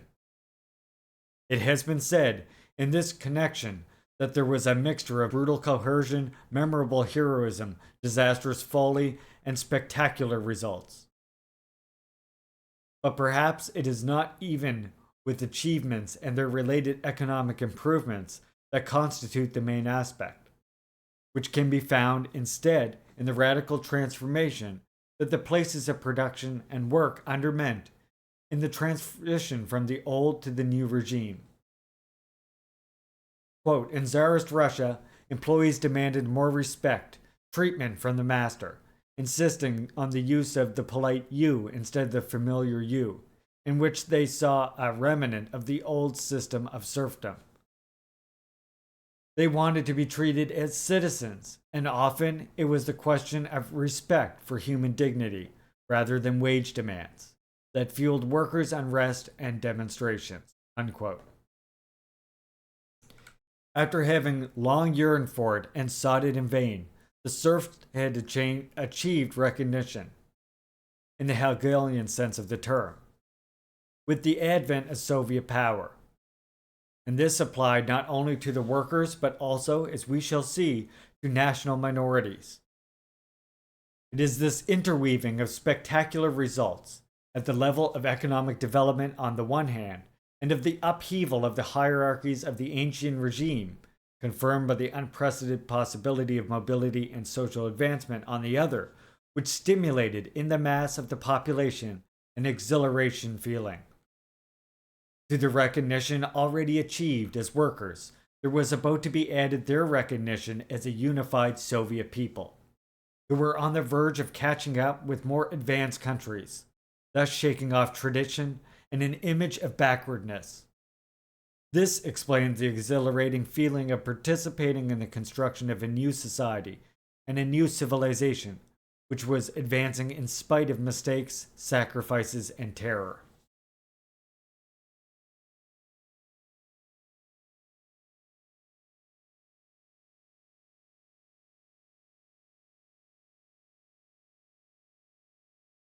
On the other hand, it is interesting to reread the indictment against the Soviet bureaucratic leadership formulated by Trotsky on the eve of the Great Terror. It was as if the indictment, which had previously seemed solid, was now full of noticeable gaps and significant omissions that it actually contradicted itself.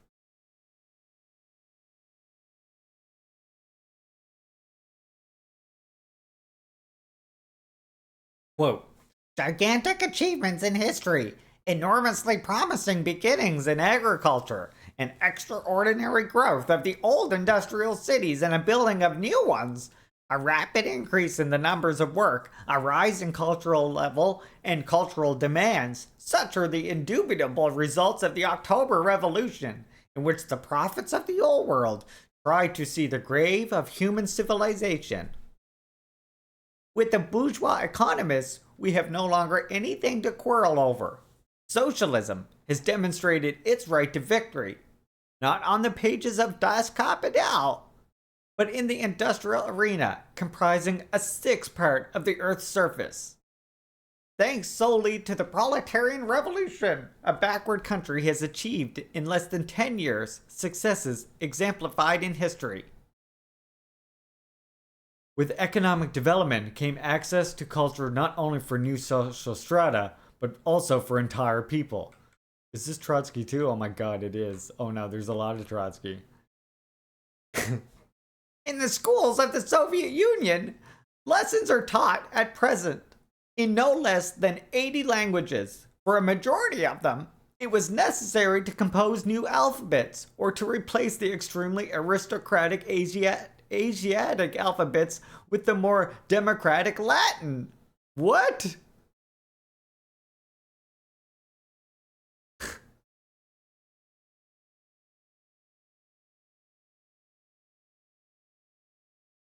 See, this was one of the things that was, oh my god.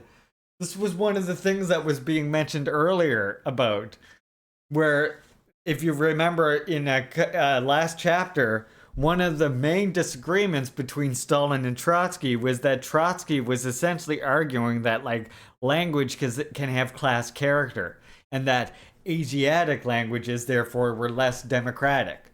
Do you see where this is based in? Care to take a guess where that is steeped in? Okay.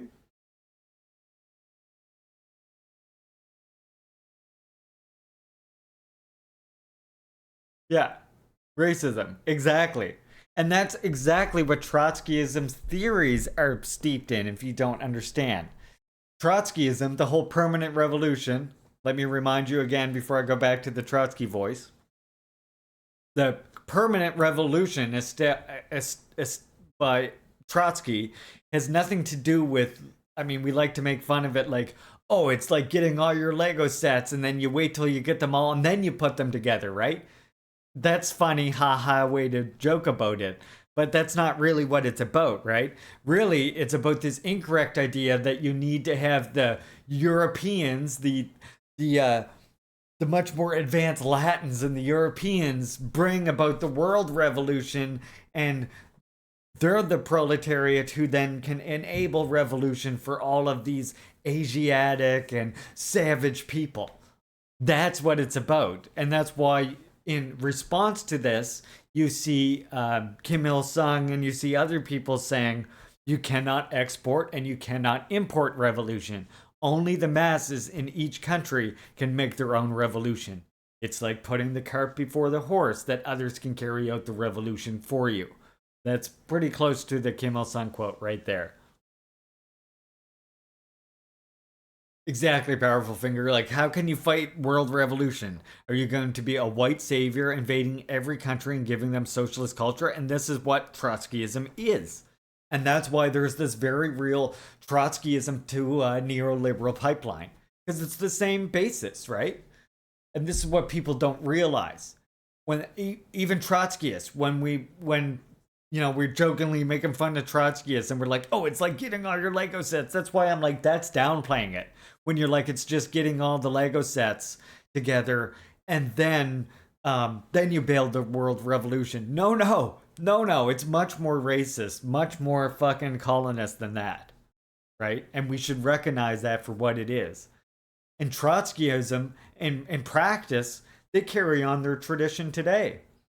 I mean, I don't know how many of you were here when I mentioned it before, but did you know when we were finding all, of course, when we've been telling people forever that, yeah, exactly, Frank. It's shipping all the Lego sets to all the other nations first, and then the bricks are white, and they force you to build them at gunpoint and say that's socialism.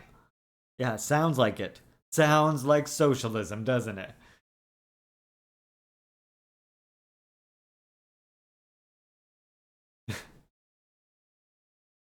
That's exactly what it is. Yeah, Trotsky can't export revolution. Gonna export capital then. Exactly.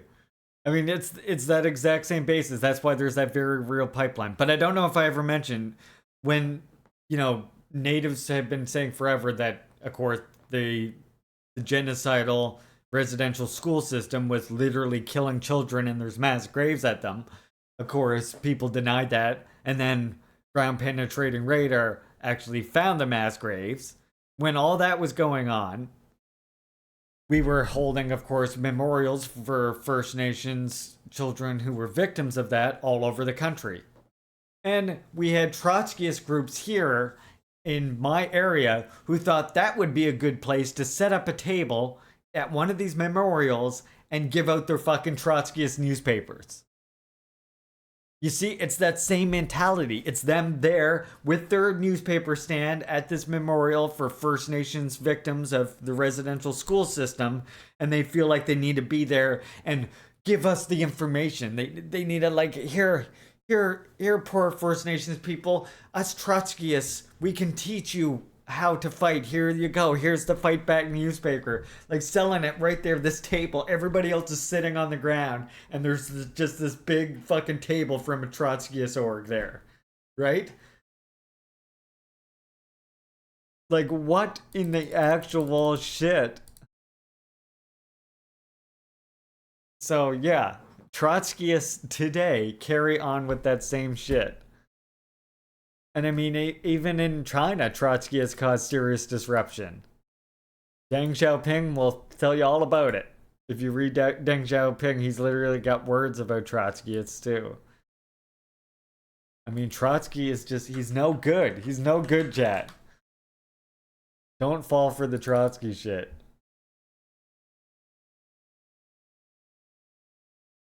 No one can understand Trotsky, who sees in him nothing more than an ordinary opportunist. Comrade Trotsky is not a one-handed man. He has a right hand and a left hand. We already had the opportunity of seeing him in two roles in his interpretation of the German October.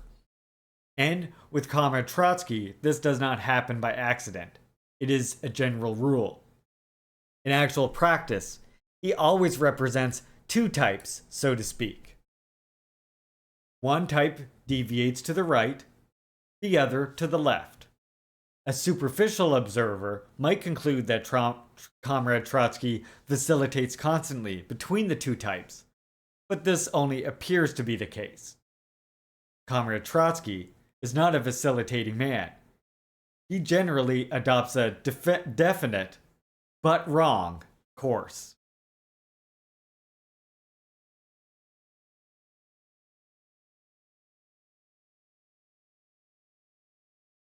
How about Lenin on Trotsky? Comrade Trotsky's theses have landed him in a mess. That part of them which is correct is not new, and, what is more, turns against him. That which is new is all wrong. Yet Taito also read about Trotsky and counter-revolutionary. Deng says it here about how they had to overcome Trotskyists. In addition, we had to overcome, the Japanese aggressors, Chinese collaborators, and Trotskyists. Trotsky's permanent revolution is, as Lenin said, skipping the peasant movement, playing at the seizure of power. Why is it dangerous? Because such a revolution, if an attempt had been to bring it about, would inevitably have ended in failure, for it would have divorced the Russian proletariat, its ally, the poor peasantry. This explains the struggle that Leninism has been waging against Trotskyism ever since 1905.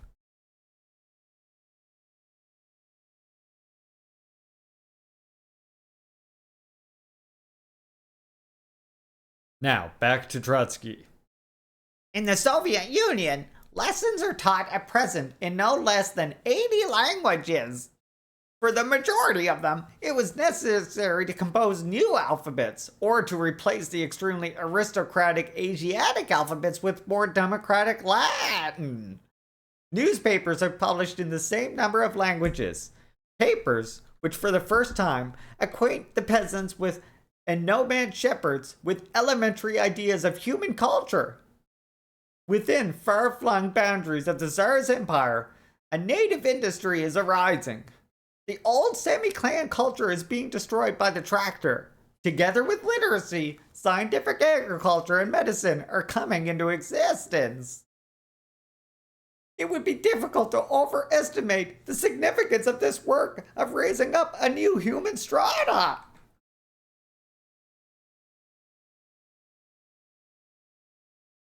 My Trotsky voice is just an old witch. True. Trotsky was an old witch, though, to be fair.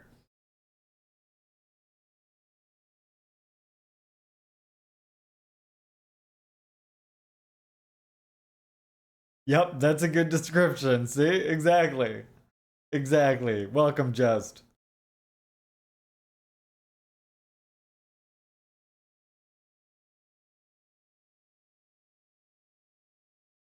At least as far as the established relationship with backward nationalities is concerned.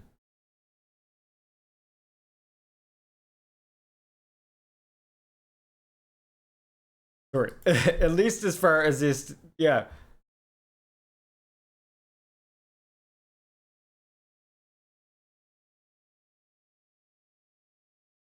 At least as far as the established relationship with backward nationalities, quote unquote, is concerned, the hated bureaucracy did, in spite of everything, some progressive work in laying down a bridge for them to the elementary benefits of bourgeois and in part even pre-bourgeois culture.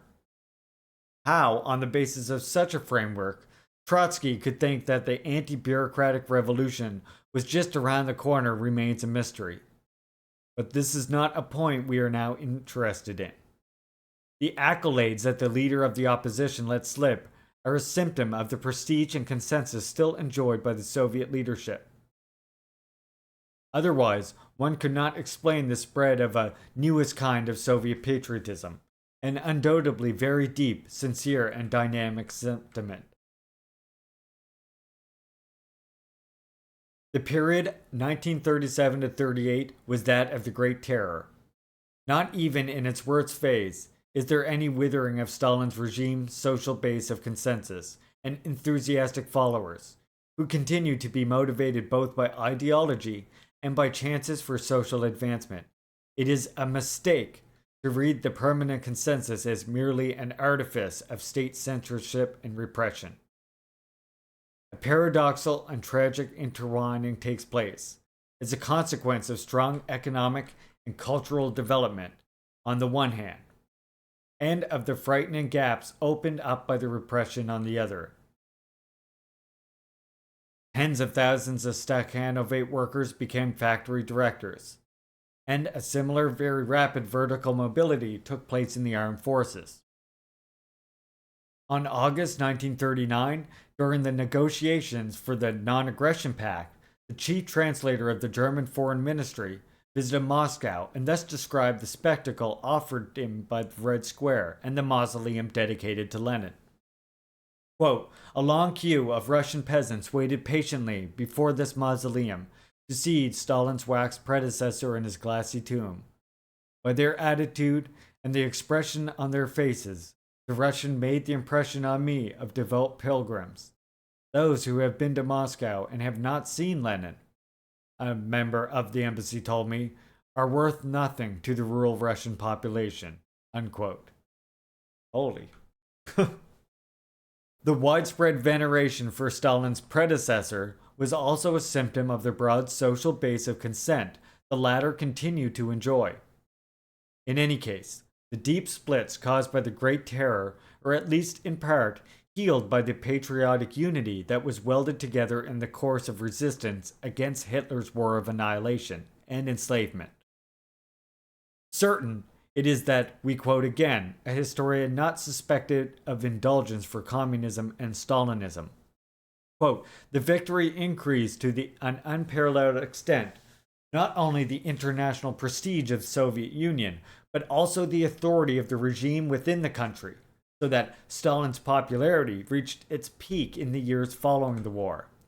And this popularity remained unchanged until his death and made itself felt even outside the Soviet Union and even to a certain extent beyond the confines of the international communist movement.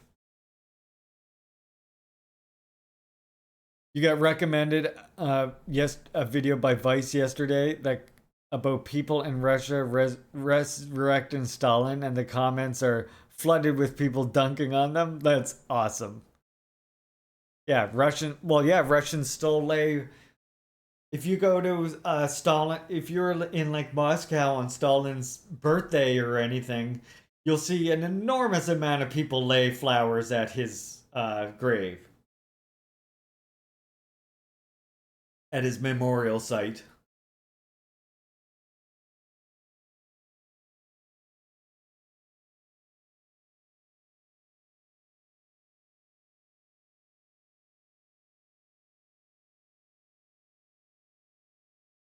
A concentratory universe full of contradictions. As with the Terror, their concentrationary universe produced by it does not present a linear trend and a homogeneous picture. Far from being a static system, it continued to spin like a spinning top, and in any case, went through cycles of relative cruelty and relative humanity. This is the opinion of an American historian, who not only paints in the gloomiest way the process that began in October 1917, but also mocks the Western statesmen who allowed themselves to be taken in by and come to hold respect for a mass murderer due to his shrewdness. A book by a Russian historian who is also committed to demonstrating the equivalence of the Stalinist USSR and the Third Reich argues in a similar way. And yet, the two monographs, to which I mainly refer when analyzing Soviet Russia's concentratory universe, tell a story quite different from the intentions of their authors. Indeed, the picture traced by the American historian could at times be mistaken for a product of Soviet propaganda if it did not come from a fierce anti-communist. Let us begin by examining it. In 1921, as the Civil War rages, this is how Moscow prison and Butyaka functions for some time. Prisoners were allowed to leave the prison freely. They organized morning gymnastic sessions, established an orchestra and a choir, created a club stocked with foreign magazines, and a good library. According to pre-revolutionary era tradition, upon liberation, each prisoner left his books behind. A council of prisoners assigned cells, some of which were well furnished, with carpets on the floors and walls. Another prisoner recalled, "We walked along the corridors as if they were avenues." To Babina, a socialist revolutionary, life in prison seemed unreal. Will they ever succeed in locking us up? Unquote. Another socialist revolutionary, arrested in 1924 and sent to Savatinevo, is happily surprised to find herself in a place, quote, not at all like a prison. Unquote.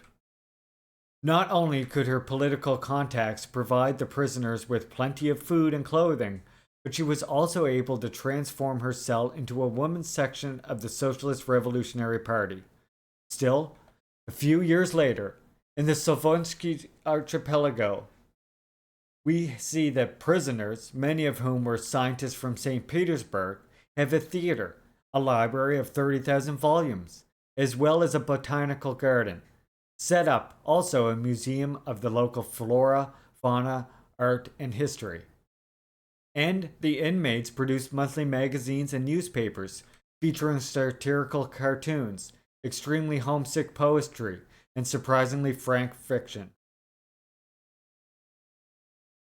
It is true that the picture of the prison system presents over the same period of time is not homogeneous, and yet the above are not isolated cases.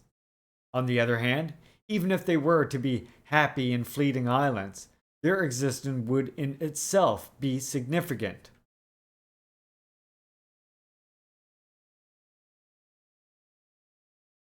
Of course, there is no shortage of protests, but it is interesting to read, partially fulfilled demands made through a hunger strike by political prisoners, mostly Trotskyists. Quote, expand the library, replenish it with periodicals printed in the USSR and at least publications by the Communist International. Systematically update the economic and political and literature sections and supply literature in the languages of national minorities. Subscribe to at least one copy of each foreign newspaper. Allow the ordering of materials for courses by correspondence. Set up special cultural fund for this purpose. Such funds exist even in prisons for criminals. Allow delivery for the prison of all foreign editions permitted in the USSR, in particular foreign newspapers, including bourgeois newspapers. Allow book exchanges. Provide writing paper in the amount of no less than 10 notebooks per person each month. Unquote. This in June 1931, and the date is significant. Despite involving a massive expansion of the concentratory universe, Stalin's coming to power and the campaign he launched for the liquidation of the kulaks as a class did not radically alter the existing situation within that universe. This is not only true for political prisoners. In the early 1930s, prisoners were relatively well off and free. The Gulag leadership showed a certain religious tolerance and accommodation and accommodated the request for a vegetarian diet made by members of certain religious sects. Here now is a glimpse of the penal colonies in the far north in the early 1930s. Quote, needing hospitals, camp administrators built them and introduced systems for training prisoner pharmacists and prisoner nurses. Needing food, they constructed their own collective farms, their own warehouses, and their own distribution systems. Needing electricity, they built power plants. Needing building materials, they built brick factories. Needing educated workers, they trained the ones they had. Much of the ex-Kulak workforce turned out to be illiterate or semi-literate, which caused enormous problems when dealing with projects of relative technical sophistication. The camp's administration therefore set up technical training schools, which required, in turn, more new buildings and new cadres, math and physics teachers, as well as political instructors to oversee their work. By the 1940s, Vorkota, a city built in the permafrost where roads had to be resurfaced and pipes had to be repaired every year, had acquired a geological institute and a university, theaters, puppet theaters, swimming pools, and nurseries. Unquote. Strange as it may be, quote, the Gulag was slowly bringing civilization, if that it is what is to be called, to the remote wilderness. Unquote. Among the managers and administrators, there is no shortage of people who demonstrate humanity and intelligence. Quote, Berzin seems to have very much approved of, or at least enthusiastically paid lip service to, Gorky's ideas about prisoner reform. Glowing with paternalistic goodwill, Berzin provided his inmates with film theaters and discussion clubs, libraries, and restaurant-style dining halls. He planted gardens, complete with fountains, and a small zoological park. He also paid prisoners regular salaries and operated the same policy of early release for good work, as did the commanders of the White Sea Canal. Unquote. By the way, DPRK still does this shit today,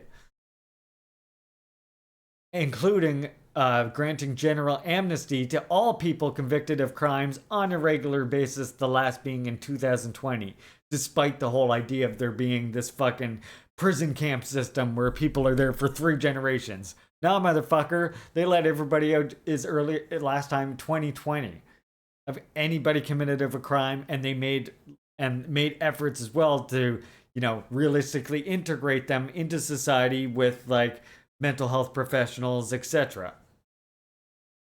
And just guidance, social workers, and other professionals, depending on the situation, of course. It wasn't just a matter of releasing them all. But again, when was the last time any sort of general amnesty was called in the US? Oh yeah, never. Cuba did it one time. And they said And when Cuba did it, they released prisoners and said, if you don't want to be part of the revolution, that's fine. You can find your way to the U.S. Cuban. Miami Cubans. You've been in a U.S. prison, Just? Oh, dang. Yeah, they're not pretty.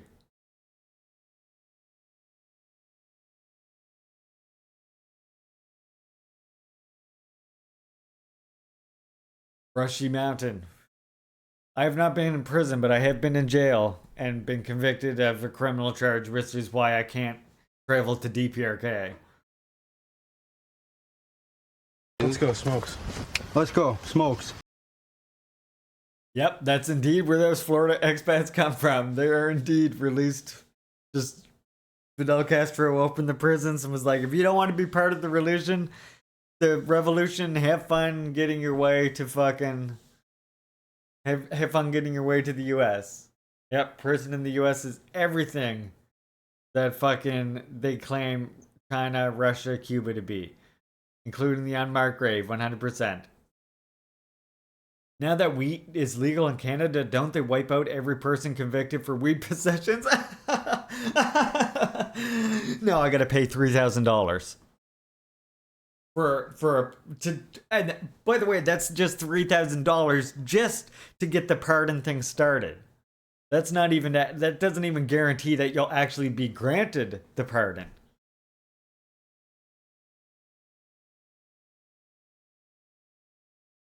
So yeah, again, that's why even though I was invited to DPRK, I unfortunately had to vicariously look at someone else who went and sent me fucking postcards from there. I got stamps from there at least, and I got a pin from there, but I couldn't actually attend there in person. I had to vicariously live through my comrade who went, presented my paper to a social sciences conference there, and then sent me that stuff and said it went good. I was like, fuck you, fucking... So, like, that's why also I find it so ridiculous when some people are like, yeah, simply pay the $3,000, right? Just easy as that. It would just be so easy. You're trying to get your hands on some Fidel memorabilia? Yeah, I can understand why. By the way, I did start putting like my various designs and stuff. If anybody feel like they want to support me by getting my various designs and stuff, you know. I put the fan in on a shirt. This is the Kim Jong-un shirt, surrounded by the crowd. So I started just throwing some designs on stuff, you know, just in case anybody feels like they want to support my work this way. We got the Juche Gang patch now. I'm telling you, that Juche Gang looks like it's going to turn out really good embroidered.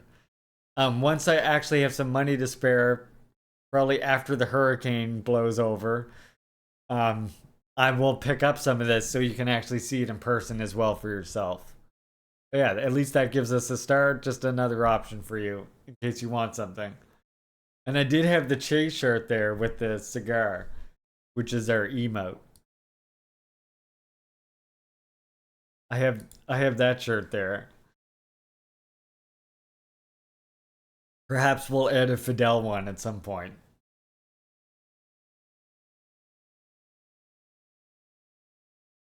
All right. Let me finish this part here. On the other hand, provoked by famine, by the pressure to increase the productivity of the prisoners, and through disorganization, and often by the incompetence or rapacity of local managers, tragedies were plentiful, quote unquote. Particularly atrocious was the tragedy that in 1933 befell the deportees who were supposed to cultivate the island of Nazino, West Siberia. It was a task which immediately turned out to be desperate. Without tools, with medicine and food which had largely disappeared during the journey, on a completely virgin island, lacking building supplies of any kind, and food supplies, the deportees tried to survive by eating corpses or committing acts of real cannibalism. These details can be deduced from a letter sent by a local communist leader to Stalin, and then communicated to all the members of the Politburo, who were in some ways shocked. The Nazino tragedy received broad publicity and became a subject of investigation by many commissions. Clearly, it was not murderous intent that caused the horror. We are in the presence of one notable example of how badly things could go wrong through simple lack of planning. At least until 1937, in the Gulag, many unnecessary deaths were a consequence of disorganization.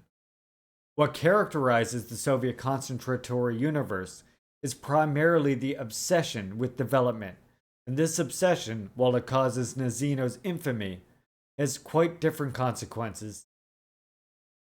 In society as a whole, an attempt is made to stimulate socialist emulation among the inmates.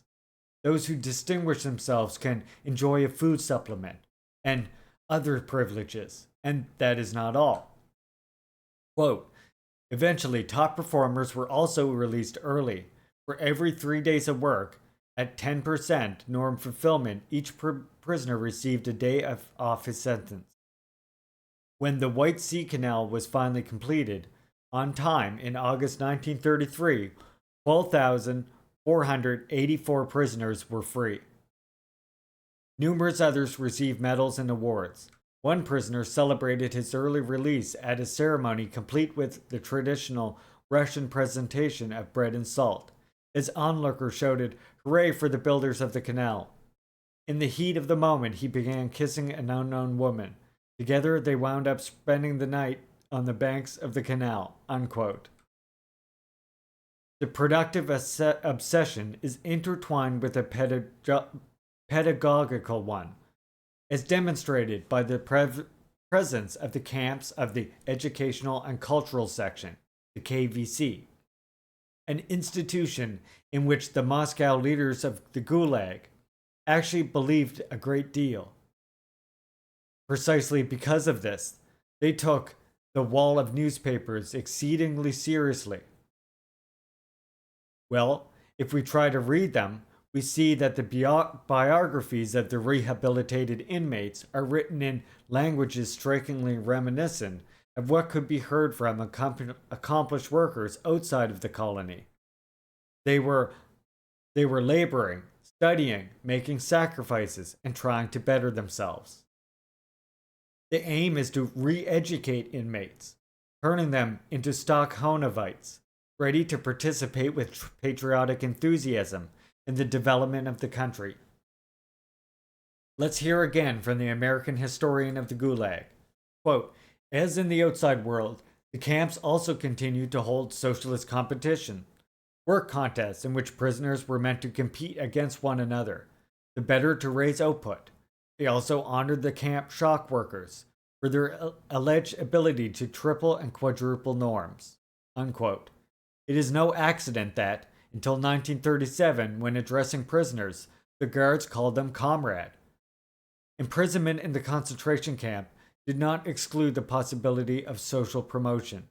Many exiles also wound up working as guards or administrators in the camps. Above all, as we have seen, not a few learned professions to be exercised from the moment of their release. Certainly, a brutal turn took place in 1937. As the Third Civil War was flared up and increasingly threatened clouds gathered on the international horizon, a real or imagined fifth column became the object of increasingly obsessive hunt. By the way, if you want, I don't know, this is my first read of this along with you all, but if you want to learn from someone who does believe in that fifth column, I recommend this work here by Grover Furr, which is Yezhov versus Stalin, The Causes of the Mass Repressions. Kitty, are you?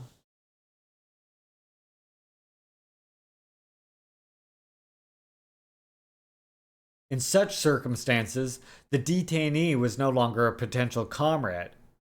It was then forbidden to address him in this way. He was entitled to the qualification of citizen, but it was a citizen who was a potential enemy of the people. From that moment on, the Soviet concentration camp, animated by the murderous will, so believes the American scholar repeatedly quoted here, but once again, disproving her is her own account. Quote, in the 1940s, theoretically, the KVC, Educational Cultural Section of each camp, had at least one instructor. A small library and a club where one plays. Damn it, cat, would you not chew the cord? Don't start this again. In the 1940s, theoretically, the KVC, Educational and Cultural Section of each camp, had at least one instructor, a small library, and a club where plays and concerts were staged, political lectures were organized, and debates were held. There is more. Hitler's war of annihilation waged on, and the entire country found itself invested in strengthening and improving propaganda posters and the political indoctrination meetings of the detainees.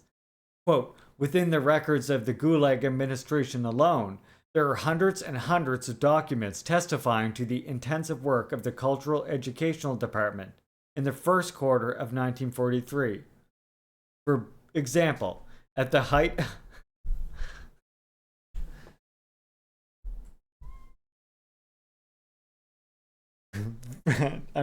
For example, at the height of the war, frantic telegrams were sent back and forth from the camps to Moscow,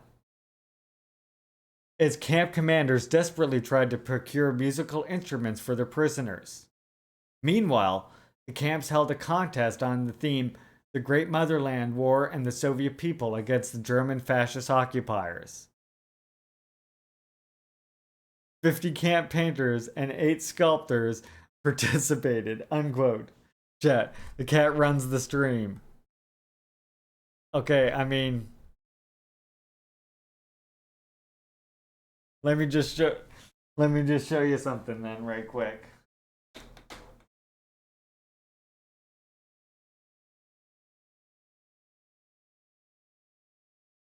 He's making bread, everybody. The bread's gonna be done soon.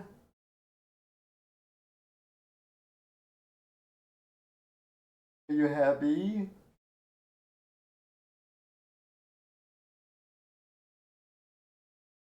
The cute kitty.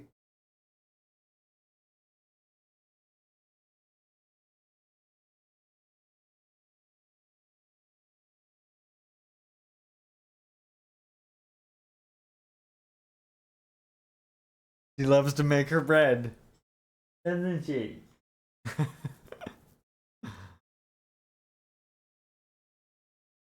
Don't worry about it. Cat derailing is okay. In fact, we're gonna have one day we'll make a redemption where it'll be like cat derailing. But we need another camp first, which I'll get eventually.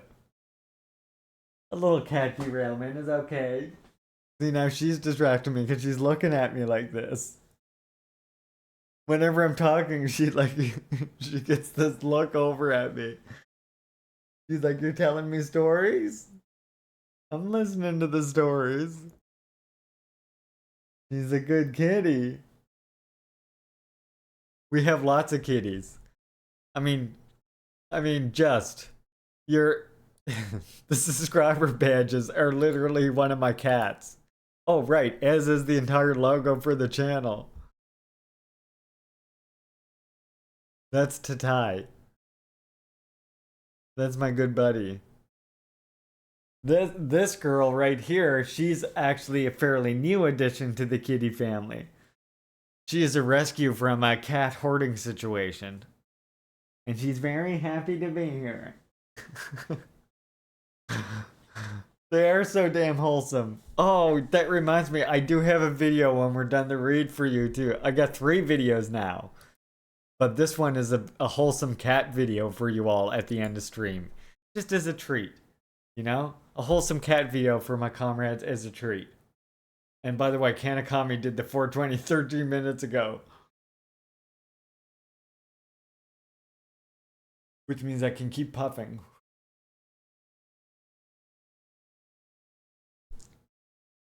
Okay.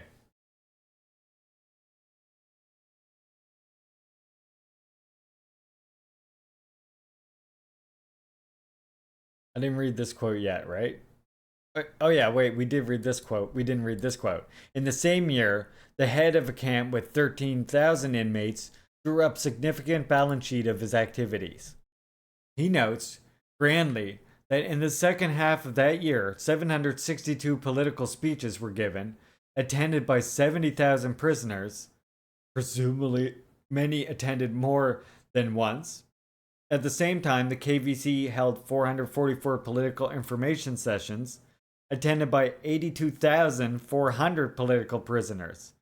It printed 5,046 wallpapers, read by 350,000 people. It put on 232 concerts and plays, showed 69 films, organized 38 theatrical groups. Is this the nicotine puff or the puff puff pass type? This is the puff puff pass type. Okay. This is the type where I go. And here you go. Here's some for you. Yes. And here we also grow a little as well. I have a green finger for the green. Come up and say hi to everybody. Come up and say hi. Look, her. So cute.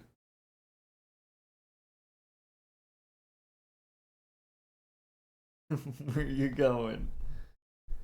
All right, when you comrades are done puffing that, hand that back, please. Certainly, since Hitler's invasion, the prisoners had dramatically felt. What are you doing back there now? Being good, I hope. Are we being good?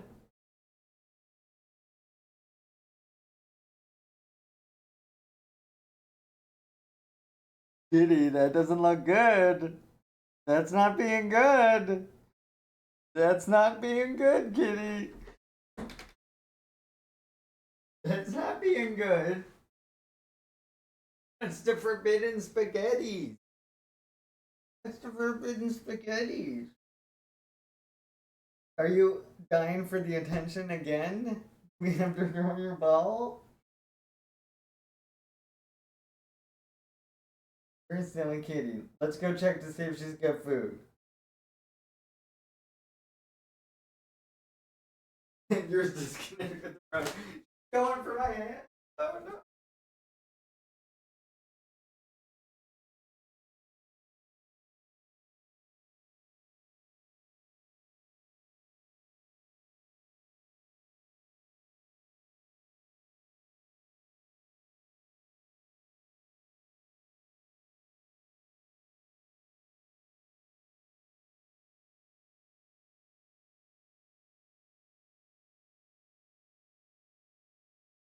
You're going after my feet now.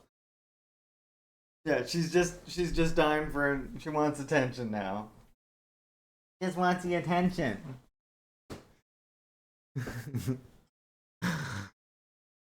She is like, she's so needy for the. No, go back there and go after the wires.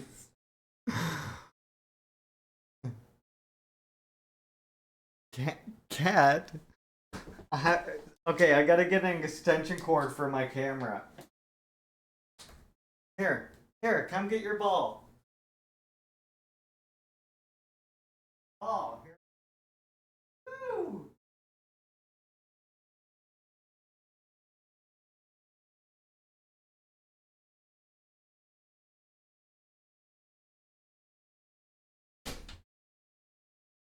Okay. So what I'm gonna do, here's the plan. I'm gonna get an extension cord for the camera so that when she's doing this, we can just bring the camera into a different room and we'll throw the ball for her. NATO spy cat, yeah. No, I swear she's a comrade, damn it. We checked her.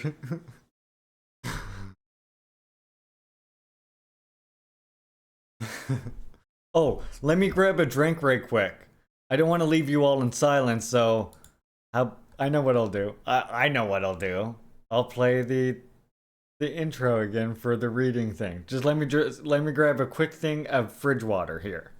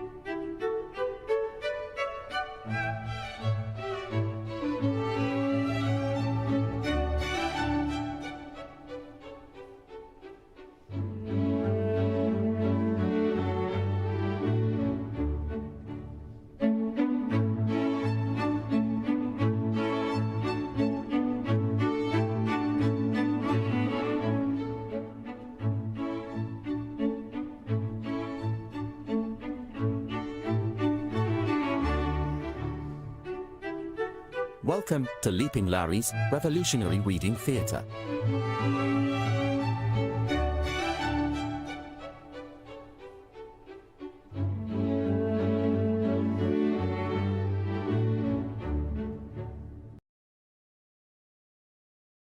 Okay, allow us to continue. I got my fridge water now. Much better. Certainly, since Hitler's invasion, the prisoners had dramatically felt the effects of shortages. But this had nothing to do with a murderous intent. The higher mortality rates of certain years, quote, of the concentration camps partially reflected the events taking place outside.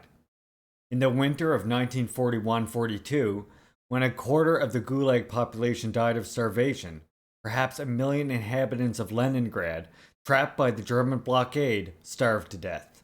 Unquote. And shortages and malnutrition raged in large parts of the Soviet Union. On the other hand, even in such a desperate situation, in January 1943, the Soviet government established a special food fund for the Gulag. And still, the food situation did improve as the tide of the war turned in the Soviet Union's favor. We are so far from a burgeoning murderous will that the climate of national unity aroused by the Great Patriotic War was also felt inside the Gulag. At the same time, the Gulag underwent a massive thinning out as a result of a series of amnesties. Above all, we see the former inmates fighting valiantly, making a career in the Red Army and being admitted to the Communist Party and winning honors and medals for military valor, all the while expressing satisfaction and pride at the fact that they had at their disposal technologically advanced weapons produced thanks to the industrialization of our country, which itself had meant the first substantial expansion of the concentrationary universe. With its alternating of relatively well off and free phases, and the phases of sharp deterioration in the economic and legal condition of the inmates, the history of the Gulag mirrors the history of Soviet society. With the attempts to bring about in the country as a whole Soviet democracy, socialist democratism, and even a socialism without the dictatorship of the proletariat, parallel the attempts to re-establish socialist legality or revolutionary legality in the Gulag. It is for this reason that bitter denunciations of the Soviet concentrationary universe came from within and from its leadership. In 1930, it was Yagoda who called for action on the whole prison system, which is rotten to the core. In February 1938, it was Vyshinsky himself, the prosecutor general of the USSR, who denounced the unsatisfactory and in some cases absolutely intolerable conditions of detention, which reduced men to wild beasts, unquote. A few months later, it was Lavrentiy Beria, head of the secret police under Stalin, who endorsed a stance of calling for the investigators who treated beatings as the main method of investigation and who maimed prisoners in absence of sufficient proof of their anti-Soviet activity have to be strictly punished. These were not ritual denunciations. When discovered, those responsible for the abuses were severely punished, even by death. Many others were dismissed. There was no shortage of conflict between the judiciary and the repressive apparatus, which resisted the introduction of rules, and appeared as extremely unpleasant intrusion. In order to strengthen control, the submission of complaints and petitions by prisoners was encouraged. At other times, an attempt was made to improve the situation by means of amnesties or the decongestion of camps. In the interval between one denunciation and another, there was a real improvement. These were the phases of liberalism, soon overwhelmed by the onset of a new crisis because of the interweaving of objective circumstances and subjective responsibilities.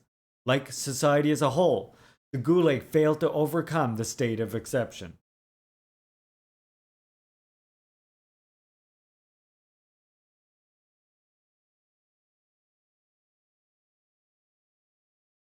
Tsarist Siberia, Liberal England Siberia, and the Soviet Gulag. Should we compare or even liken the Soviet Gulag to Nazi concentration camps? It is a question that could not be answered with another. It is a question that could be answered with another. Why limit the comparison only to these two realities? In Tsarist Russia, conquest pontificates, following Solzhenitsyn, the concentrationary universe was less crowded and less ruthless than in the times of Lenin, and above all Stalin. It is worth recalling that Anton Chekhov wrote in 1890, "We have allowed millions of people to rot in prisons, to rot for no purpose, without any consideration, and in a barbarous manner. We have driven people tens of thousands of versts through the cold in shackles, infected them with syphilis, perverted them, multiplied the number of criminals, but none of this has anything to do with us. It's just not interesting." Unquote. This is from Applebaum's book. Oh dear. Oh, Applebaum. In the course of its centuries-long duration, the Tsarist concentrationary universe, which starting at least with Peter the Great and like the Gulag, also aimed at procuring the forced labor necessary to develop the most inaccessible and least developed regions, has long presented traits of extreme cruelty.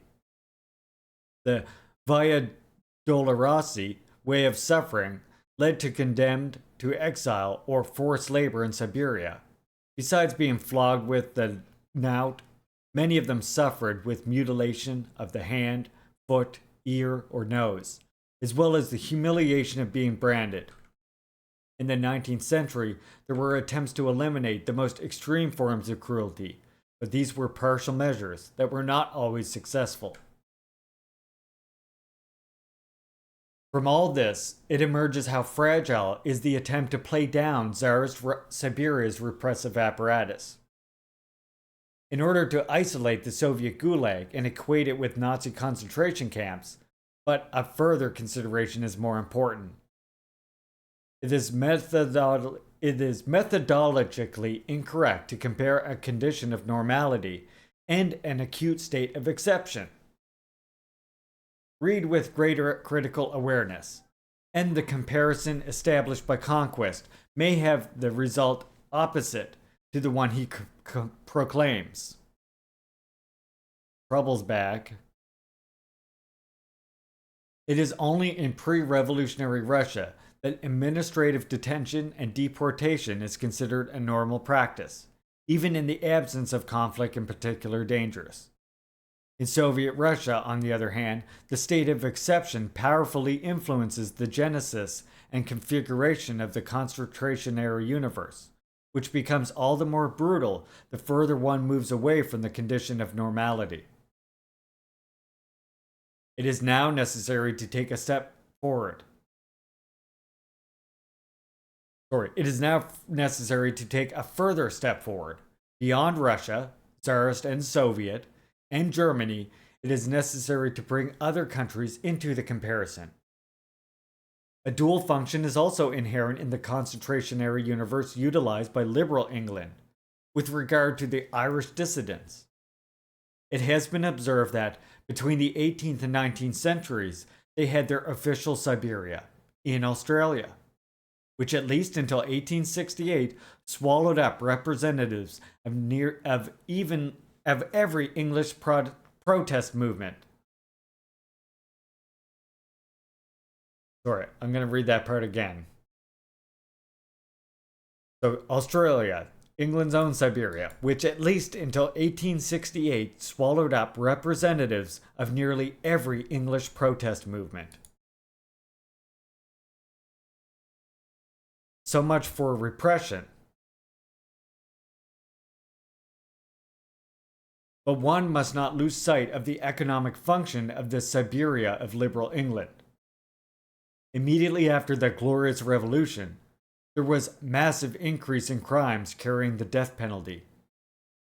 Even those responsible for theft of a shilling or a handkerchief, or for those of unauthorized cutting of an ornamental bush, are punished. And not even 11-year-old boys are spared. This terrorist legislation, which with some mitigations continued into the 19th century, provided for an alternative.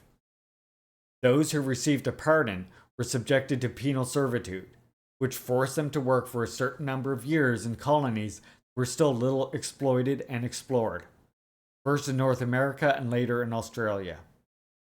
In other words, even economically, Australia in particular constituted the Siberia of liberal England. Its functions diminished as the work of first the black slaves and then the Indian and Chinese coolies and other colonial peoples intervened.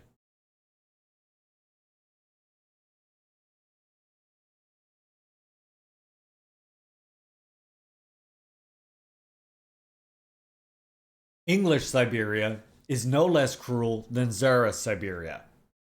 On the contrary of this totalitarian society, which developed in Australia, at the same time the extermination of the Aborigines is carried out.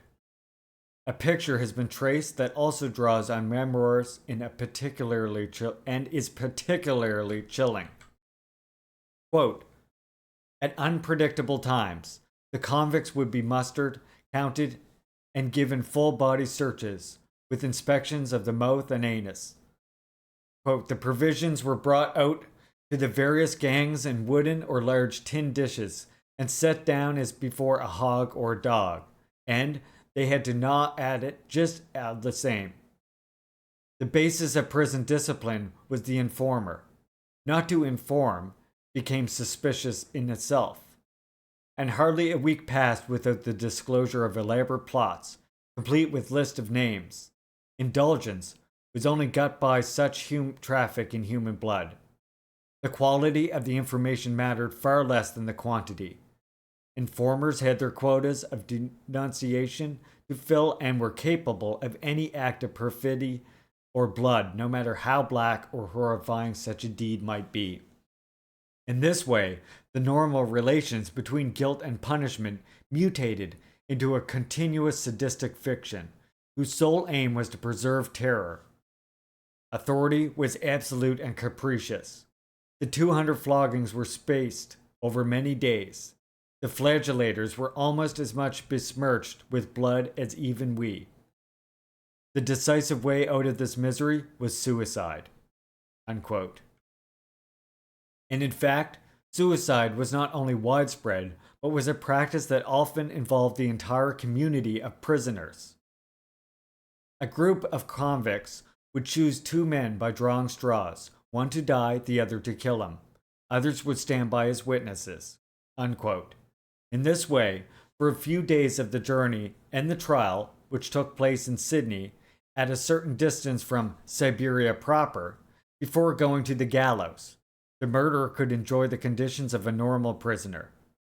His was actually an indirect and deferred suicide. And this pause allowed the witness to breathe before returning to hell and eventually proceeding to a new draw.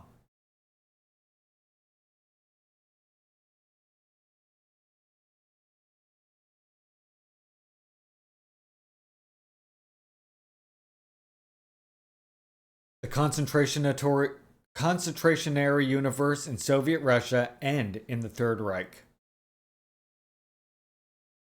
On the other hand, in the course of the Second World War, the concentration camp also came into explicit focus in the liberal West.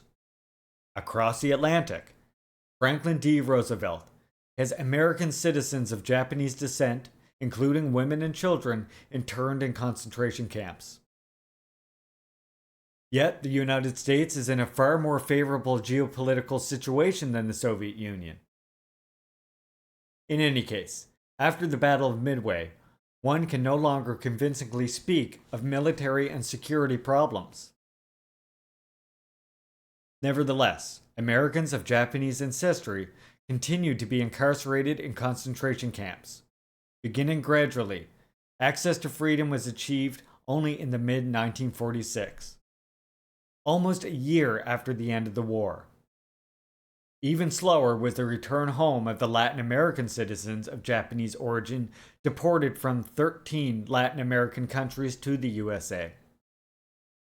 Only in 1948 were the last ones released from the internment camp or concentration camp of Crystal City in Texas. Well, it would be hasty, to say the least, to explain this affair by starting not from the war and the state of exception, but from the ideology of a president accused of totalitarianism by its adversaries because of his economic interventionism during the Great Depression, and also because of the constitutional nonchalance with which he dragged a very reluctant country into the war. With this consideration, we come upon another omission found in the usual historical comparisons, namely in the concentrationary universes that developed in the course of the 20th century in the liberal West. Sometimes assuming horrific forms. The German exiles who, at the outbreak of war, were locked up in French concentration camps had the impression that their destiny was simply pour crever, to die. The mistreatment of German prisoners by the United States after the war ended was decidedly revolting. As the Canadian historian James Bach had documented in his time, and which was eventually, albeit reluctantly and with some reservations, accepted by the Attorney General of Dwight D. Eisenhower. More recent studies have brought to light other details. I will just mention one of them. A U.S. commission at the time ascertained that, out of 139 prisoners examined, 137 had testicles permanently destroyed as a result of the blows they received. Unquote. We will also see the horror of the concentration camps in which, at the outbreak of the Cold War, the British locked up those suspected of communism. Finally, we should remember the Gulag, in which from 1948 to following the outbreak with the USSR, the communists loyal to Stalin were imprisoned in Yugoslavia. At least in this case, the Stalinists were not the creators, but the victims of the concentration camp, installed by a country that was certainly communist, but at the time, but an ally of the West. Yeah, oof, right? To say the least. We're like, oof, I guess. Even if one wants to start from the assumption of the particular magnitude and severity of the Soviet Gulag, the main problem remains open. It is still necessary to distinguish the role of ideology from the role of objective conditions. The exceptional gravity of the danger and the widespread shortages that characterize the USSR. In comparison, it is much simpler to reflexively deduce everything to ideology, and thereby equate the concentrationary universes created by both totalitarian ideologies, rather than engaging in a more complex analysis. Red. I don't even have balls and I still felt that. Yeah. That's a lot of them. There was some... Wait, there was like one person that was examined that their balls were okay. Holy fuck. Apparently it was easy to get your balls kicked in. Yikes.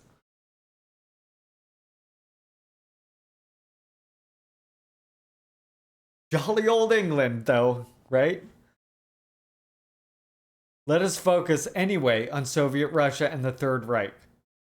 In the first case, the concentrationary universe emerges while the second time of troubles continues to rage. Still, in the 1930s, the state did not access full control of the territory. The crime rate in a country going through a sweeping social transformation, combined with the destruction of traditional social structures, was very high indeed. The situation of the Far East regions were decidedly more serious, presenting themselves as follows.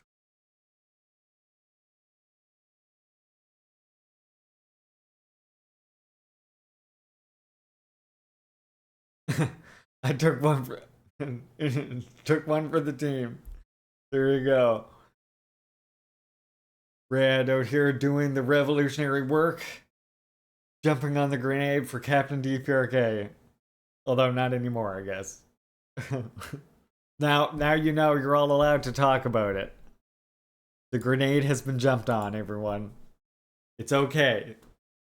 You can all clear the area now.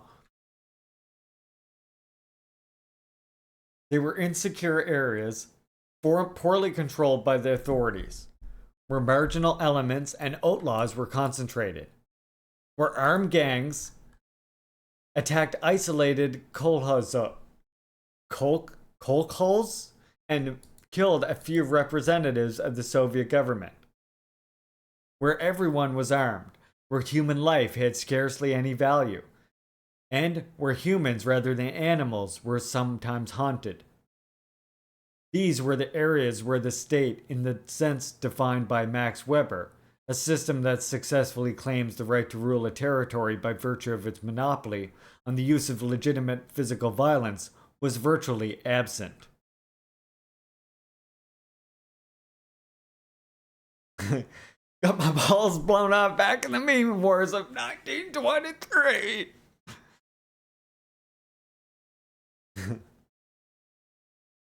From the assassination of the German ambassador in Moscow, carried out in July 1918 during the session of the Fifth Pan-Russian Congress of the Soviets, by the member of the party, the Socialist Revolutionaries, that was part of the government, at least up to the assassination of Kirov, in front of his office door and at the hands of a young communist.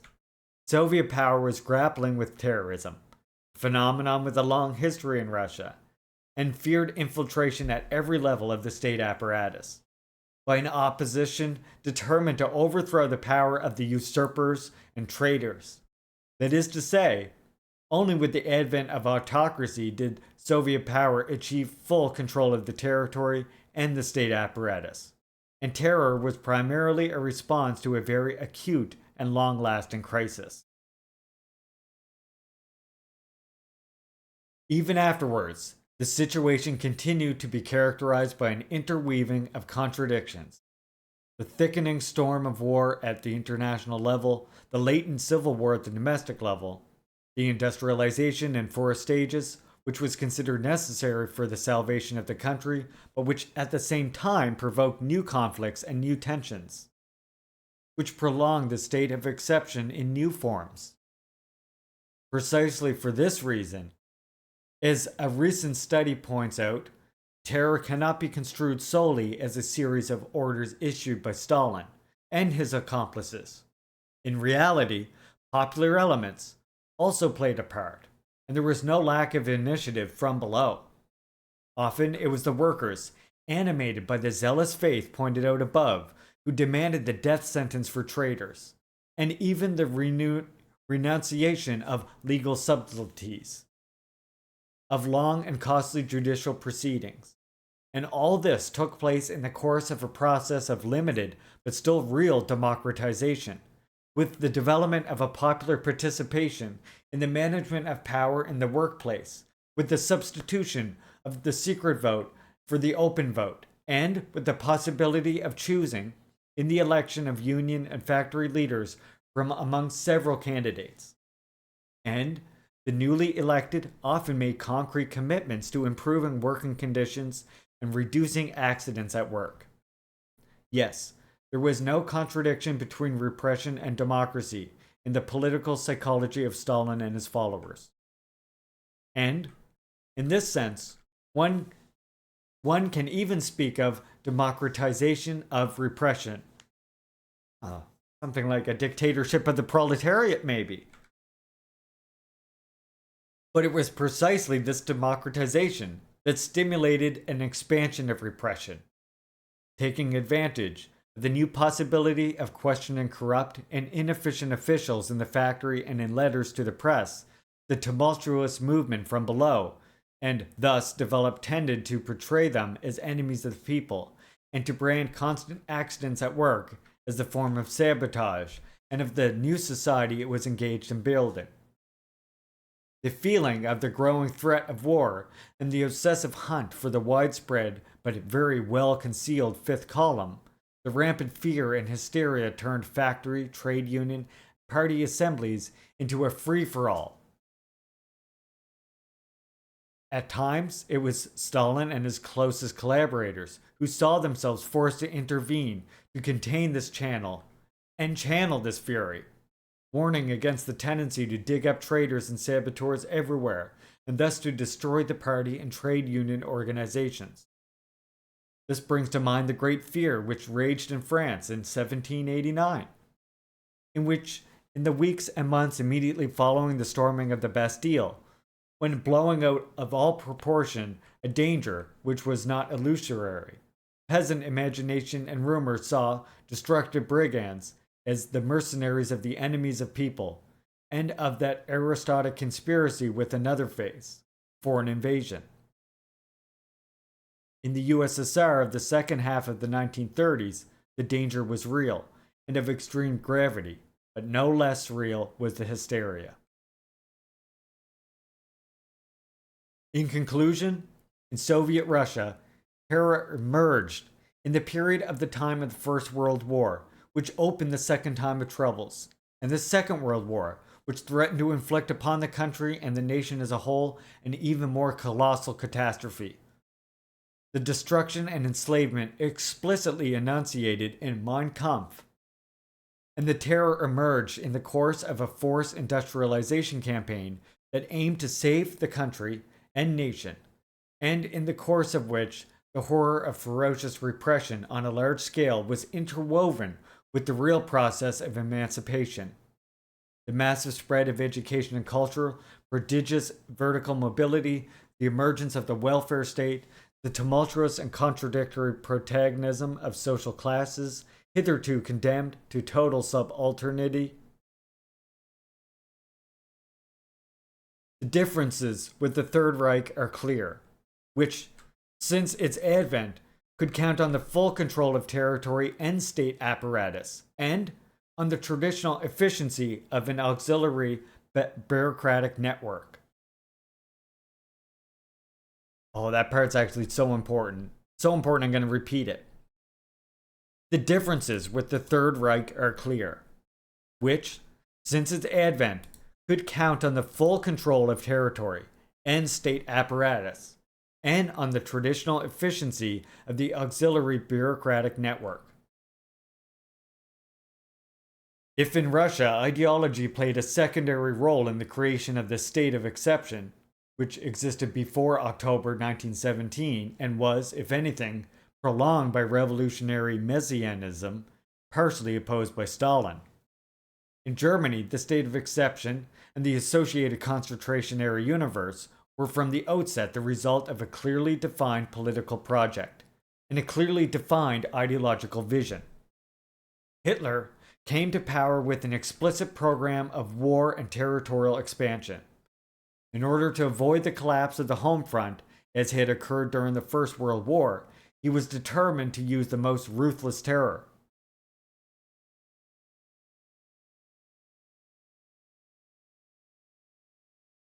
The expansionism of Nazi Germany also aimed to reassert white and Aryan supremacy on a global scale, and to take up and radicalize the colonial tradition, enforcing it in Eastern Europe itself. From the outset, the concentration camps targeted possible opponents to the war and to the colonial and racial empire that Hitler intended to conquer and build. A prerequisite for the success of this program was the neutralization of the Jewish Bolshevik virus that sowed subversion and undermined the foundations of civilization, questioning the natural hierarchy of peoples and races. It was therefore necessary to liquidate the Jews, the communist commissars, and the political cadres in the territories to be conquered, as well as in Germany itself. The way was thus clear for treating the inferior races of Eastern Europe as the indigenous peoples of America had been, annihilated in order to make way for Germanic colonists and to be used as slaves in the service of the white Aryan master race. Hey, it's like I planned this in the talk earlier because I was literally talking earlier about when we were watching that Ben Norton talk, actually, about how all of the measures you see employed against First Nations people and black people in the United States literally inspired Nazi Germany, including concentration camps, which were inspired by the rounding up and putting natives into those open-air concentration camps known as reservations, which too many leftist movements take as their unit of analysis for what they mean by First Nations land, rather than, of course, actual land back, which is First Nations people own all the land. Give it the fuck back. Your treaties should be invalid. Gulag, concentration lager, and the absent third. Beginning with the invasion first of Poland and then of the USSR by the Nazi concentrationary universe.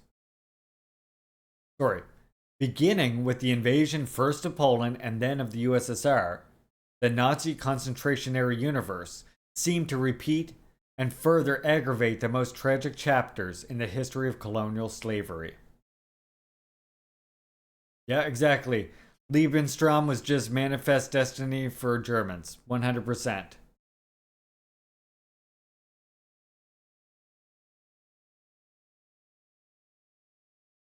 Definitely, we can check that out. Yep, 100%. I think we're near the end of this chapter, if I'm not mistaken. This is a claim is precedent setting.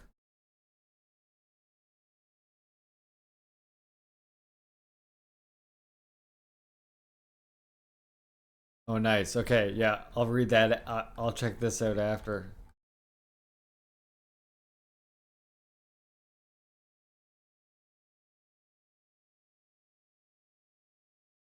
Oh, we're close. We're close.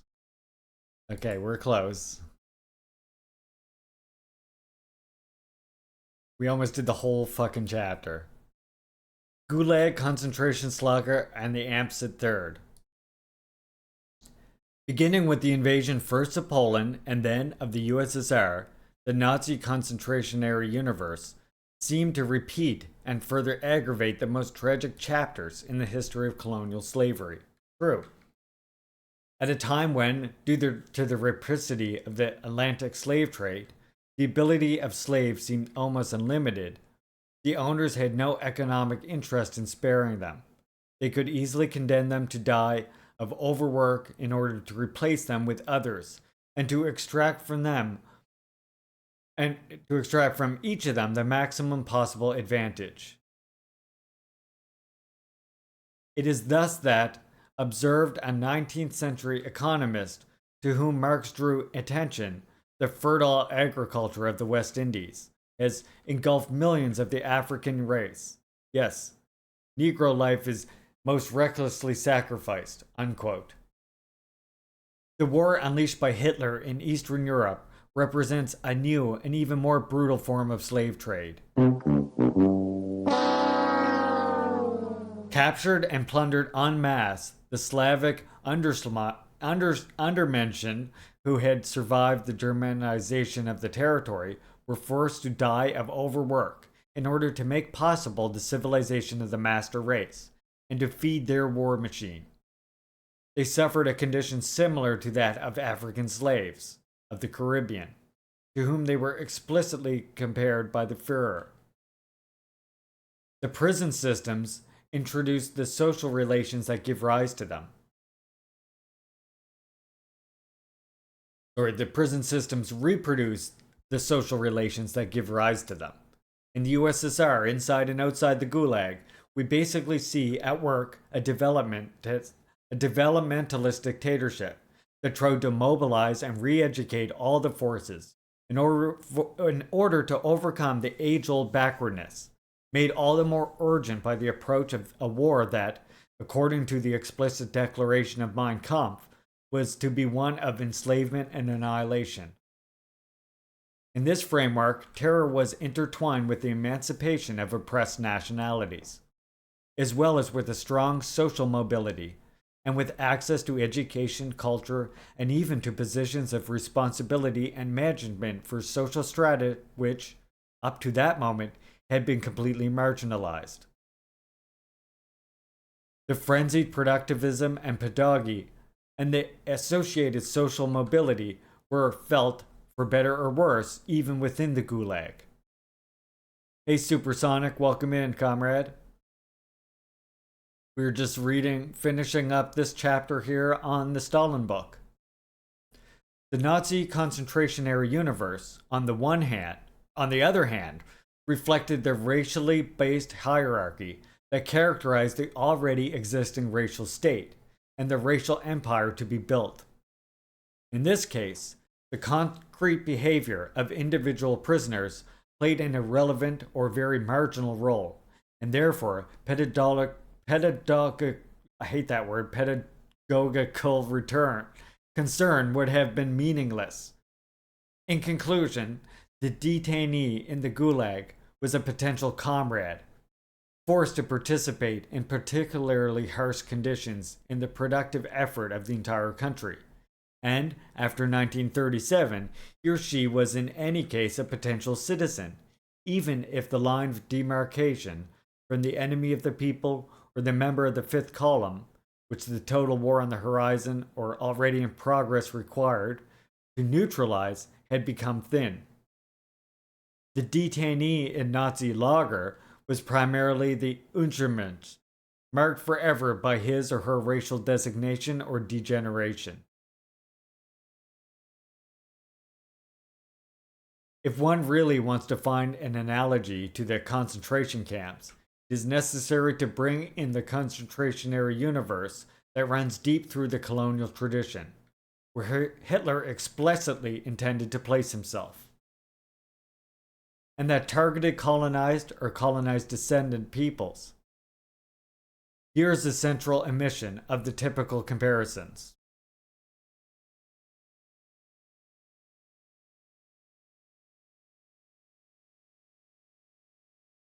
In this sense, we might speak of the absent third of comparisons in vogue today.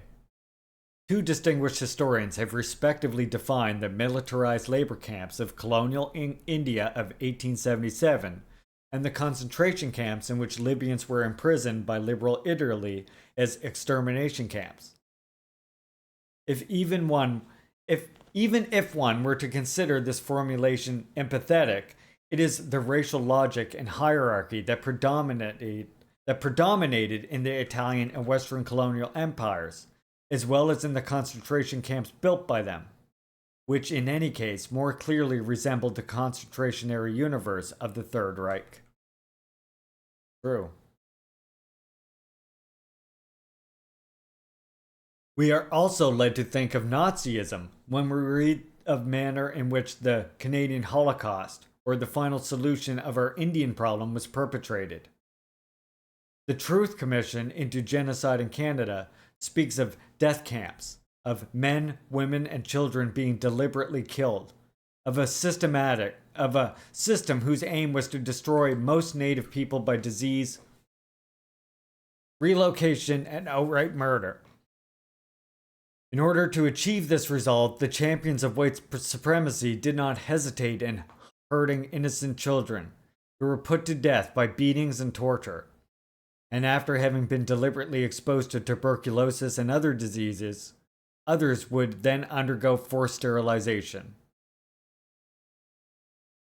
A small collaborating minority would manage to survive, but only after renouncing their own language and identity, and putting themselves at the service of the butchers. In this case, too, it can be assumed that the righteous indignation has contributed to an overloaded characterization. The fact remains that we come across practices that are identical or similar to those in force in the Third Reich and implemented on the basis of an ideology once again similar to that which presided over the construction of Hitler's racial state. Now, let us discuss the situation in the southern United States after the Civil War. Black prisoners, who made up the vast majority of the prison population, and still do, were often rented out to private companies and were kept in great rolling cages that followed construction camps and railroad buildings, quote unquote. The same official reports showed that, quote, the convicts were excessively and sometimes cruelly punished, that they were poorly clothed and fed, that the sick were neglected, insomuch as no hospitals had been provided, and they were confined with the convicts. A grand jury investigation of the penitentiary hospital in Mississippi reported that inmates were all bearing on their persons marks of the most inhumane and brutal treatments.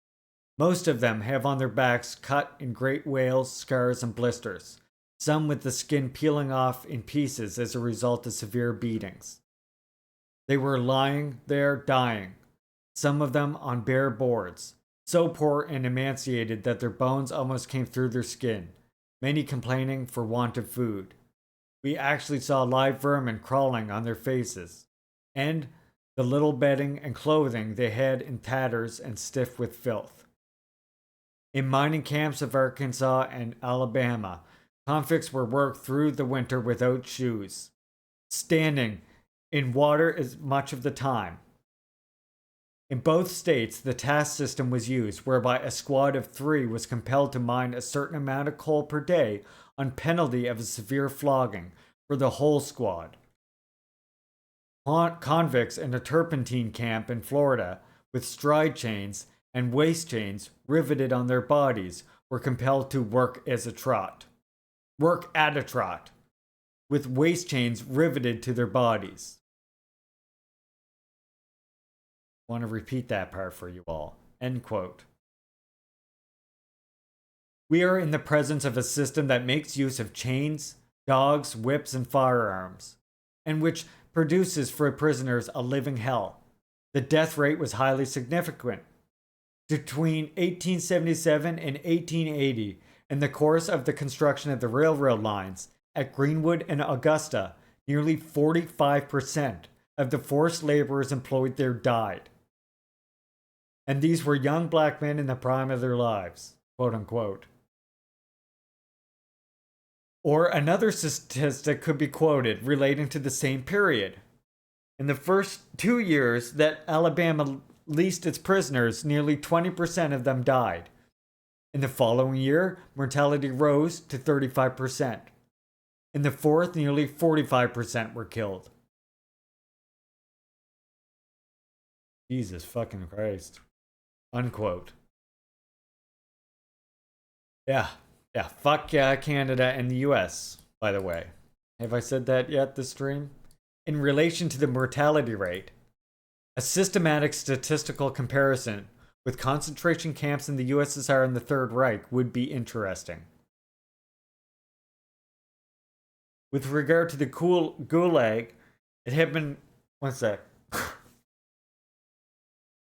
Okay. With regard to the Gulag, it had been calculated that at the beginning of the mid-1930s, before the crackdown provoked by the attack on Kirov and the growing dangers of war, the annual mortality rate corresponded to more or less than 4.8% of the camp population. I want you to think about that comparison for a sec.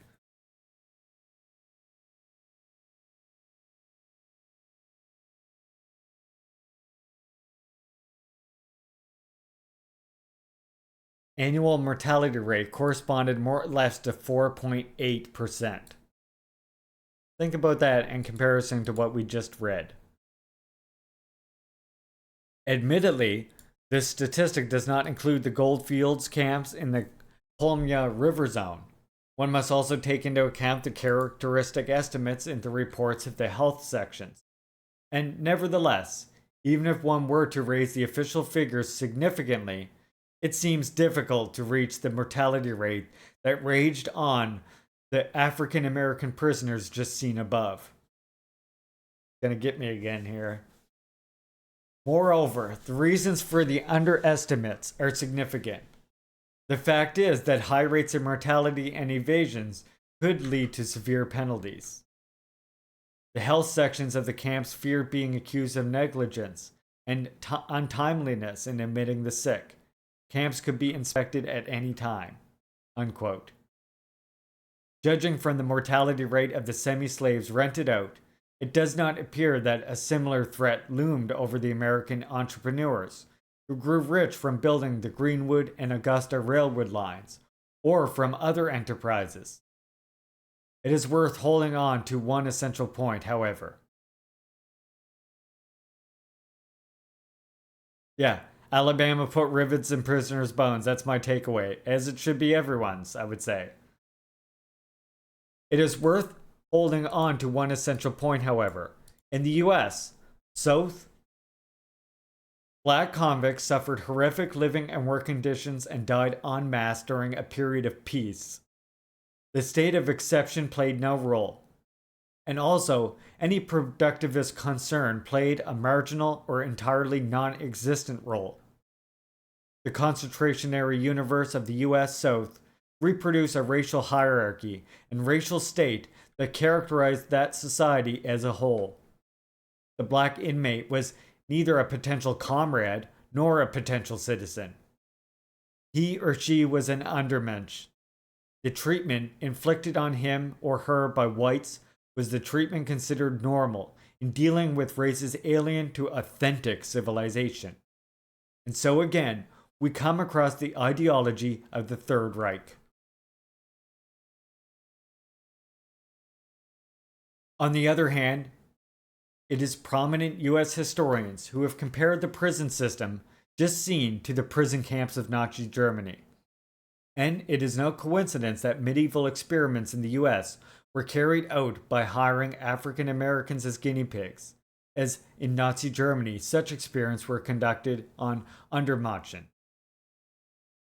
In the other hand, in the years of Wilhelm II, colonist and imperialist Germany conducted medical experiments in Africa, and to the detriment of Africans, before conducting them on its own territory. In this activity, two doctors stand out, who later became masters of Joseph Melange. In Germany, the Nazis brought to completion the preservation of medicine and science that had already taken shape in the course of the European and American colonial traditions. Not only can the Third Reich not be separated from the history of the relationships established by the West with colonized people or their descendants. Mangala, got it. But it should be added that this tradition continued to show signs of vitality well after Hitler's defeat. In 1997, President Clinton felt compelled to apologize to the African American community. Quote, in 1960s, over 400 black men from Alabama were used as human guinea pigs by the government. Sick with syphilis, they were not treated because the authorities wanted to study the effects of the disease on a sample population. Unquote.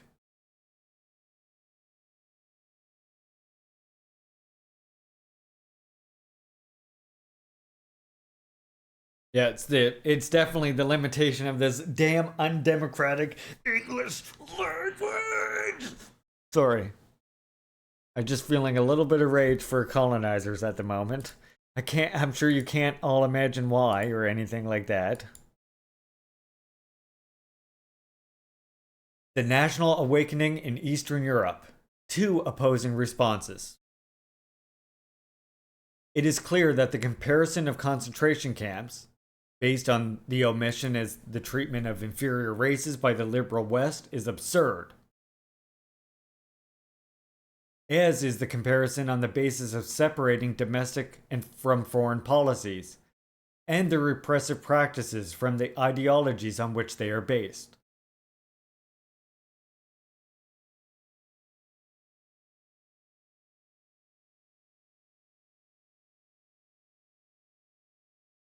Yeah, not that he deserves to have his name pronounced correctly anyway, exactly.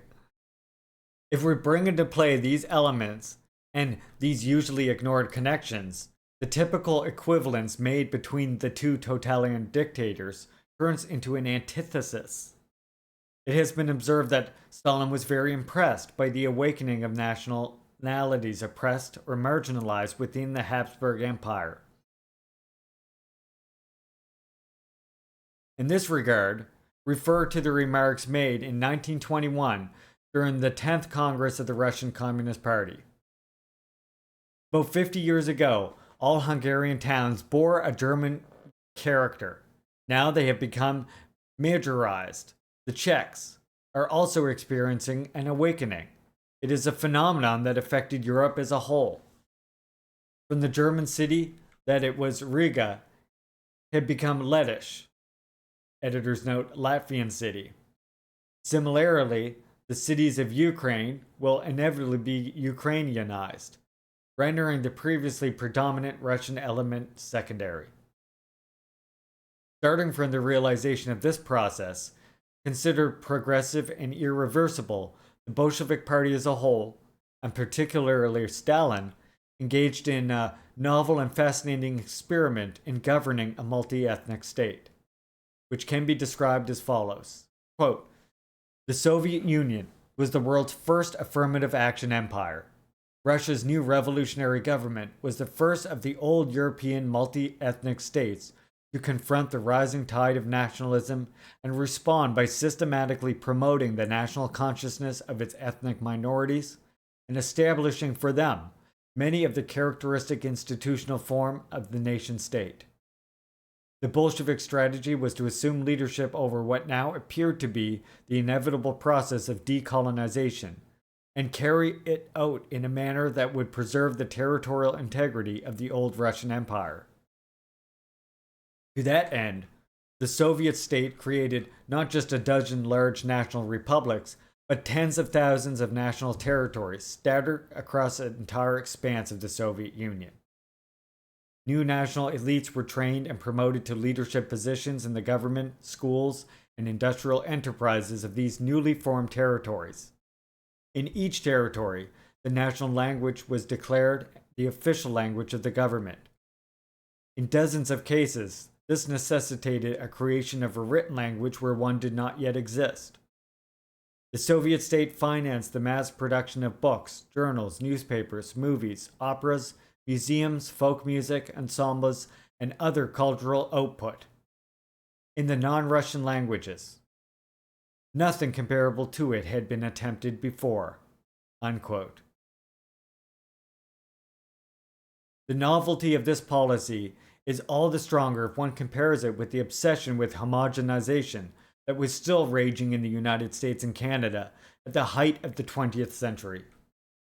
Forced to sever ties with their community of origin and with their families, indigenous children also had to renounce their dances and their strange clothing, as they were obliged to wear their hair short and above all to avoid using their tribal language, like the plague.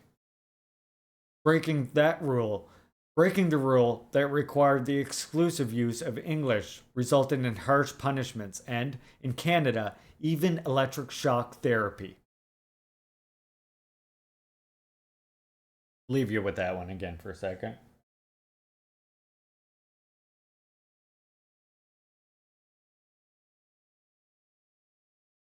So I'm gonna take a puff after reading that one. Actually, come to think of it.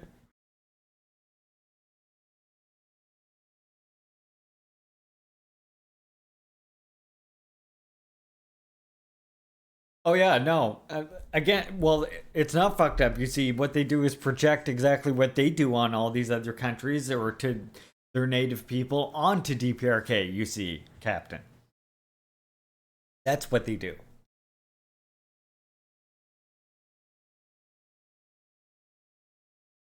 As far as USSR is concerned, there is one essential point on which there is now some consensus. Quote, the republics thus receive sooner or later a flag, an anthem, a language, a national academy, and in some cases even a foreign commissioner's office. And they retain the right, later used in 1991, to secede from the Federation, although the procedure was not specified, unquote. In Mein Kampf, Hitler also took his cue from the Slavicization and erasure of the German element, taking place in Eastern Europe. In his eyes, however, it is a process that neither progressive nor irreversible, but only very radical measures can stop and drive it back. Sound familiar to anything going on in the US right now? About maybe a white genocide type thing? Huh? Ringing any bells? In his eyes, however, it is a process that is neither progressive nor irreversible, but only very radical measures can stop it and drive it back. It's not a question of conducting a policy of assimilation and of promoting a Germanization of Slavic element in Austria. No, Germanization can only be carried out only as regards to human beings. It would be ridiculous to want to make a Negro or a Chinese or a German just because he has learned German, is ready in the future to speak the German language, and give his vote to the German political party. Such a Germanization is in reality a de-Germanization.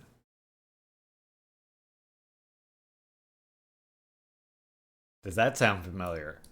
It would stand for the beginning of a bastardization, and thus for the annihilation of the Germanic element, and precisely those qualities would be destroyed which had enabled the conquering race to achieve victory over the inferior people. Unquote.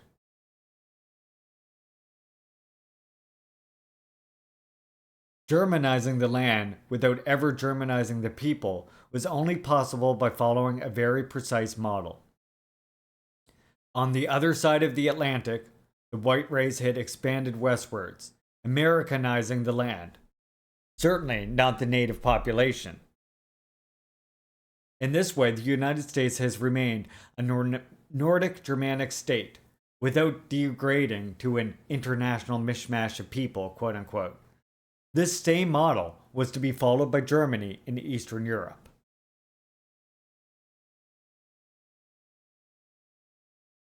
If the Bolsheviks and Stalin were concerned to promote national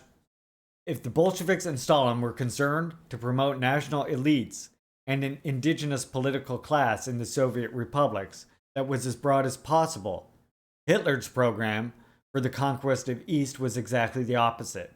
All representatives of Polish intellectuality must be annihilated. It was necessary by any means to prevent the formation of a new intellectual class. Only in this way could the colonial task be fulfilled. The peoples destined to work like slaves in the service of the master race were not to lose sight of the fact that there can only be one master, the German, quote unquote.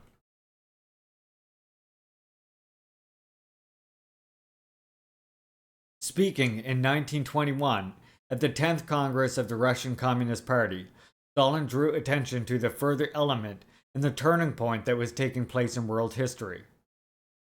In the course of the imperialist war, the imperialist group of belligerent powers themselves were forced to appeal to the colonies, from which they drew the human material to build up their troops, and this could not fail to arouse in these people an inclination to freedom and struggle.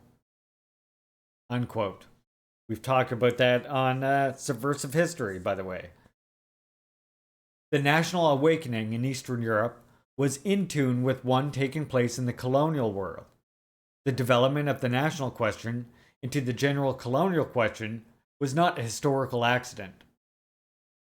If national awakening in Europe commanded it to put an end to a policy of discrimination, denationalization, and oppression to the detriment of minorities, in the colonies the national awakening was destined to radically challenge the concentrationary universe inflicted by the conquerors on the races they considered inferior. The novelty of the use of colonial troops did not escape Hitler, who had hastened to denounce the treason that's consummated with the white race. France was especially guilty of this, where a process of bastardization and Negroization was essentially and ruinously put into practice, and where one even witnessed the creation of an African state on European soil, quote unquote. We are not dealing here only with prejudices. We are in the presence of a precise political program which looked with horror at the use of colonial troops and at racial mixing, even on the level of sexual and marriage relations.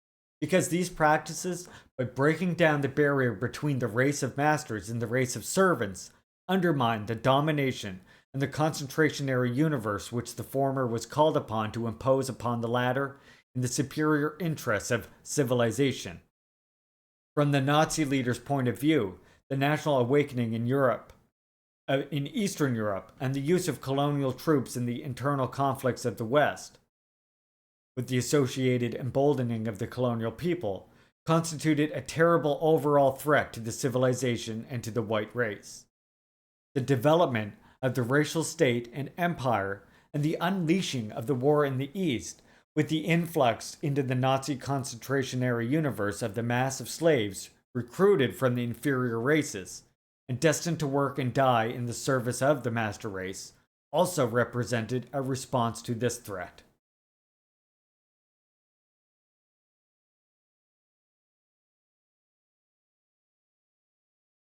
Oh God, Logwire. Well, thank you for that interesting little tidbit of information, comrade. The Nazi concentrationary universe was programmed to devour millions and millions of slaves, or superfluous human beings, an inevitable result of a program that aimed at rapid Germanization of a land while, a priori, excluding the Germanization of indigenous people who inhabited it. And such a project would have devoured an even more immense mass of victims had it not been countered by an opposing project based on the recognition of not only the existential, but also the cultural and national rights of indigenous peoples.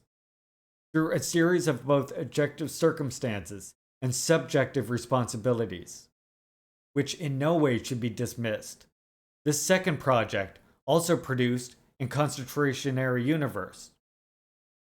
But despite its horrors, it can in no way be equated to the first, which explicitly presupposed the continuation of genocidal practices already in place in the colonial world proper, and their extension in an even more brutal form to the new colonies to be built in Eastern Europe.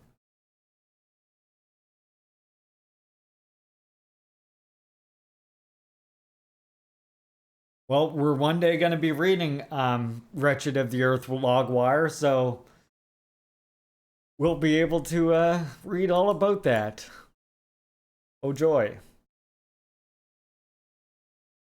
Totalitarianism or developmentalist dictatorship.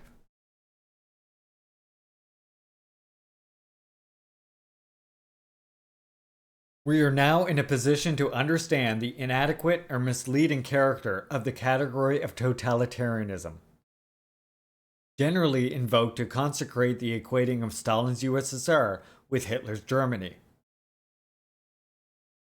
A growing number of historians are questioning or rejecting it outright.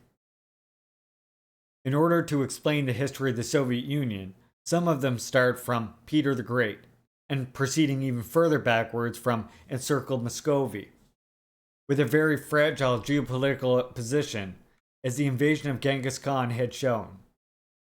From history and geography, Stalin therefore felt called upon to promote the fastest possible economic development, in order to save both the nation and the new social political order that the nation had given itself. It was thus that a developmentalist dictatorship emerged and imposed itself. All this within a society which, on the one hand, was presumably not entirely unmindful of Lenin's 1905 warning, whoever wants to reach socialism by a different road other than that of political democracy will inevitably arrive at conclusions that are absurd and reactionary both in the economic and political sense. And on the other hand, due to both the objective circumstances and inherent ideological weaknesses, was dragged from one state of exception to another, from one civil war to another. We are thus in the presence of a society characterized not by uniformity and totalitarian alignment, but by the permanence and omnipresence of civil war, which manifested itself even within families, torn apart as a result of opposing attitudes of its members towards, for example, the process of collectivization of the countryside. Quote, a peasant woman who prolonged to the evangelical sect and strongly opposed collectivization, murdered her activist husband with an axe while he slept, allegedly because of his kolkhoz activist. He was a kolkhoz activist, unquote. Holy fuck. Imagine? Similar horrific acts of bloodshed also sometimes came to strain the relationship between parents and sons and daughters. The conflict took on a ferocity of religious war, and this applied not only to those explicitly referred to motives derived from Christianity, but also from the fervent followers of the new society, themselves animated by zealous faith. Frank can imagine. Especially enlightening is the analysis of the reports on production. Let's try to imagine ourselves in a Soviet factory or in one of the many construction sites that came into being in the wake of the gigantic modernization program promoted by Stalin. In the meantime, far from being uniformly decided from above, their location came at the end of a complex decision-making process made up of impassioned and often fiery discussions. Quote, contrary to the strict centralization of the Tsarist era, the anti-colonialist rhetoric of the Soviet Union gave regional lobbies a power unthinkable under the ancient regime. These regions were revealed to be particularly strong in that, precisely by virtue of their backwardness, they called upon the regime to fulfill its promises to do away with the inequalities and injustices of Tsarist imperialism, in order to promote industrialization and modernization on a national scale. Once we enter the place of production and work, we see that there was no strict discipline and blind obedience. On the contrary, there was no shortage of disorder and bitter conflict. In the meantime, we see the strong fluctuations of the labor force. Stalin was forced to fight tenaciously against this phenomena. And yet, still in 1936, more than 87% of industrial workers leave their jobs. Stimulated also by a policy of full employment and the concrete possibilities of social ascendancy, this fluctuation nevertheless constituted a counterweight to the power exercised by authority in the factory or on the building site. But that is not all. On the whole, we are witnessing a kind of tug-of-war with three participants: the party, the trade union leaders, committed to increasing labor productivity, the workers, often concerned primarily with raising wage levels, and the technicians, caught in the middle and uncertain of what to do. Mostly, it was the workers who had the upper hand, and often even the technicians disregard orders from Moscow. Often even technicians disregarded orders from Moscow. It should be added that it was the working class itself that was divided. While it aroused the enthusiasm of some, the call to increase productivity and to engage fully in socialist competition in order to develop the productive forces and catch up with or surpass the more advanced countries of the West provoked discontent, quiet resistance, or open hostility in others. If the ideologues were branded by the discontents as forces of Antichrist, in return for the former harbored a holy hatred for the enemies of the new socialist life, in language that leads us back to once again the zealous faith that inspired the entire generation.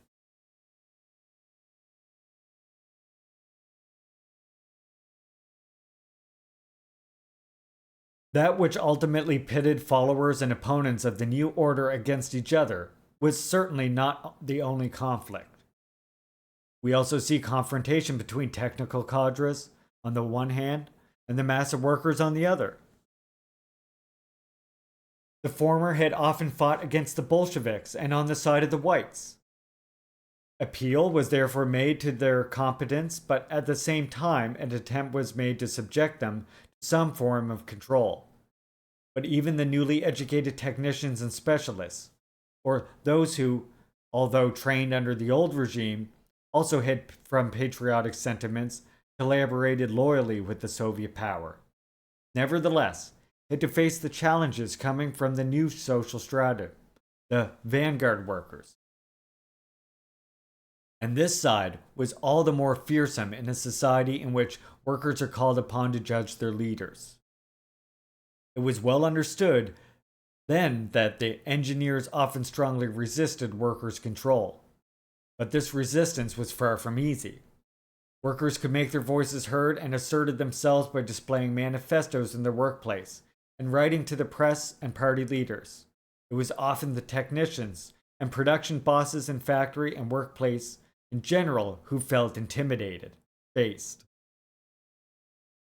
Stalin also mentioned these conflicts when he dealt with the Trage movement, which began spontaneously, almost of its own accord from below, without any pressure from any kind of administrations or factories, and even in opposition against them. Yes, at least in the beginning, the Stakhanovites were forced to carry out their experiments in secret from the economic bodies, in secret from the controllers. A worker engaged in introducing innovations even risked dismissal or was stopped by the intervention of the shop superintendent. In competition and often in conflict with each other, we see plurality of industrial authorities, technical, administrative, political, and trade unions. There is also distinction between party and trade union at work.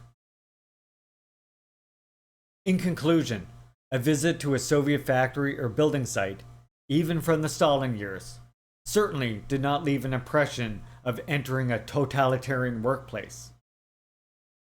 Totalitarianism was far more developed in the factories of Tsarist Russia, where an unequivocal principle was in force. The factory owner is an absolute sovereign and legislator, whom no laws constrain. Indeed, he could even have recourse to the whip in the case of infractions of certain importance. Or take a country like the USA. Let's bring into the picture the treatment reserved for prisoners, almost always African American, whose rental, as we know, was transferred between private companies. These companies could enjoy absolute control in exchange for wages. Quote, company guards were empowered to chain prisoners, shoot those attempting to flee, torture any who wouldn't submit, and whip the disobedient, naked or clothed, without limit. Over 8 decades, from the 1970s until World War II, almost never were there penalties to any inquirer of these slaves for their mistreatment or deaths. Unquote.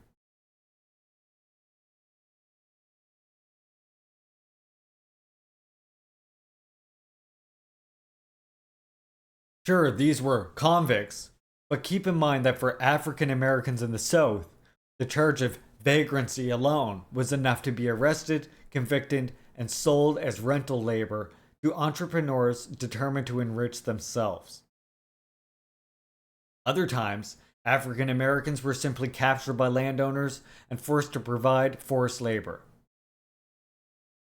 Not by chance, already in the title and subtitle of his book, the author quoted here spoke of slavery by another name, of the re-enslavement of black Americans from the Civil War to World War II. While even slaves or semi-slaves obviously constituted a small percentage of the overall labor force, it nonetheless gives one pause about the prolonged permanence of slave or semi-slave labor relations in the production sites of U.S. capitalist society. And I would argue it still hasn't ended.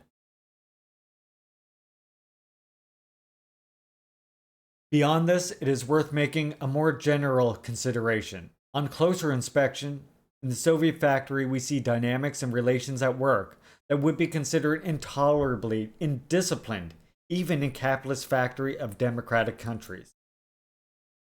A well-known thesis of Marx, The Poverty of Philosophy, may serve to clarify this point. Quote, while inside the modern workshop, the division of labor is meticulously regulated by the authority of the employer, modern society has no other rule, no other authority for the distribution of labor than free competition. It can even be laid down as a general rule that the less authority presided over the division of labor inside society, the more the division of labor develops inside the workshop, and the more it is subjected to the authority of a single person. The authority in the workshop and the authority in society in relation to the division of labor are in inverse ratio to each other.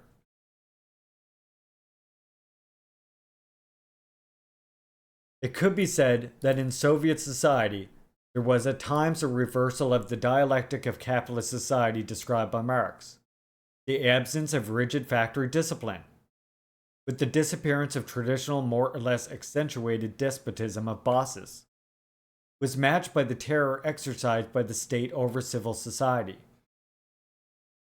But even in this regard, one must be on guard against simplifications. We are in the presence of a more confused or less organized state than one might think. The center rarely spoke of a single voice. The same ideological uniformity was often only a facade. The usual analysis of totalitarianism are totally abstracted from the places of production and work, and for this reason, they are always one-sided and superficial. If we put an end to this total and undue abstraction, the category of totalitarianism appears to us in all its inadequacy.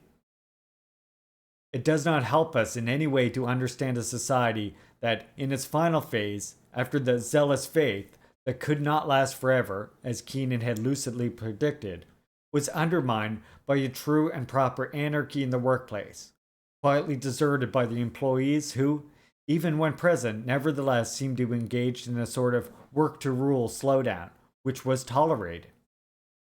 Perenni and Kim Jong-il, by the way, both talk about this. This is the impression that workers and trade union delegations visiting the USSR in later years got, with a mixture of bemusement and slight approval. In a China that was beginning to leave Maoism behind, in the public sector, there were still customs that were described as follows by Western journalists. Even the last janitor, if he wants, can decide not to do anything at all, stay at home for 1 or 2 years, and continue to receive his salary at the end of the month. The culture of laziness continued to make itself felt even in the private sector of the economy that was emerging. Former state employees arrive late and then read the newspaper, go to the canteen half an hour earlier, leave the office an hour early, and often leave for family reasons, for example, because their wives are sick, quote unquote.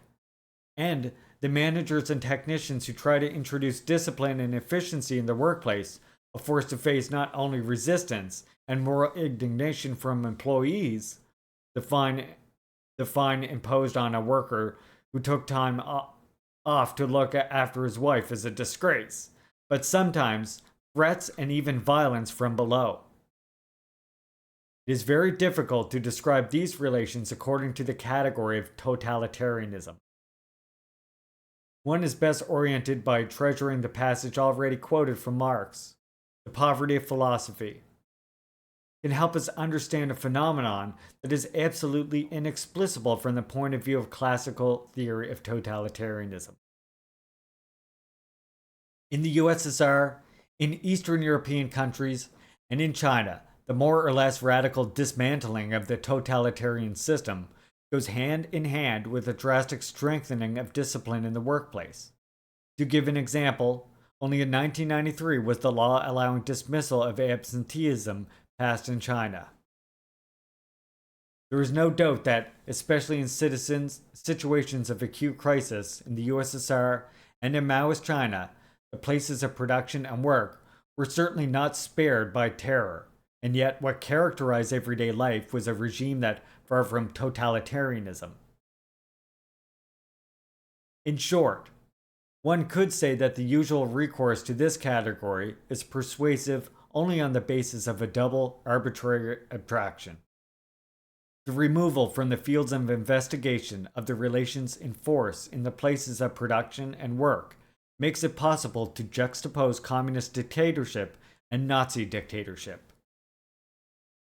The silence on the terror and on the concentrationary universe enacted on the detriment of the colonies and semi-colonies, as well as the metropolis itself to the detriment of the peoples of colonial origins, such as indigenous peoples and African Americans, makes it possible to dig a gulf between liberal West and totalitarian states. Compared to the Soviet Union of Brezhnev and his successors, Stalin's dictatorship showed different characteristics, but the central element of differentiation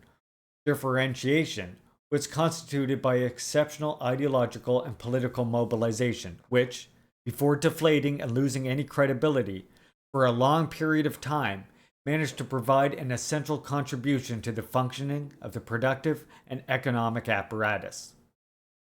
These were the decades in which the developmentalist dictatorship unfolded.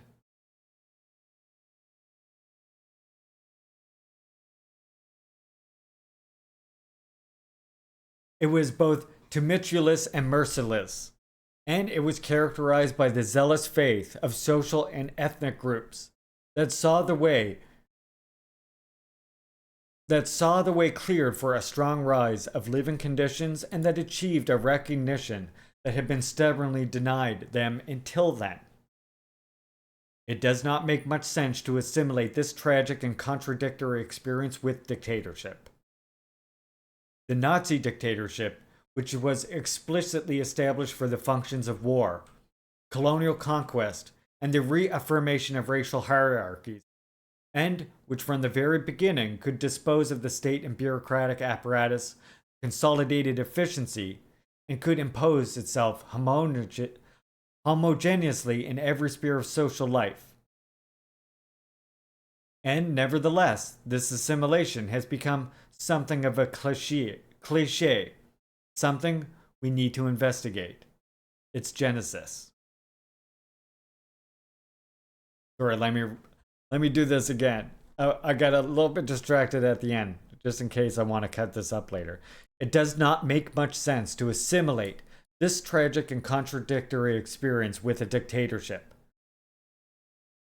The Nazi dictatorship, which was explicitly established for the functions of war, colonial conquest, and the reaffirmation of racial hierarchies, and which from the very beginning could dispose of the state and bureaucratic apparatus, of consolidated efficiency, and could oppose itself homogeneously in every sphere of social life.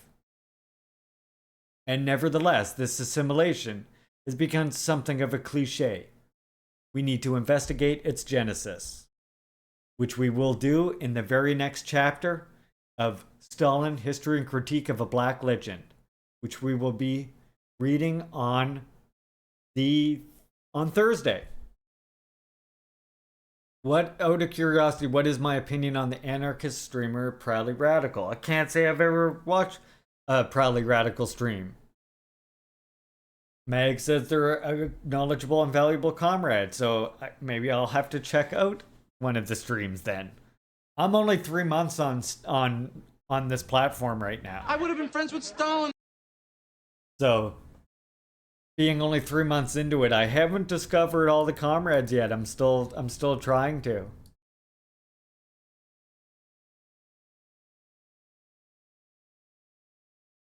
First Nations have received $135 million settlement in 2022 after a legal fight over illegal occupation of a village site. Nice. That's The good. revolution that feeds the children gets my support. I'm gonna save this one for our news story To tomorrow. say that socialism doesn't work is to overlook the fact that it did work, and it worked for hundreds of millions of people. Yeah, goddamn right it did. So what did we all think of the read today?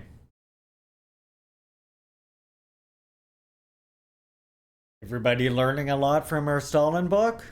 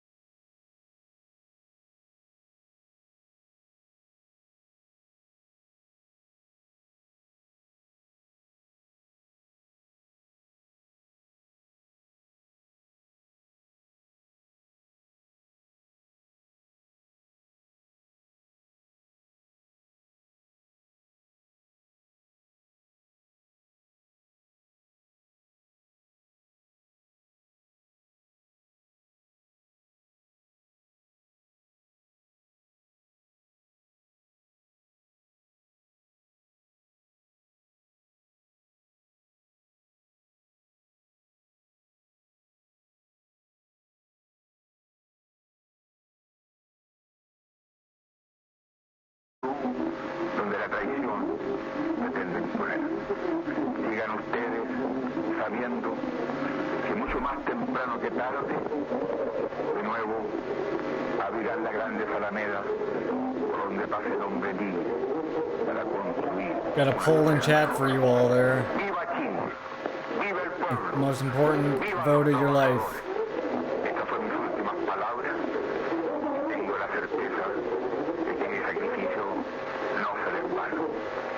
Tengo la certeza de que por lo menos será una lección moral que castigará la felonía, la cobardía y la traición.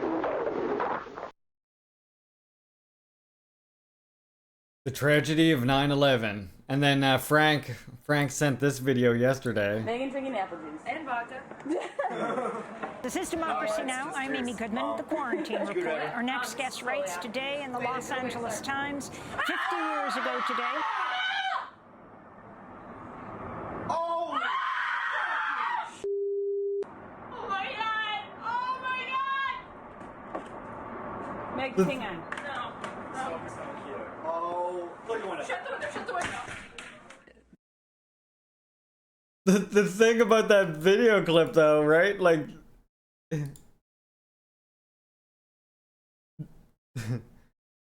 the towers were already hit, so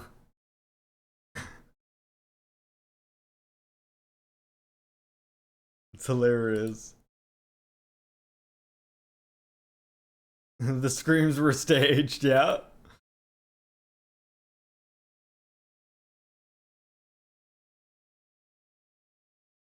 It's just like, but it's like, so their parents like saw the towers got hit and then like, hey, come out and have some apple juice and videotape the reaction to it.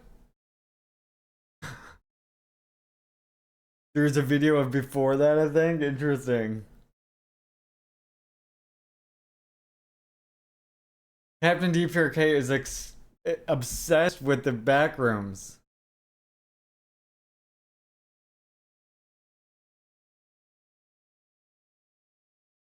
Aquí me escribe un señor de Chile, pobrecito por él, pobre, pero yo lo saludo igual. Macanaochi es su señal de llamada. Chávez Candanga, señor, me dice, encontré su Twitter en un diario y lo agregué para decirle que usted no tiene democracia ni gobierno. Usted es un They dictador. were a bunch of kids drinking vodka and apple juice, that's true. Ahora, ¿sabe la respuesta que yo le di? Por aquí la tengo. Viva Allende, carajo. Yeah, true, Sam. Nobody was thinking the towers would fall, I guess. That's true. Chile. Pobrecito por él. Pobre, pero yo lo saludo igual. Good point. Macanaochi es su señal de llamada. Chávez Candanga, señor. Me Reminded you of Cloverfield. Oh, yeah. Y lo agregué para decirle Hey. que usted no tiene democracia ni gobierno. Hi. Usted es un dictador. You can sit over here. If you want to sit. This is where the kitties sit. Viva Allende, Yeah. carajo. Good boy. Aquí me escribe un señor de Chile. Pobrecito por él.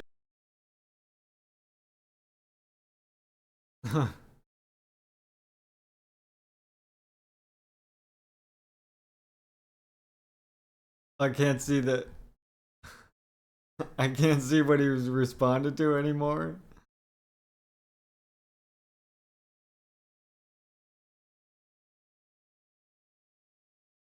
I have a kitty here now. It's your mascot. Hi. I just told you I don't want you on the table. I don't want you on the table. That's the thing. That's what I'm saying. That was what I was getting at. Silly kitty.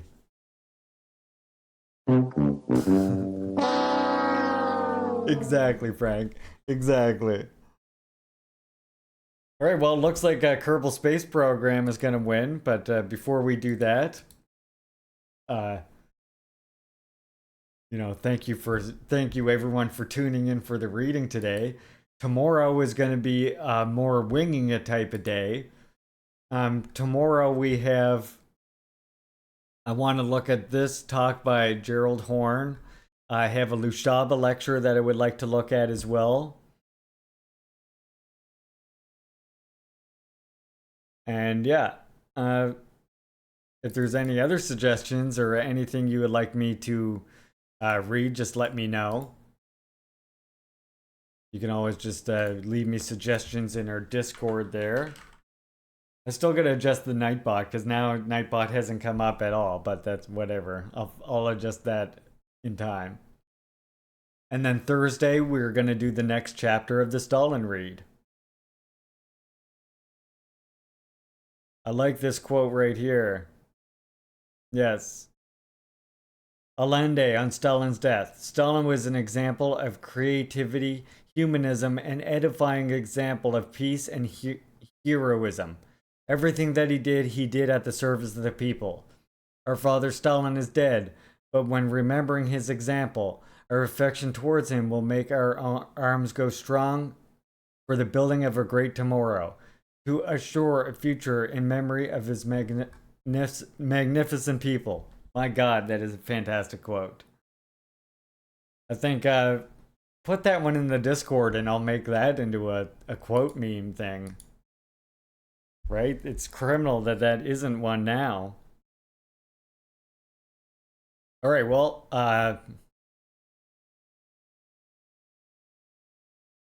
well, that's pretty good to know, Captain.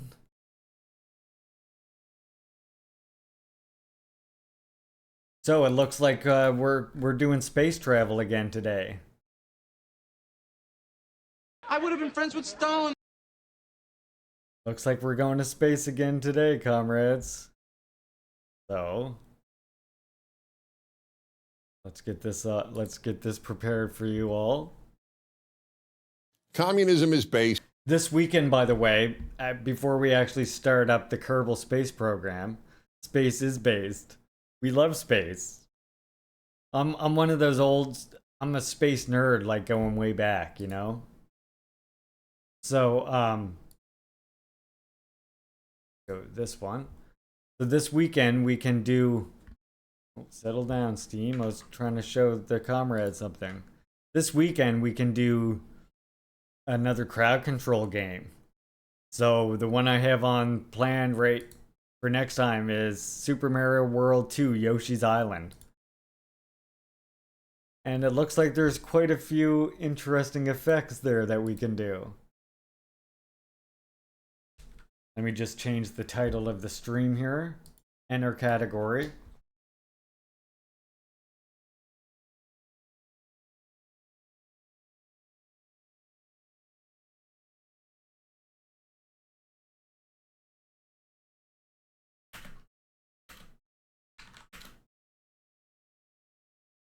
Frank doesn't like crowd control? Somehow I doubt that's true. Somehow I don't believe you, Frank.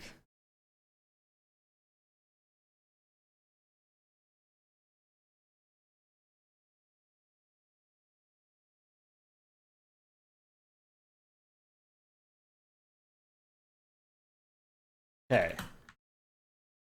There we go. Got a new title for us all, because, you know, we can't be hanging out in the politics category now. This wouldn't be right on this politics free channel.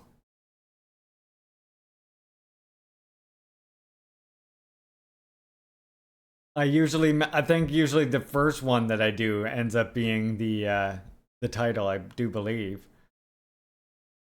Oh my God, look. There's, what the hell? You can trigger the ground pound for only 10 labor coins, or for only 10 crowd control coins. If you get lucky, you could kill me with that pretty instantly. My goodness.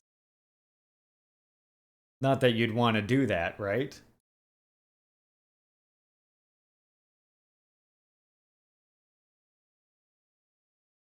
Captain DPRK.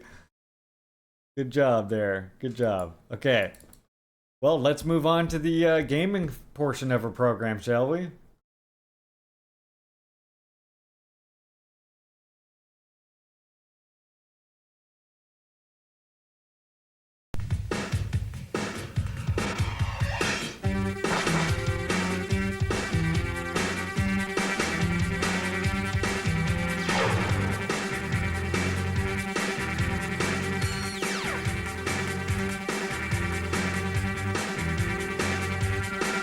What's the score? Look at Larry's Let This Video Game and Arcade Lounge begins now.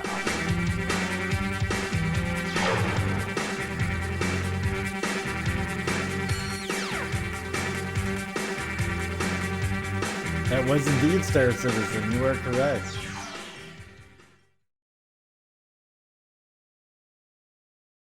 Alright, but today, of course, we are doing Kerbal Space Program as decided by you all. Yeah, I do enjoy my Star Citizen, Babel Boom. I do quite enjoy Star Citizen, not gonna lie. If anyone else plays, let me know.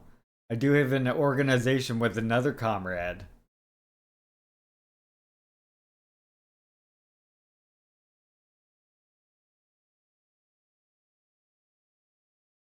Here we go.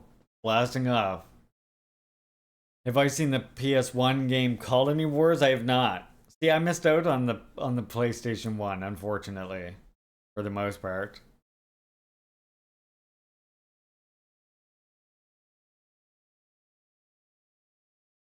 Okay, so last time we're not... Long live the People's Revolution! We're not necessarily doing a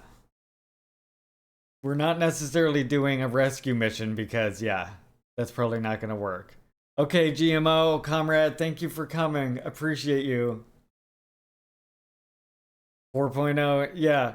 Oh, don't worry. It's the Kappa that, like, the reason I gotta play it periodically because, you know, if you know about Star Citizen, you know about Star Citizen. It's one of those games where you play for a while and then you gotta give it a break. Because it's fucked up. Very fucked up. Hold on. Now I gotta fix the sound here. Hold on. It always wants to come through the wrong sound channel first. Even though I have it set to the right speakers, I always have to do that to get it to work right. Very annoying. Do I play Arma? No, I only played one Arma game, and the only reason I played it was because they had the DayZ mod or whatever. So yeah. Not really playing Arma per se, but playing when it was... I never played the DayZ standalone, but I did play with the mod. I play a lot of retro games, especially. Probably mostly. I mean, I do play some new ones here and there. Hey, what's this?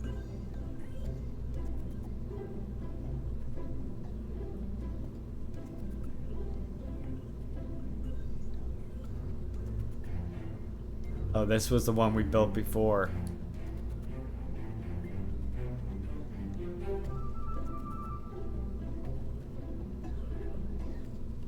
Like, that looks dangerously unstable. Okay. No. Let me see the one that we built before.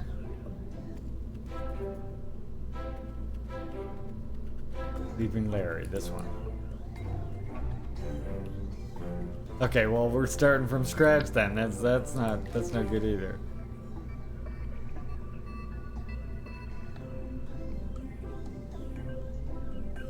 They have a movement of the Red Star in Arma too, but they seem like right-wing deviationist, nationalists, chauvinistic guys. Oh god. So, in other words, people you want nothing to do with. No problem, Strin Sam, comrade. Thank you for hanging out. Appreciate you always. As you can see, you're a new VIP, or maybe you didn't notice because I know you don't always watch with the visuals on. But you're a VIP now, damn it. Because I said so. Alright, so we need heat shield now. That will be in the thermal section. But that's not going to help.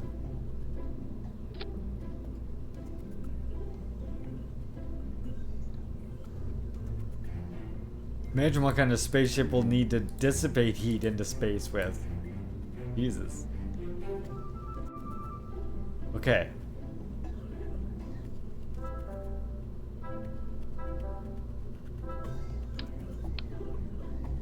I like half wonder if I could like, no.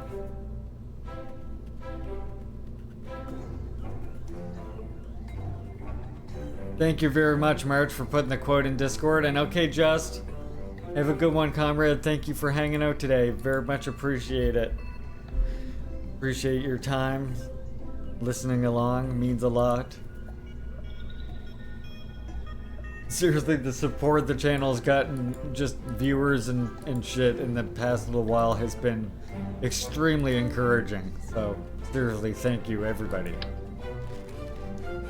I feel like when we did the smaller thing, it was just way too small, so... Like, we need this engine, right? We pretty much need that.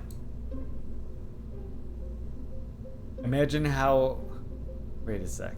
Do you think with this we could... You think with this we could have enough just to come home from the moon? Probably not, right?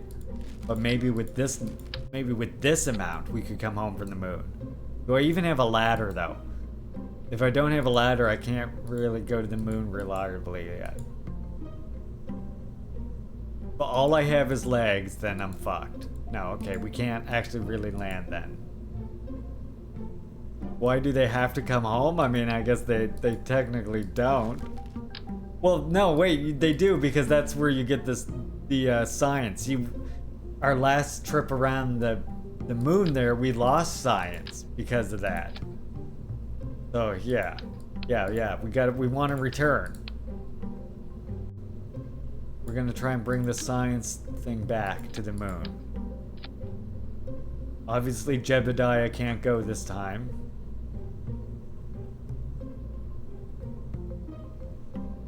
Because Jebediah's lost in space lately.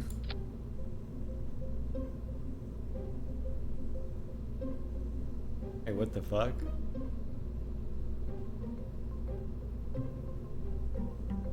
Oh, this is the mission flag? We can change the mission flag? There, that's the mission flag. There's nothing of value on the moon. Use the program to get rid of undesirables. Frank?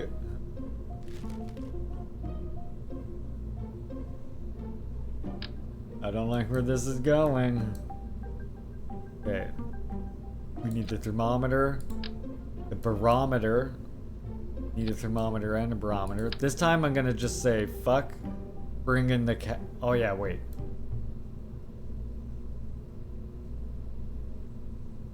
Yeah, the moon's made of cheese, Frank. What do you mean?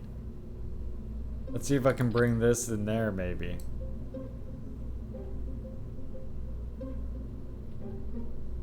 Maybe.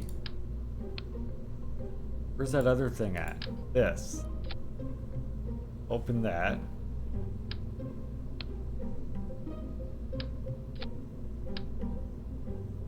Right? This is something. I'm doing something here, aren't I? Wait. I don't know how to change the direction of that this is. It seems bizarre. Why does it want to do that?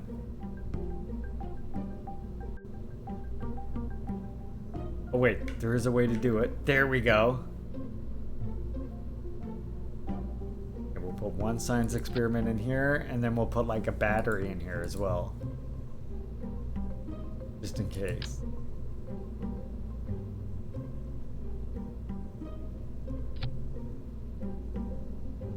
There.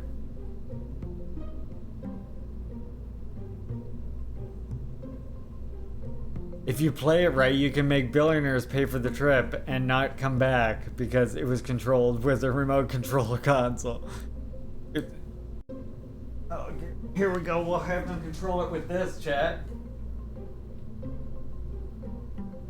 Here you go, Mr. Billionaire. Here's your keys to the rocket. Here you go. Enjoy your rocket trip. This is your controls. Good luck.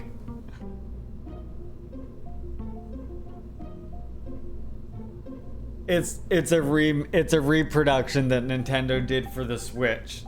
But this is what I used to play normal Nintendo games on.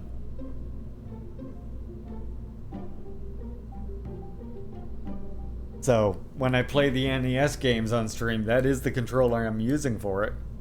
This seems like it's going to be heavy as balls.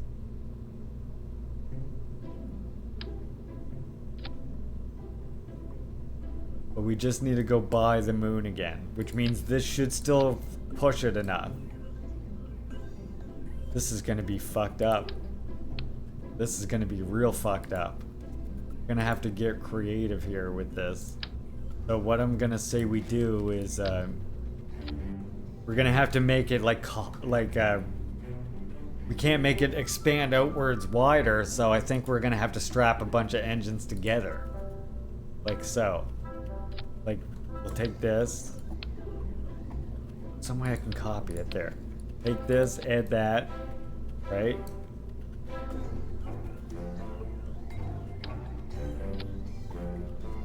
Maybe like that even, or wait.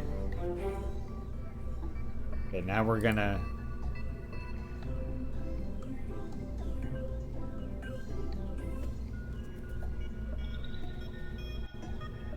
Now we're gonna add some more. Yeah, okay, here's the idea. Here's my plan.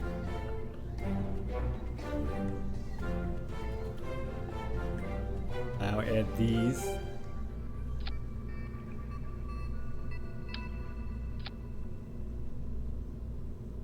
That's gonna be like the second stage, I think.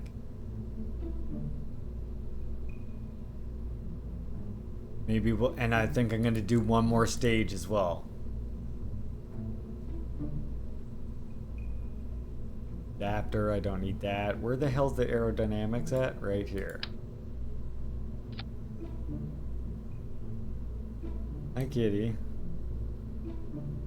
So these each, I don't have a fuel feed, so these each are gonna have to have their own engine. Wondered, like, what's the thrust on this? 109. So a little bit less than the swivel engine.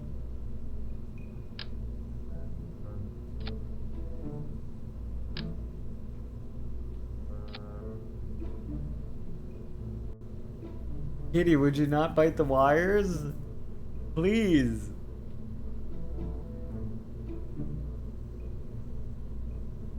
Kitty.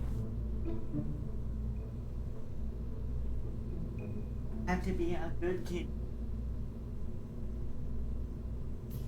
You have to be a good kitty.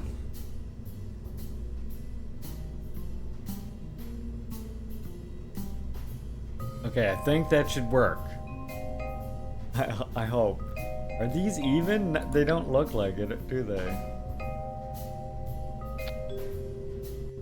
Oh, that's as even as it's gonna get, I think. Alright, that looks safe, sure.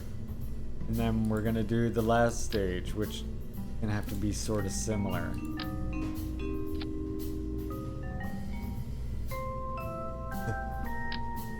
Oh dear.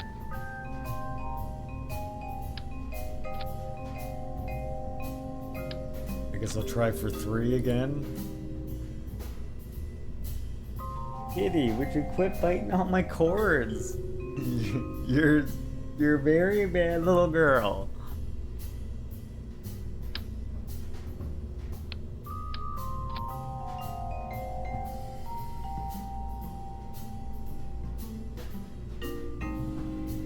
This cat. She's bad news.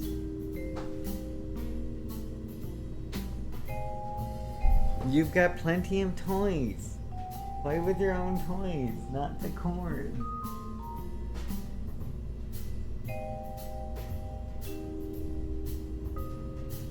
Okay, now we're gonna attach a whole bunch of boosters to it.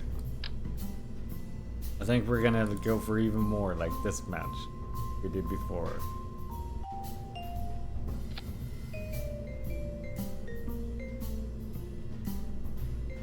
Hopefully. I thought there was a way before to see my actual, like, thrust or whatever.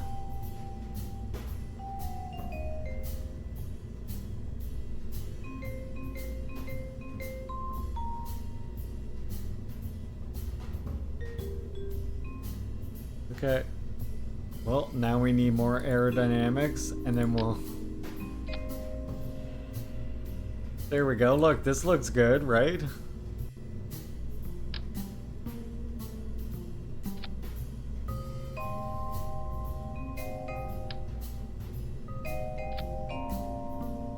Yeah, this looks like everyone's gonna survive. I'll just like make it more rigid. That, I guess.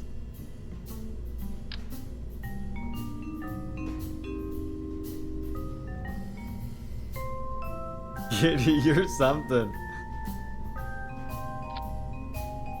And then maybe if I attach this like that, look, we're gonna, lots of struts seems like it'd probably be a good idea. All I'm saying. Cat, would you stop going for my chords?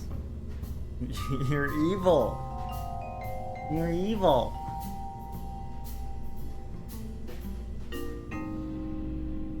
I'm gonna do the same up here. Just put some struts. Hopefully to keep the whole thing nice and stable.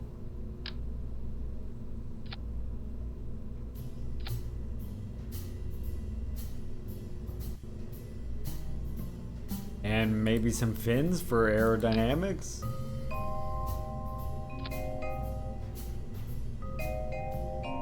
Cat. Cat. Leave the cords alone. You're one bad cat. Why are you so evil? Here, come get your ball again. Good ball.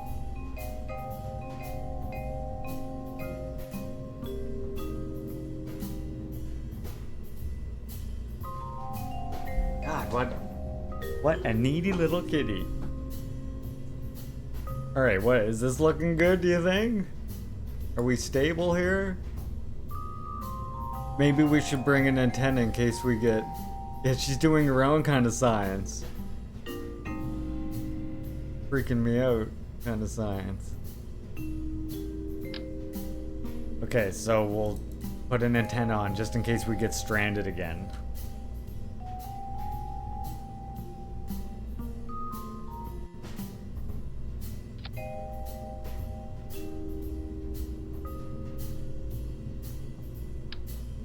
Why does this look so weird? There we go. Perfect. That looks safe. Looks like everyone's gonna return home safely, I would say. They had some more struts just for good measure.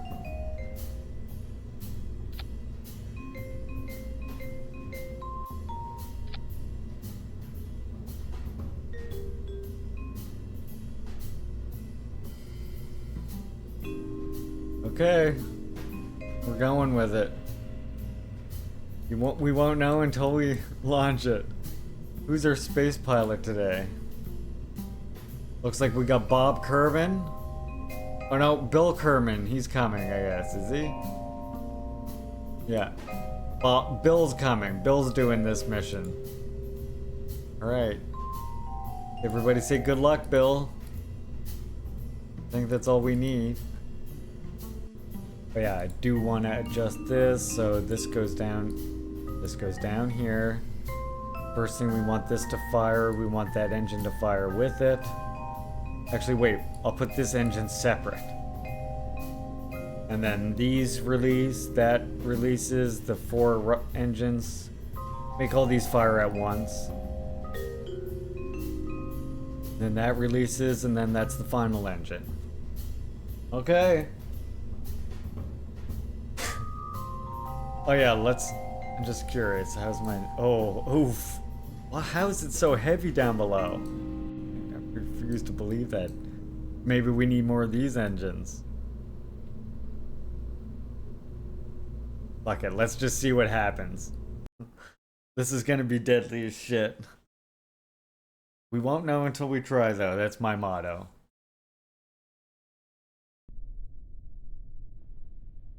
I mean, sometimes you know.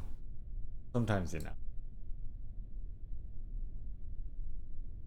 Okay, here we go. Pull up to here.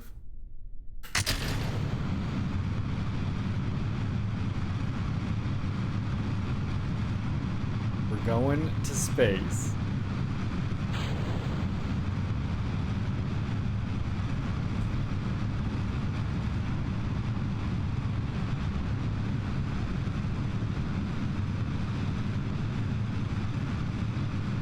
I'm gonna stay relatively straight up and down because I gotta release these goddamn boosters.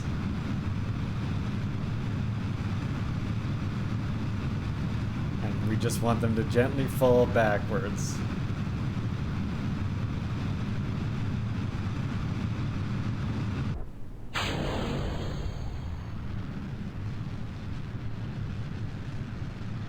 Oh, where are you going? No, no, no! The rebalance. No, don't point down. There. Back on track, back on track. Okay.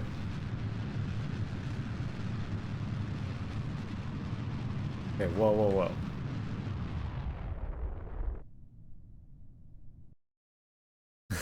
I gotta. What is my? Oh my god. My distance is terrible.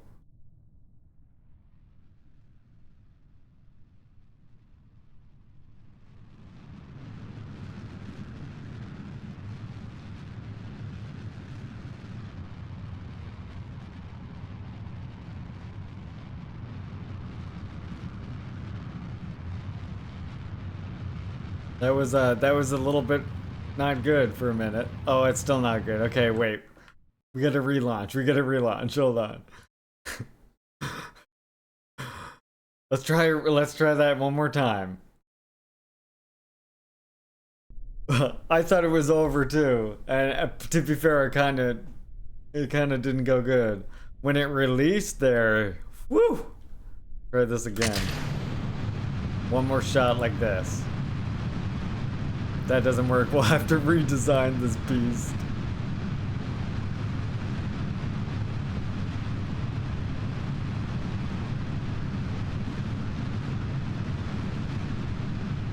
You can do it. Yeah, just a test. That was a simulation. That was just a simulation run. That's all that was.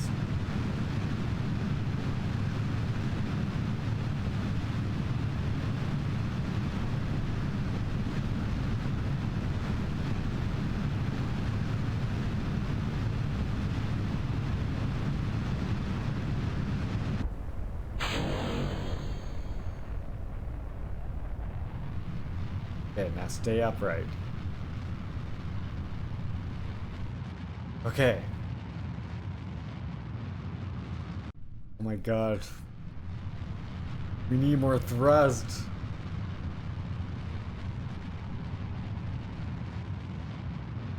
Maybe I need to make those side engines fire earlier.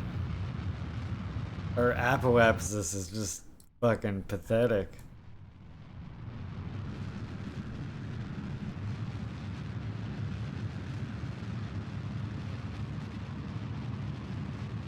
$30,000?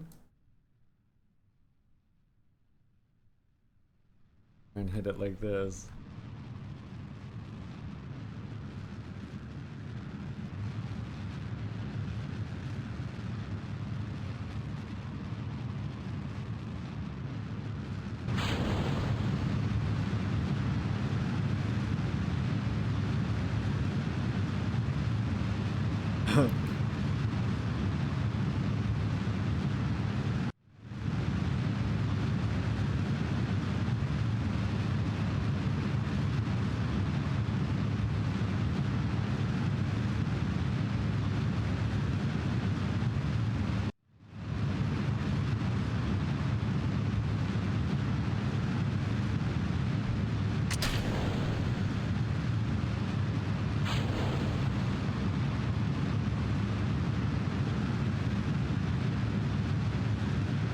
Okay.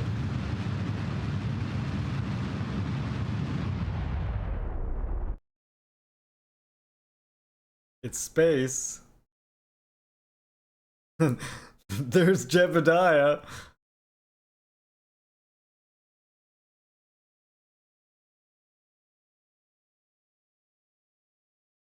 And perfect. Look at that. We kind of made it. We sort of made it to space at least. Whether or not we're going to make it much further remains to be seen. But it's something.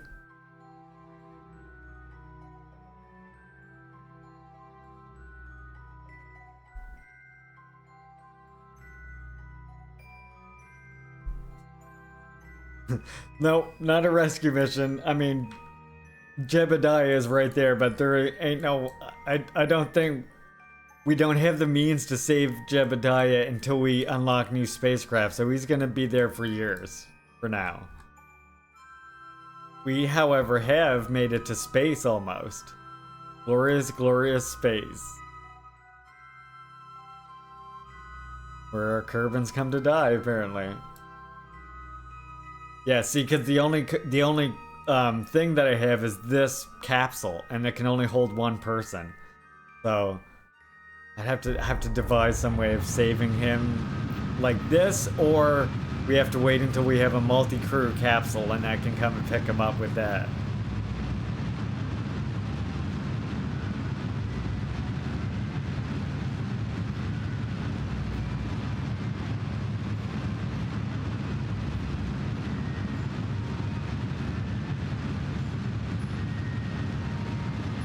Is there circularization burn? We have a lot more fuel in the final stage though, which is the most important thing.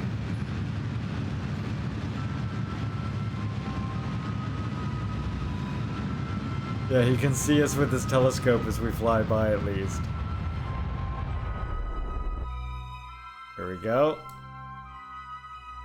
We're in orbit. We get the beast into orbit. Okay. Oh, whoa. Whoa, whoa, whoa.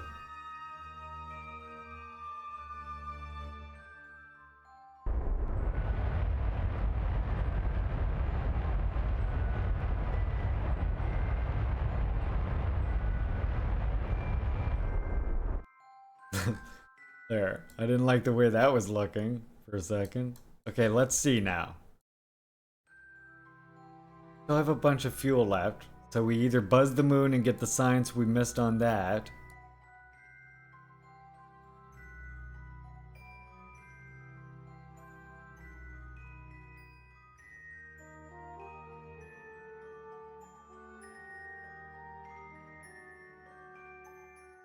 Here we go, we got an encounter here.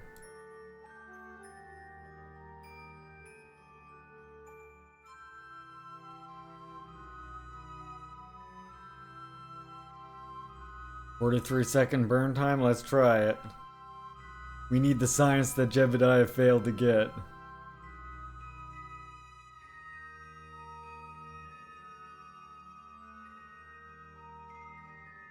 Fast forward a little bit.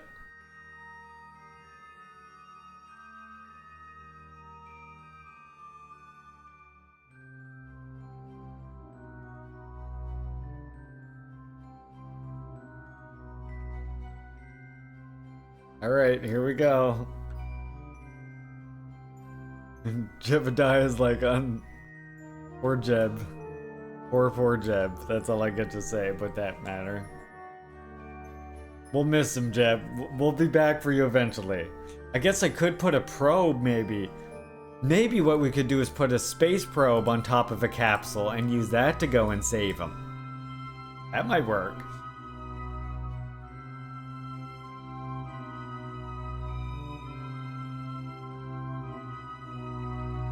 What's gonna matter is if this has enough fuel compared to what we took out here before, which was significantly less fuel.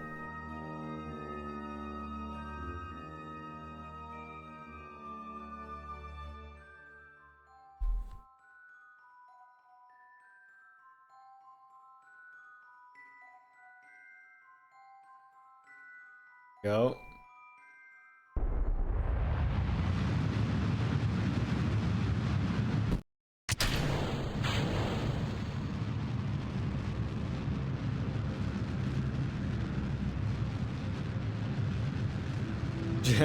Gently bumping back to Earth? Oh my god. I mean, potentially, but the problem with that is even encountering him, it would be such a difficult task. We do have a lot of fucking juice here.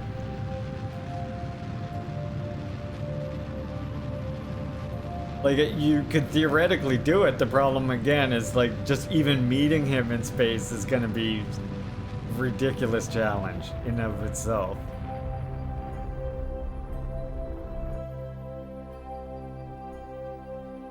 And his orbit is, like... his orbit's, like, way the fuck out here. Because I did that power slingshot that I shouldn't have. Okay. Well, we're back on our way to the moon again, at least. So, now we can focus on the moon.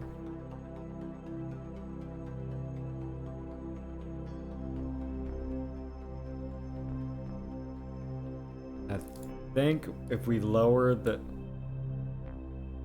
Yeah. Okay.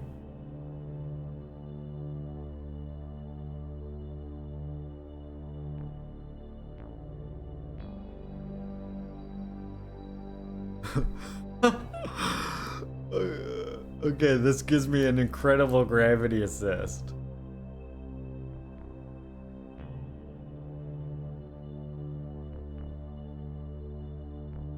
"11-second burn time."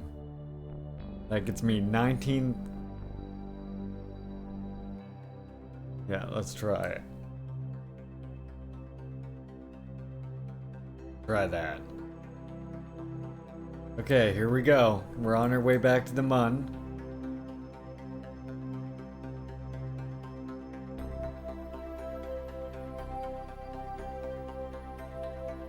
Here it comes. This time we're getting the signs and we're bringing it home. God damn it.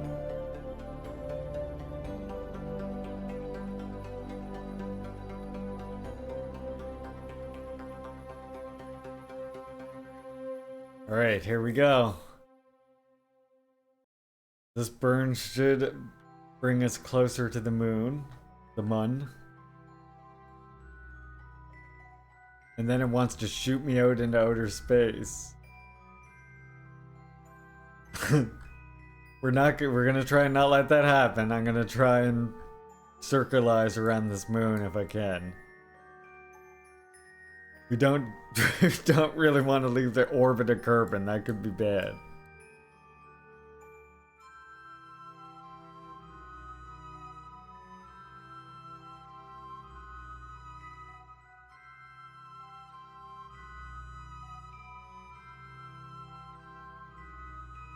Go.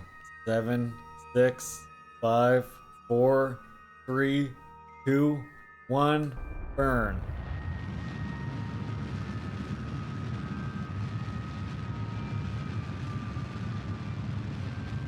Oh yeah, lots of fuel. Lots and lots of fuel.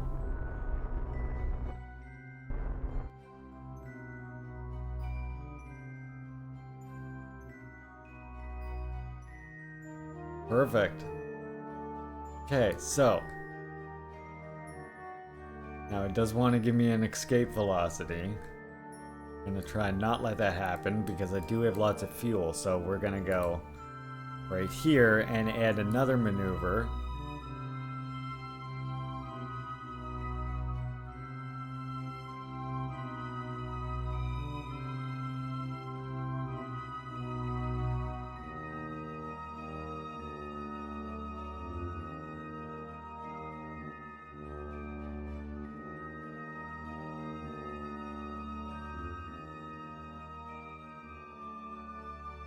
Sure.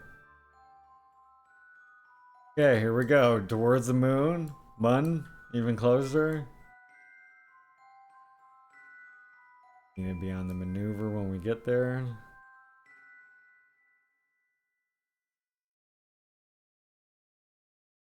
Okay, we're behind the Mun again now. Hey plants, what's going on, comrade? Hope you were good. We're exploring space. soon have to go pick up the little fella, but, or I guess my, I should say, my big basketball player now. Started middle school. What's up with you? Nice. Gotta like getting off work.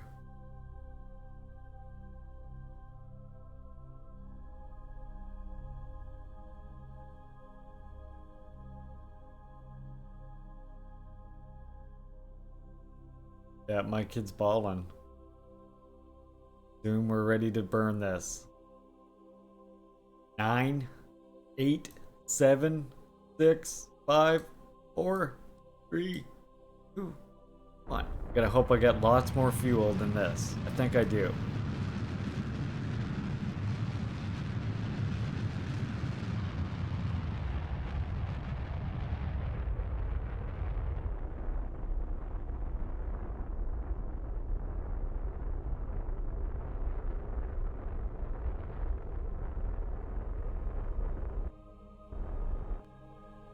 Plenty of fuel left.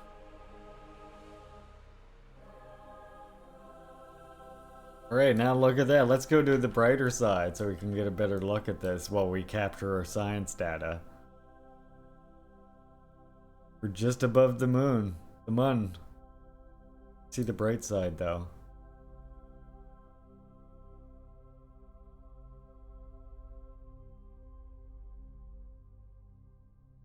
Go.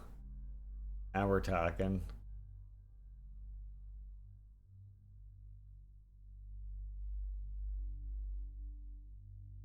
Look at that.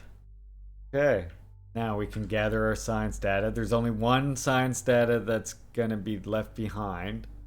Or no, wait, it's all gonna be left behind, basically. Other than the thermometer. Okay, so. I wanna get this into a better position. Easier for me to maneuver if it's like this. Okay. So we do the material study down here. Keep that experiment. This one is coming back, so it doesn't matter as much. Then we need to open this one here and do the experiment that's inside of this. Perfect. And then do a crew report. More science. Do an EVA. Look, we're by the moon. We're real close to it. Do an EVA report. We did do it. We did it good. We did it real good.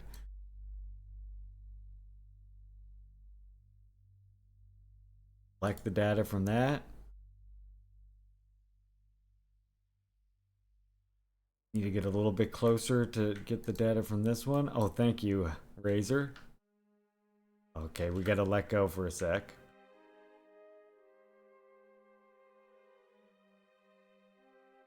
Just gotta come down here, collect the data. It's all for one motherfucker and one motherfucker for all motherfuckers everywhere, you know what I'm saying? I know what you're saying. I know what you're saying, J-Rock. I always know what you're saying. Alright. We have safely made it. Let me see. Where did I put my good vaporizer?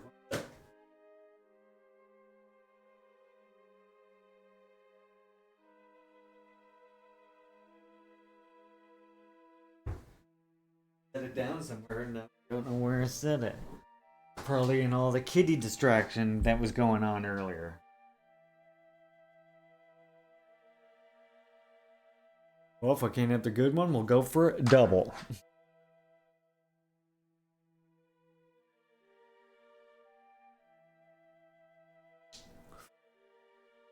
Alright, so now we need to make it home. So to get home safely, we're gonna burn like about here or so.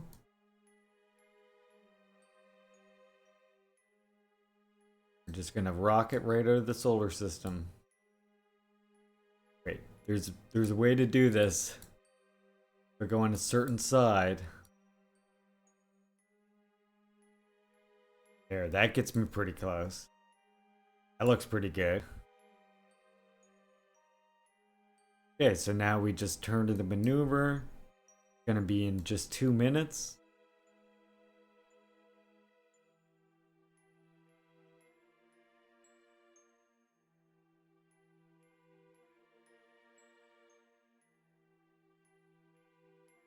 We're gonna be landing there one day. This mission was like the test bed for landing. Look how much fuel I have left. Like, that's almost enough to land there. Could I bring bombs to the moon? Perhaps with if I had a mod, probably. I'm sure somebody's made a mod of that. But no, we're not the US, Frank. We're a socialist country. We don't even... Actually, we're communists. We don't even... Money's not even a non-issue. We operate purely based on science. Money is not an issue in the factor of our construction of our spaceships. Only science. So, clearly far advanced beyond anything that would bring bombs to the moon, I would think. 11-second burn. Oh, burn now.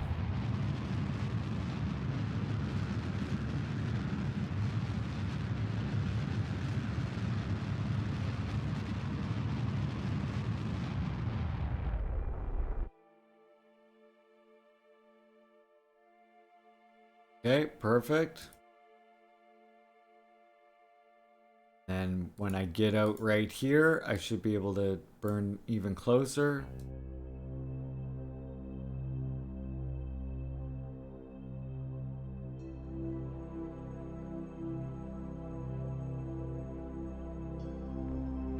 So that says a reasonable number.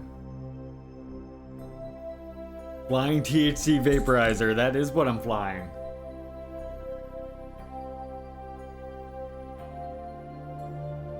A little bit lower. Last time we did 50 and that was too high. There, 19. Sure, 19 seems way better. Alright, now we just need to go to this maneuver node.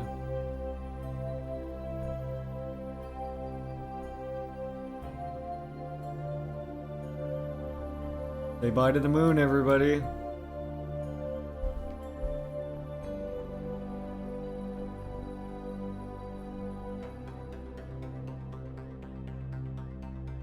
And we have to burn in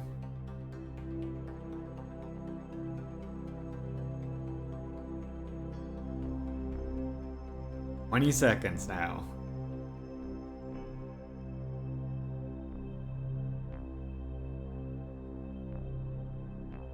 Countdown.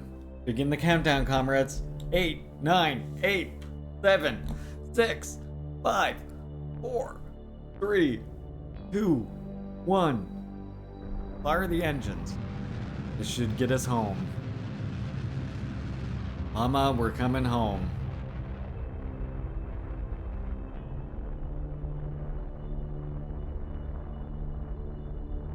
I'm gonna try and be precise with this. We don't want to slam into the atmosphere too hard.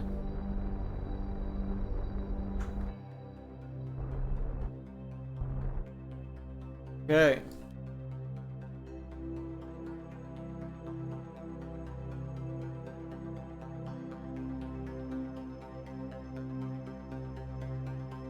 Oh boy. Let's save the flight. Just in case. And we're gonna get a lot closer to it. We'll teleport to like here, and then I'll drop my engines. Here we go, we're coming home. And we want to face retrograde. Literally falling back to Earth there. Make sure that still accurate. Still says 20,000. Okay.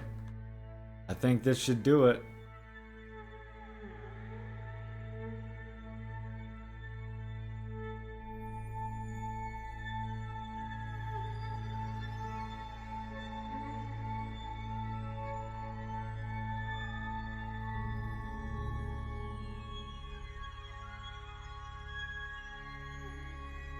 Getting closer and closer. I'm gonna start burning up. I'm gonna drop this now. I think we're good. We don't have a repeat of bouncing out, but I think we're good to go. Bye-bye.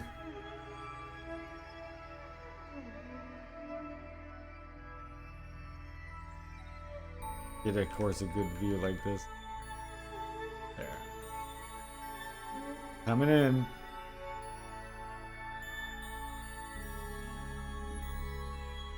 Once we hit 70, we'll start burning up or so.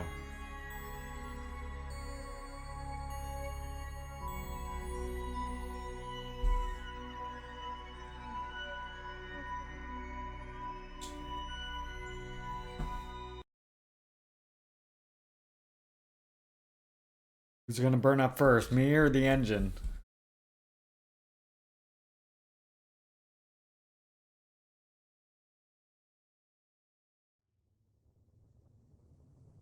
Here we go. We're burning up first, it looks like, but pretty hard to see any particle effects on that one. Alright, we gotta watch that plating. Oof, there it goes. That's why we didn't want that attached to us. Oh boy, it's hot though. It's hot. We're coming in quick.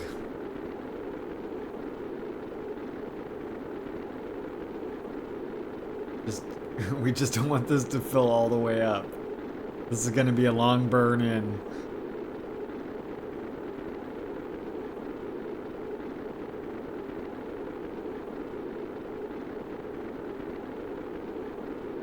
We're good, we're good. We're good, it's cooling down. It's all good. We made it. Mission accomplished.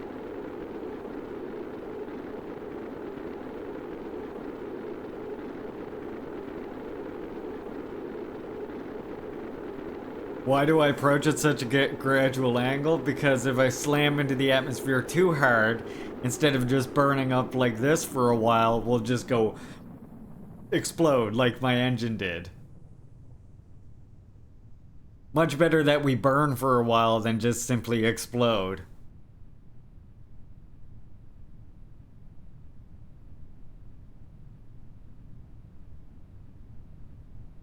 So now we're just casually falling back down. We're good now. Time warp it a bit. Parachute comes out. Looks like we're getting a splashdown.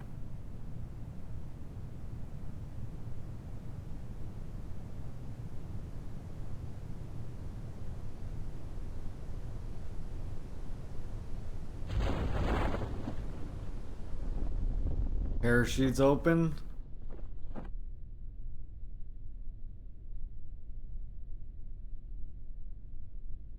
What you call a successful space mission. Sure, Jebediah is still lost in space, but we learned something. We learned something, and therefore Bill was able to make it home. Thanks to Jebediah's sacrifice of living in space for an undetermined amount of time. Yet to be determined, rather. He's living in space for a yet to be determined amount of time. That's all. It's an experiment. Yeah. Planned experiment. Oh crap. Look at the data we got here. 285 science. Holy shit. Holy shit. You know what that means? Next time we come back, we're gonna be able to rock this shit. 285. Like, let's see, what can we get with that? Heavy rocketry?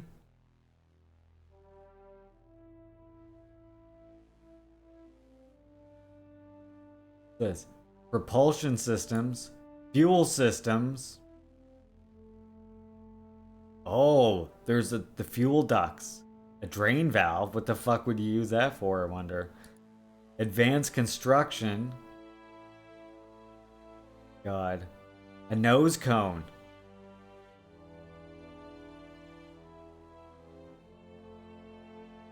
Miniaturization. Electrics for solar panels. Now see, with this, we could actually make drones and stuff. That would be something that could potentially bring Jebediah back. Oh yeah, so could this. Okay, wait now.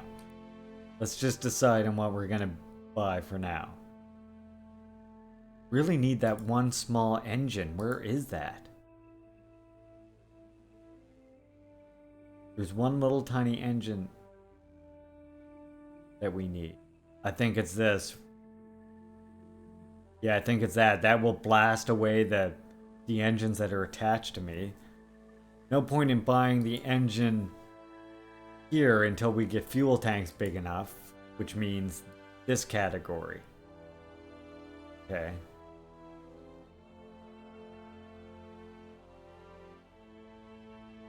So we'll say this category.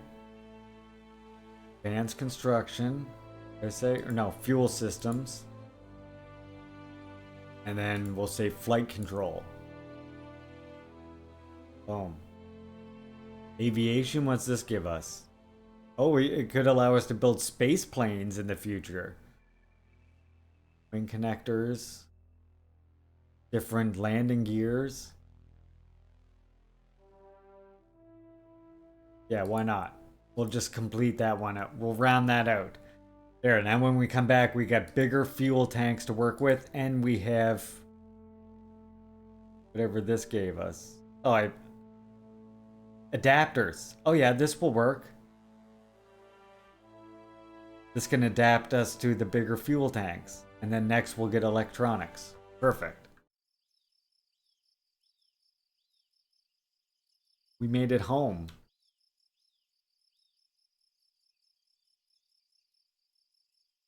That was a successful Kerbal mission, everybody. We actually made it to the Mun, and we made it back this time.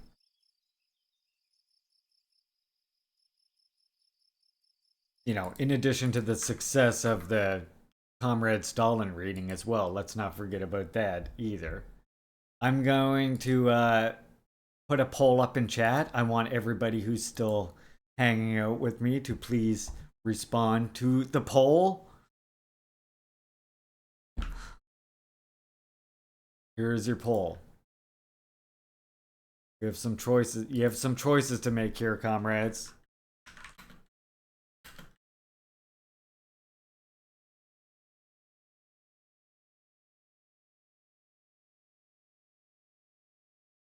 Do we rate?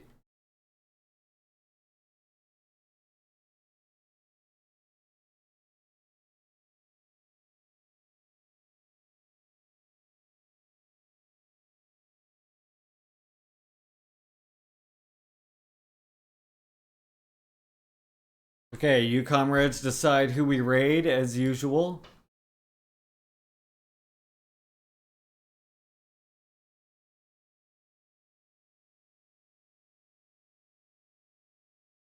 Okay, decide on who you want us to raid today. We have Idan Simpson, looks like he's still streaming today. Valkyrie of the North, Mama M Media, or Zach App? Who would you like us to raid today? Yeah, the raid means we're gonna raid into somebody, and then I'm gonna go pick up my fella. Babble Boom is raiding his bed. Well, for everyone else, make sure you put your suggestions in there. Come on, vote. Who do you want us to raid? Valkyrie of the North, Idan Simpson, Mama M Media, or Zach App? And then tomorrow, of course, as I said, I'm going to be doing a shorter stream featuring a Lushaba talk.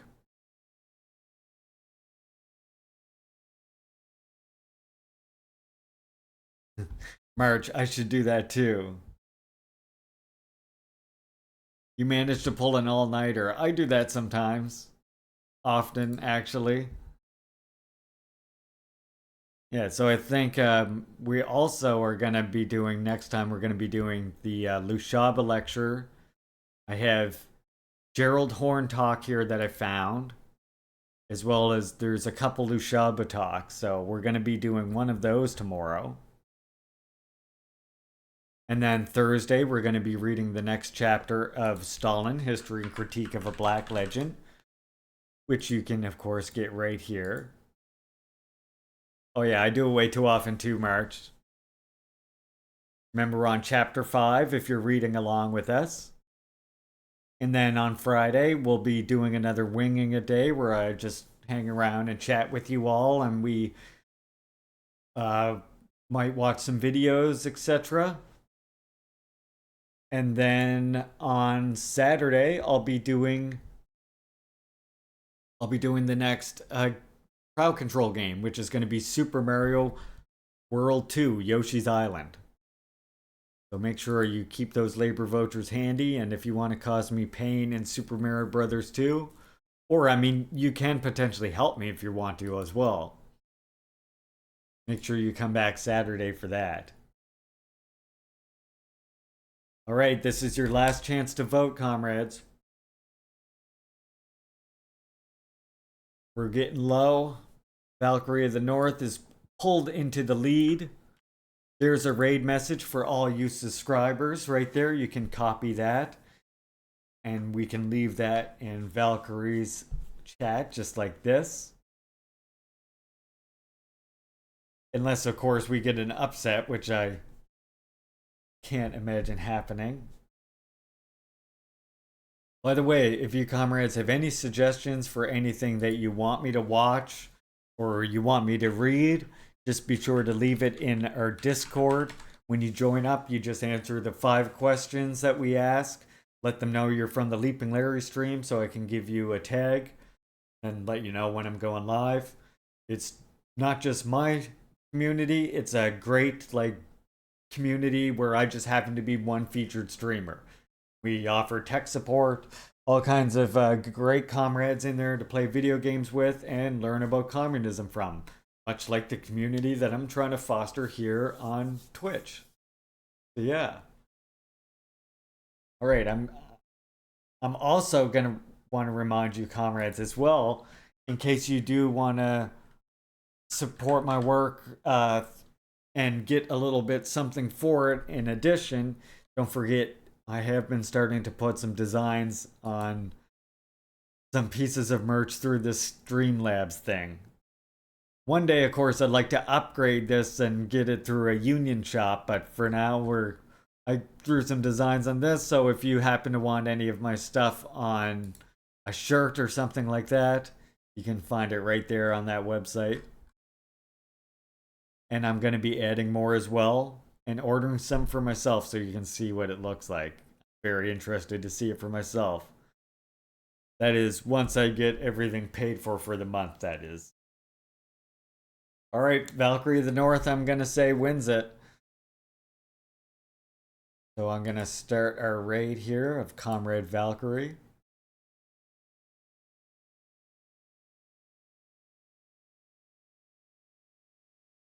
Make sure you get those raid messages ready, comrades. Come back tomorrow. We'll be listening to a decolonial lecture by Lushaba. I'll probably be also watching something else as well. The Gerald Horn. Who knows what else? No problem. I'm happy to do the reading, comrades. I'm always happy to do the reading. I know that reading, of course, you know, when we communists say we need people to do the reading, we mean we want them to do the reading, but we also can help people do the reading as well. Like a channel like mine or Subversive History that is literally willing to read and discuss the content with you. And even if you have read the works that we cover here before, discussing them in a piece, in a in a group environment can be much more conducive to learning in many ways. All right, comrades, thank you very much for the support today. Thank you, everyone. Very much appreciate it. You and your time. Come join me again.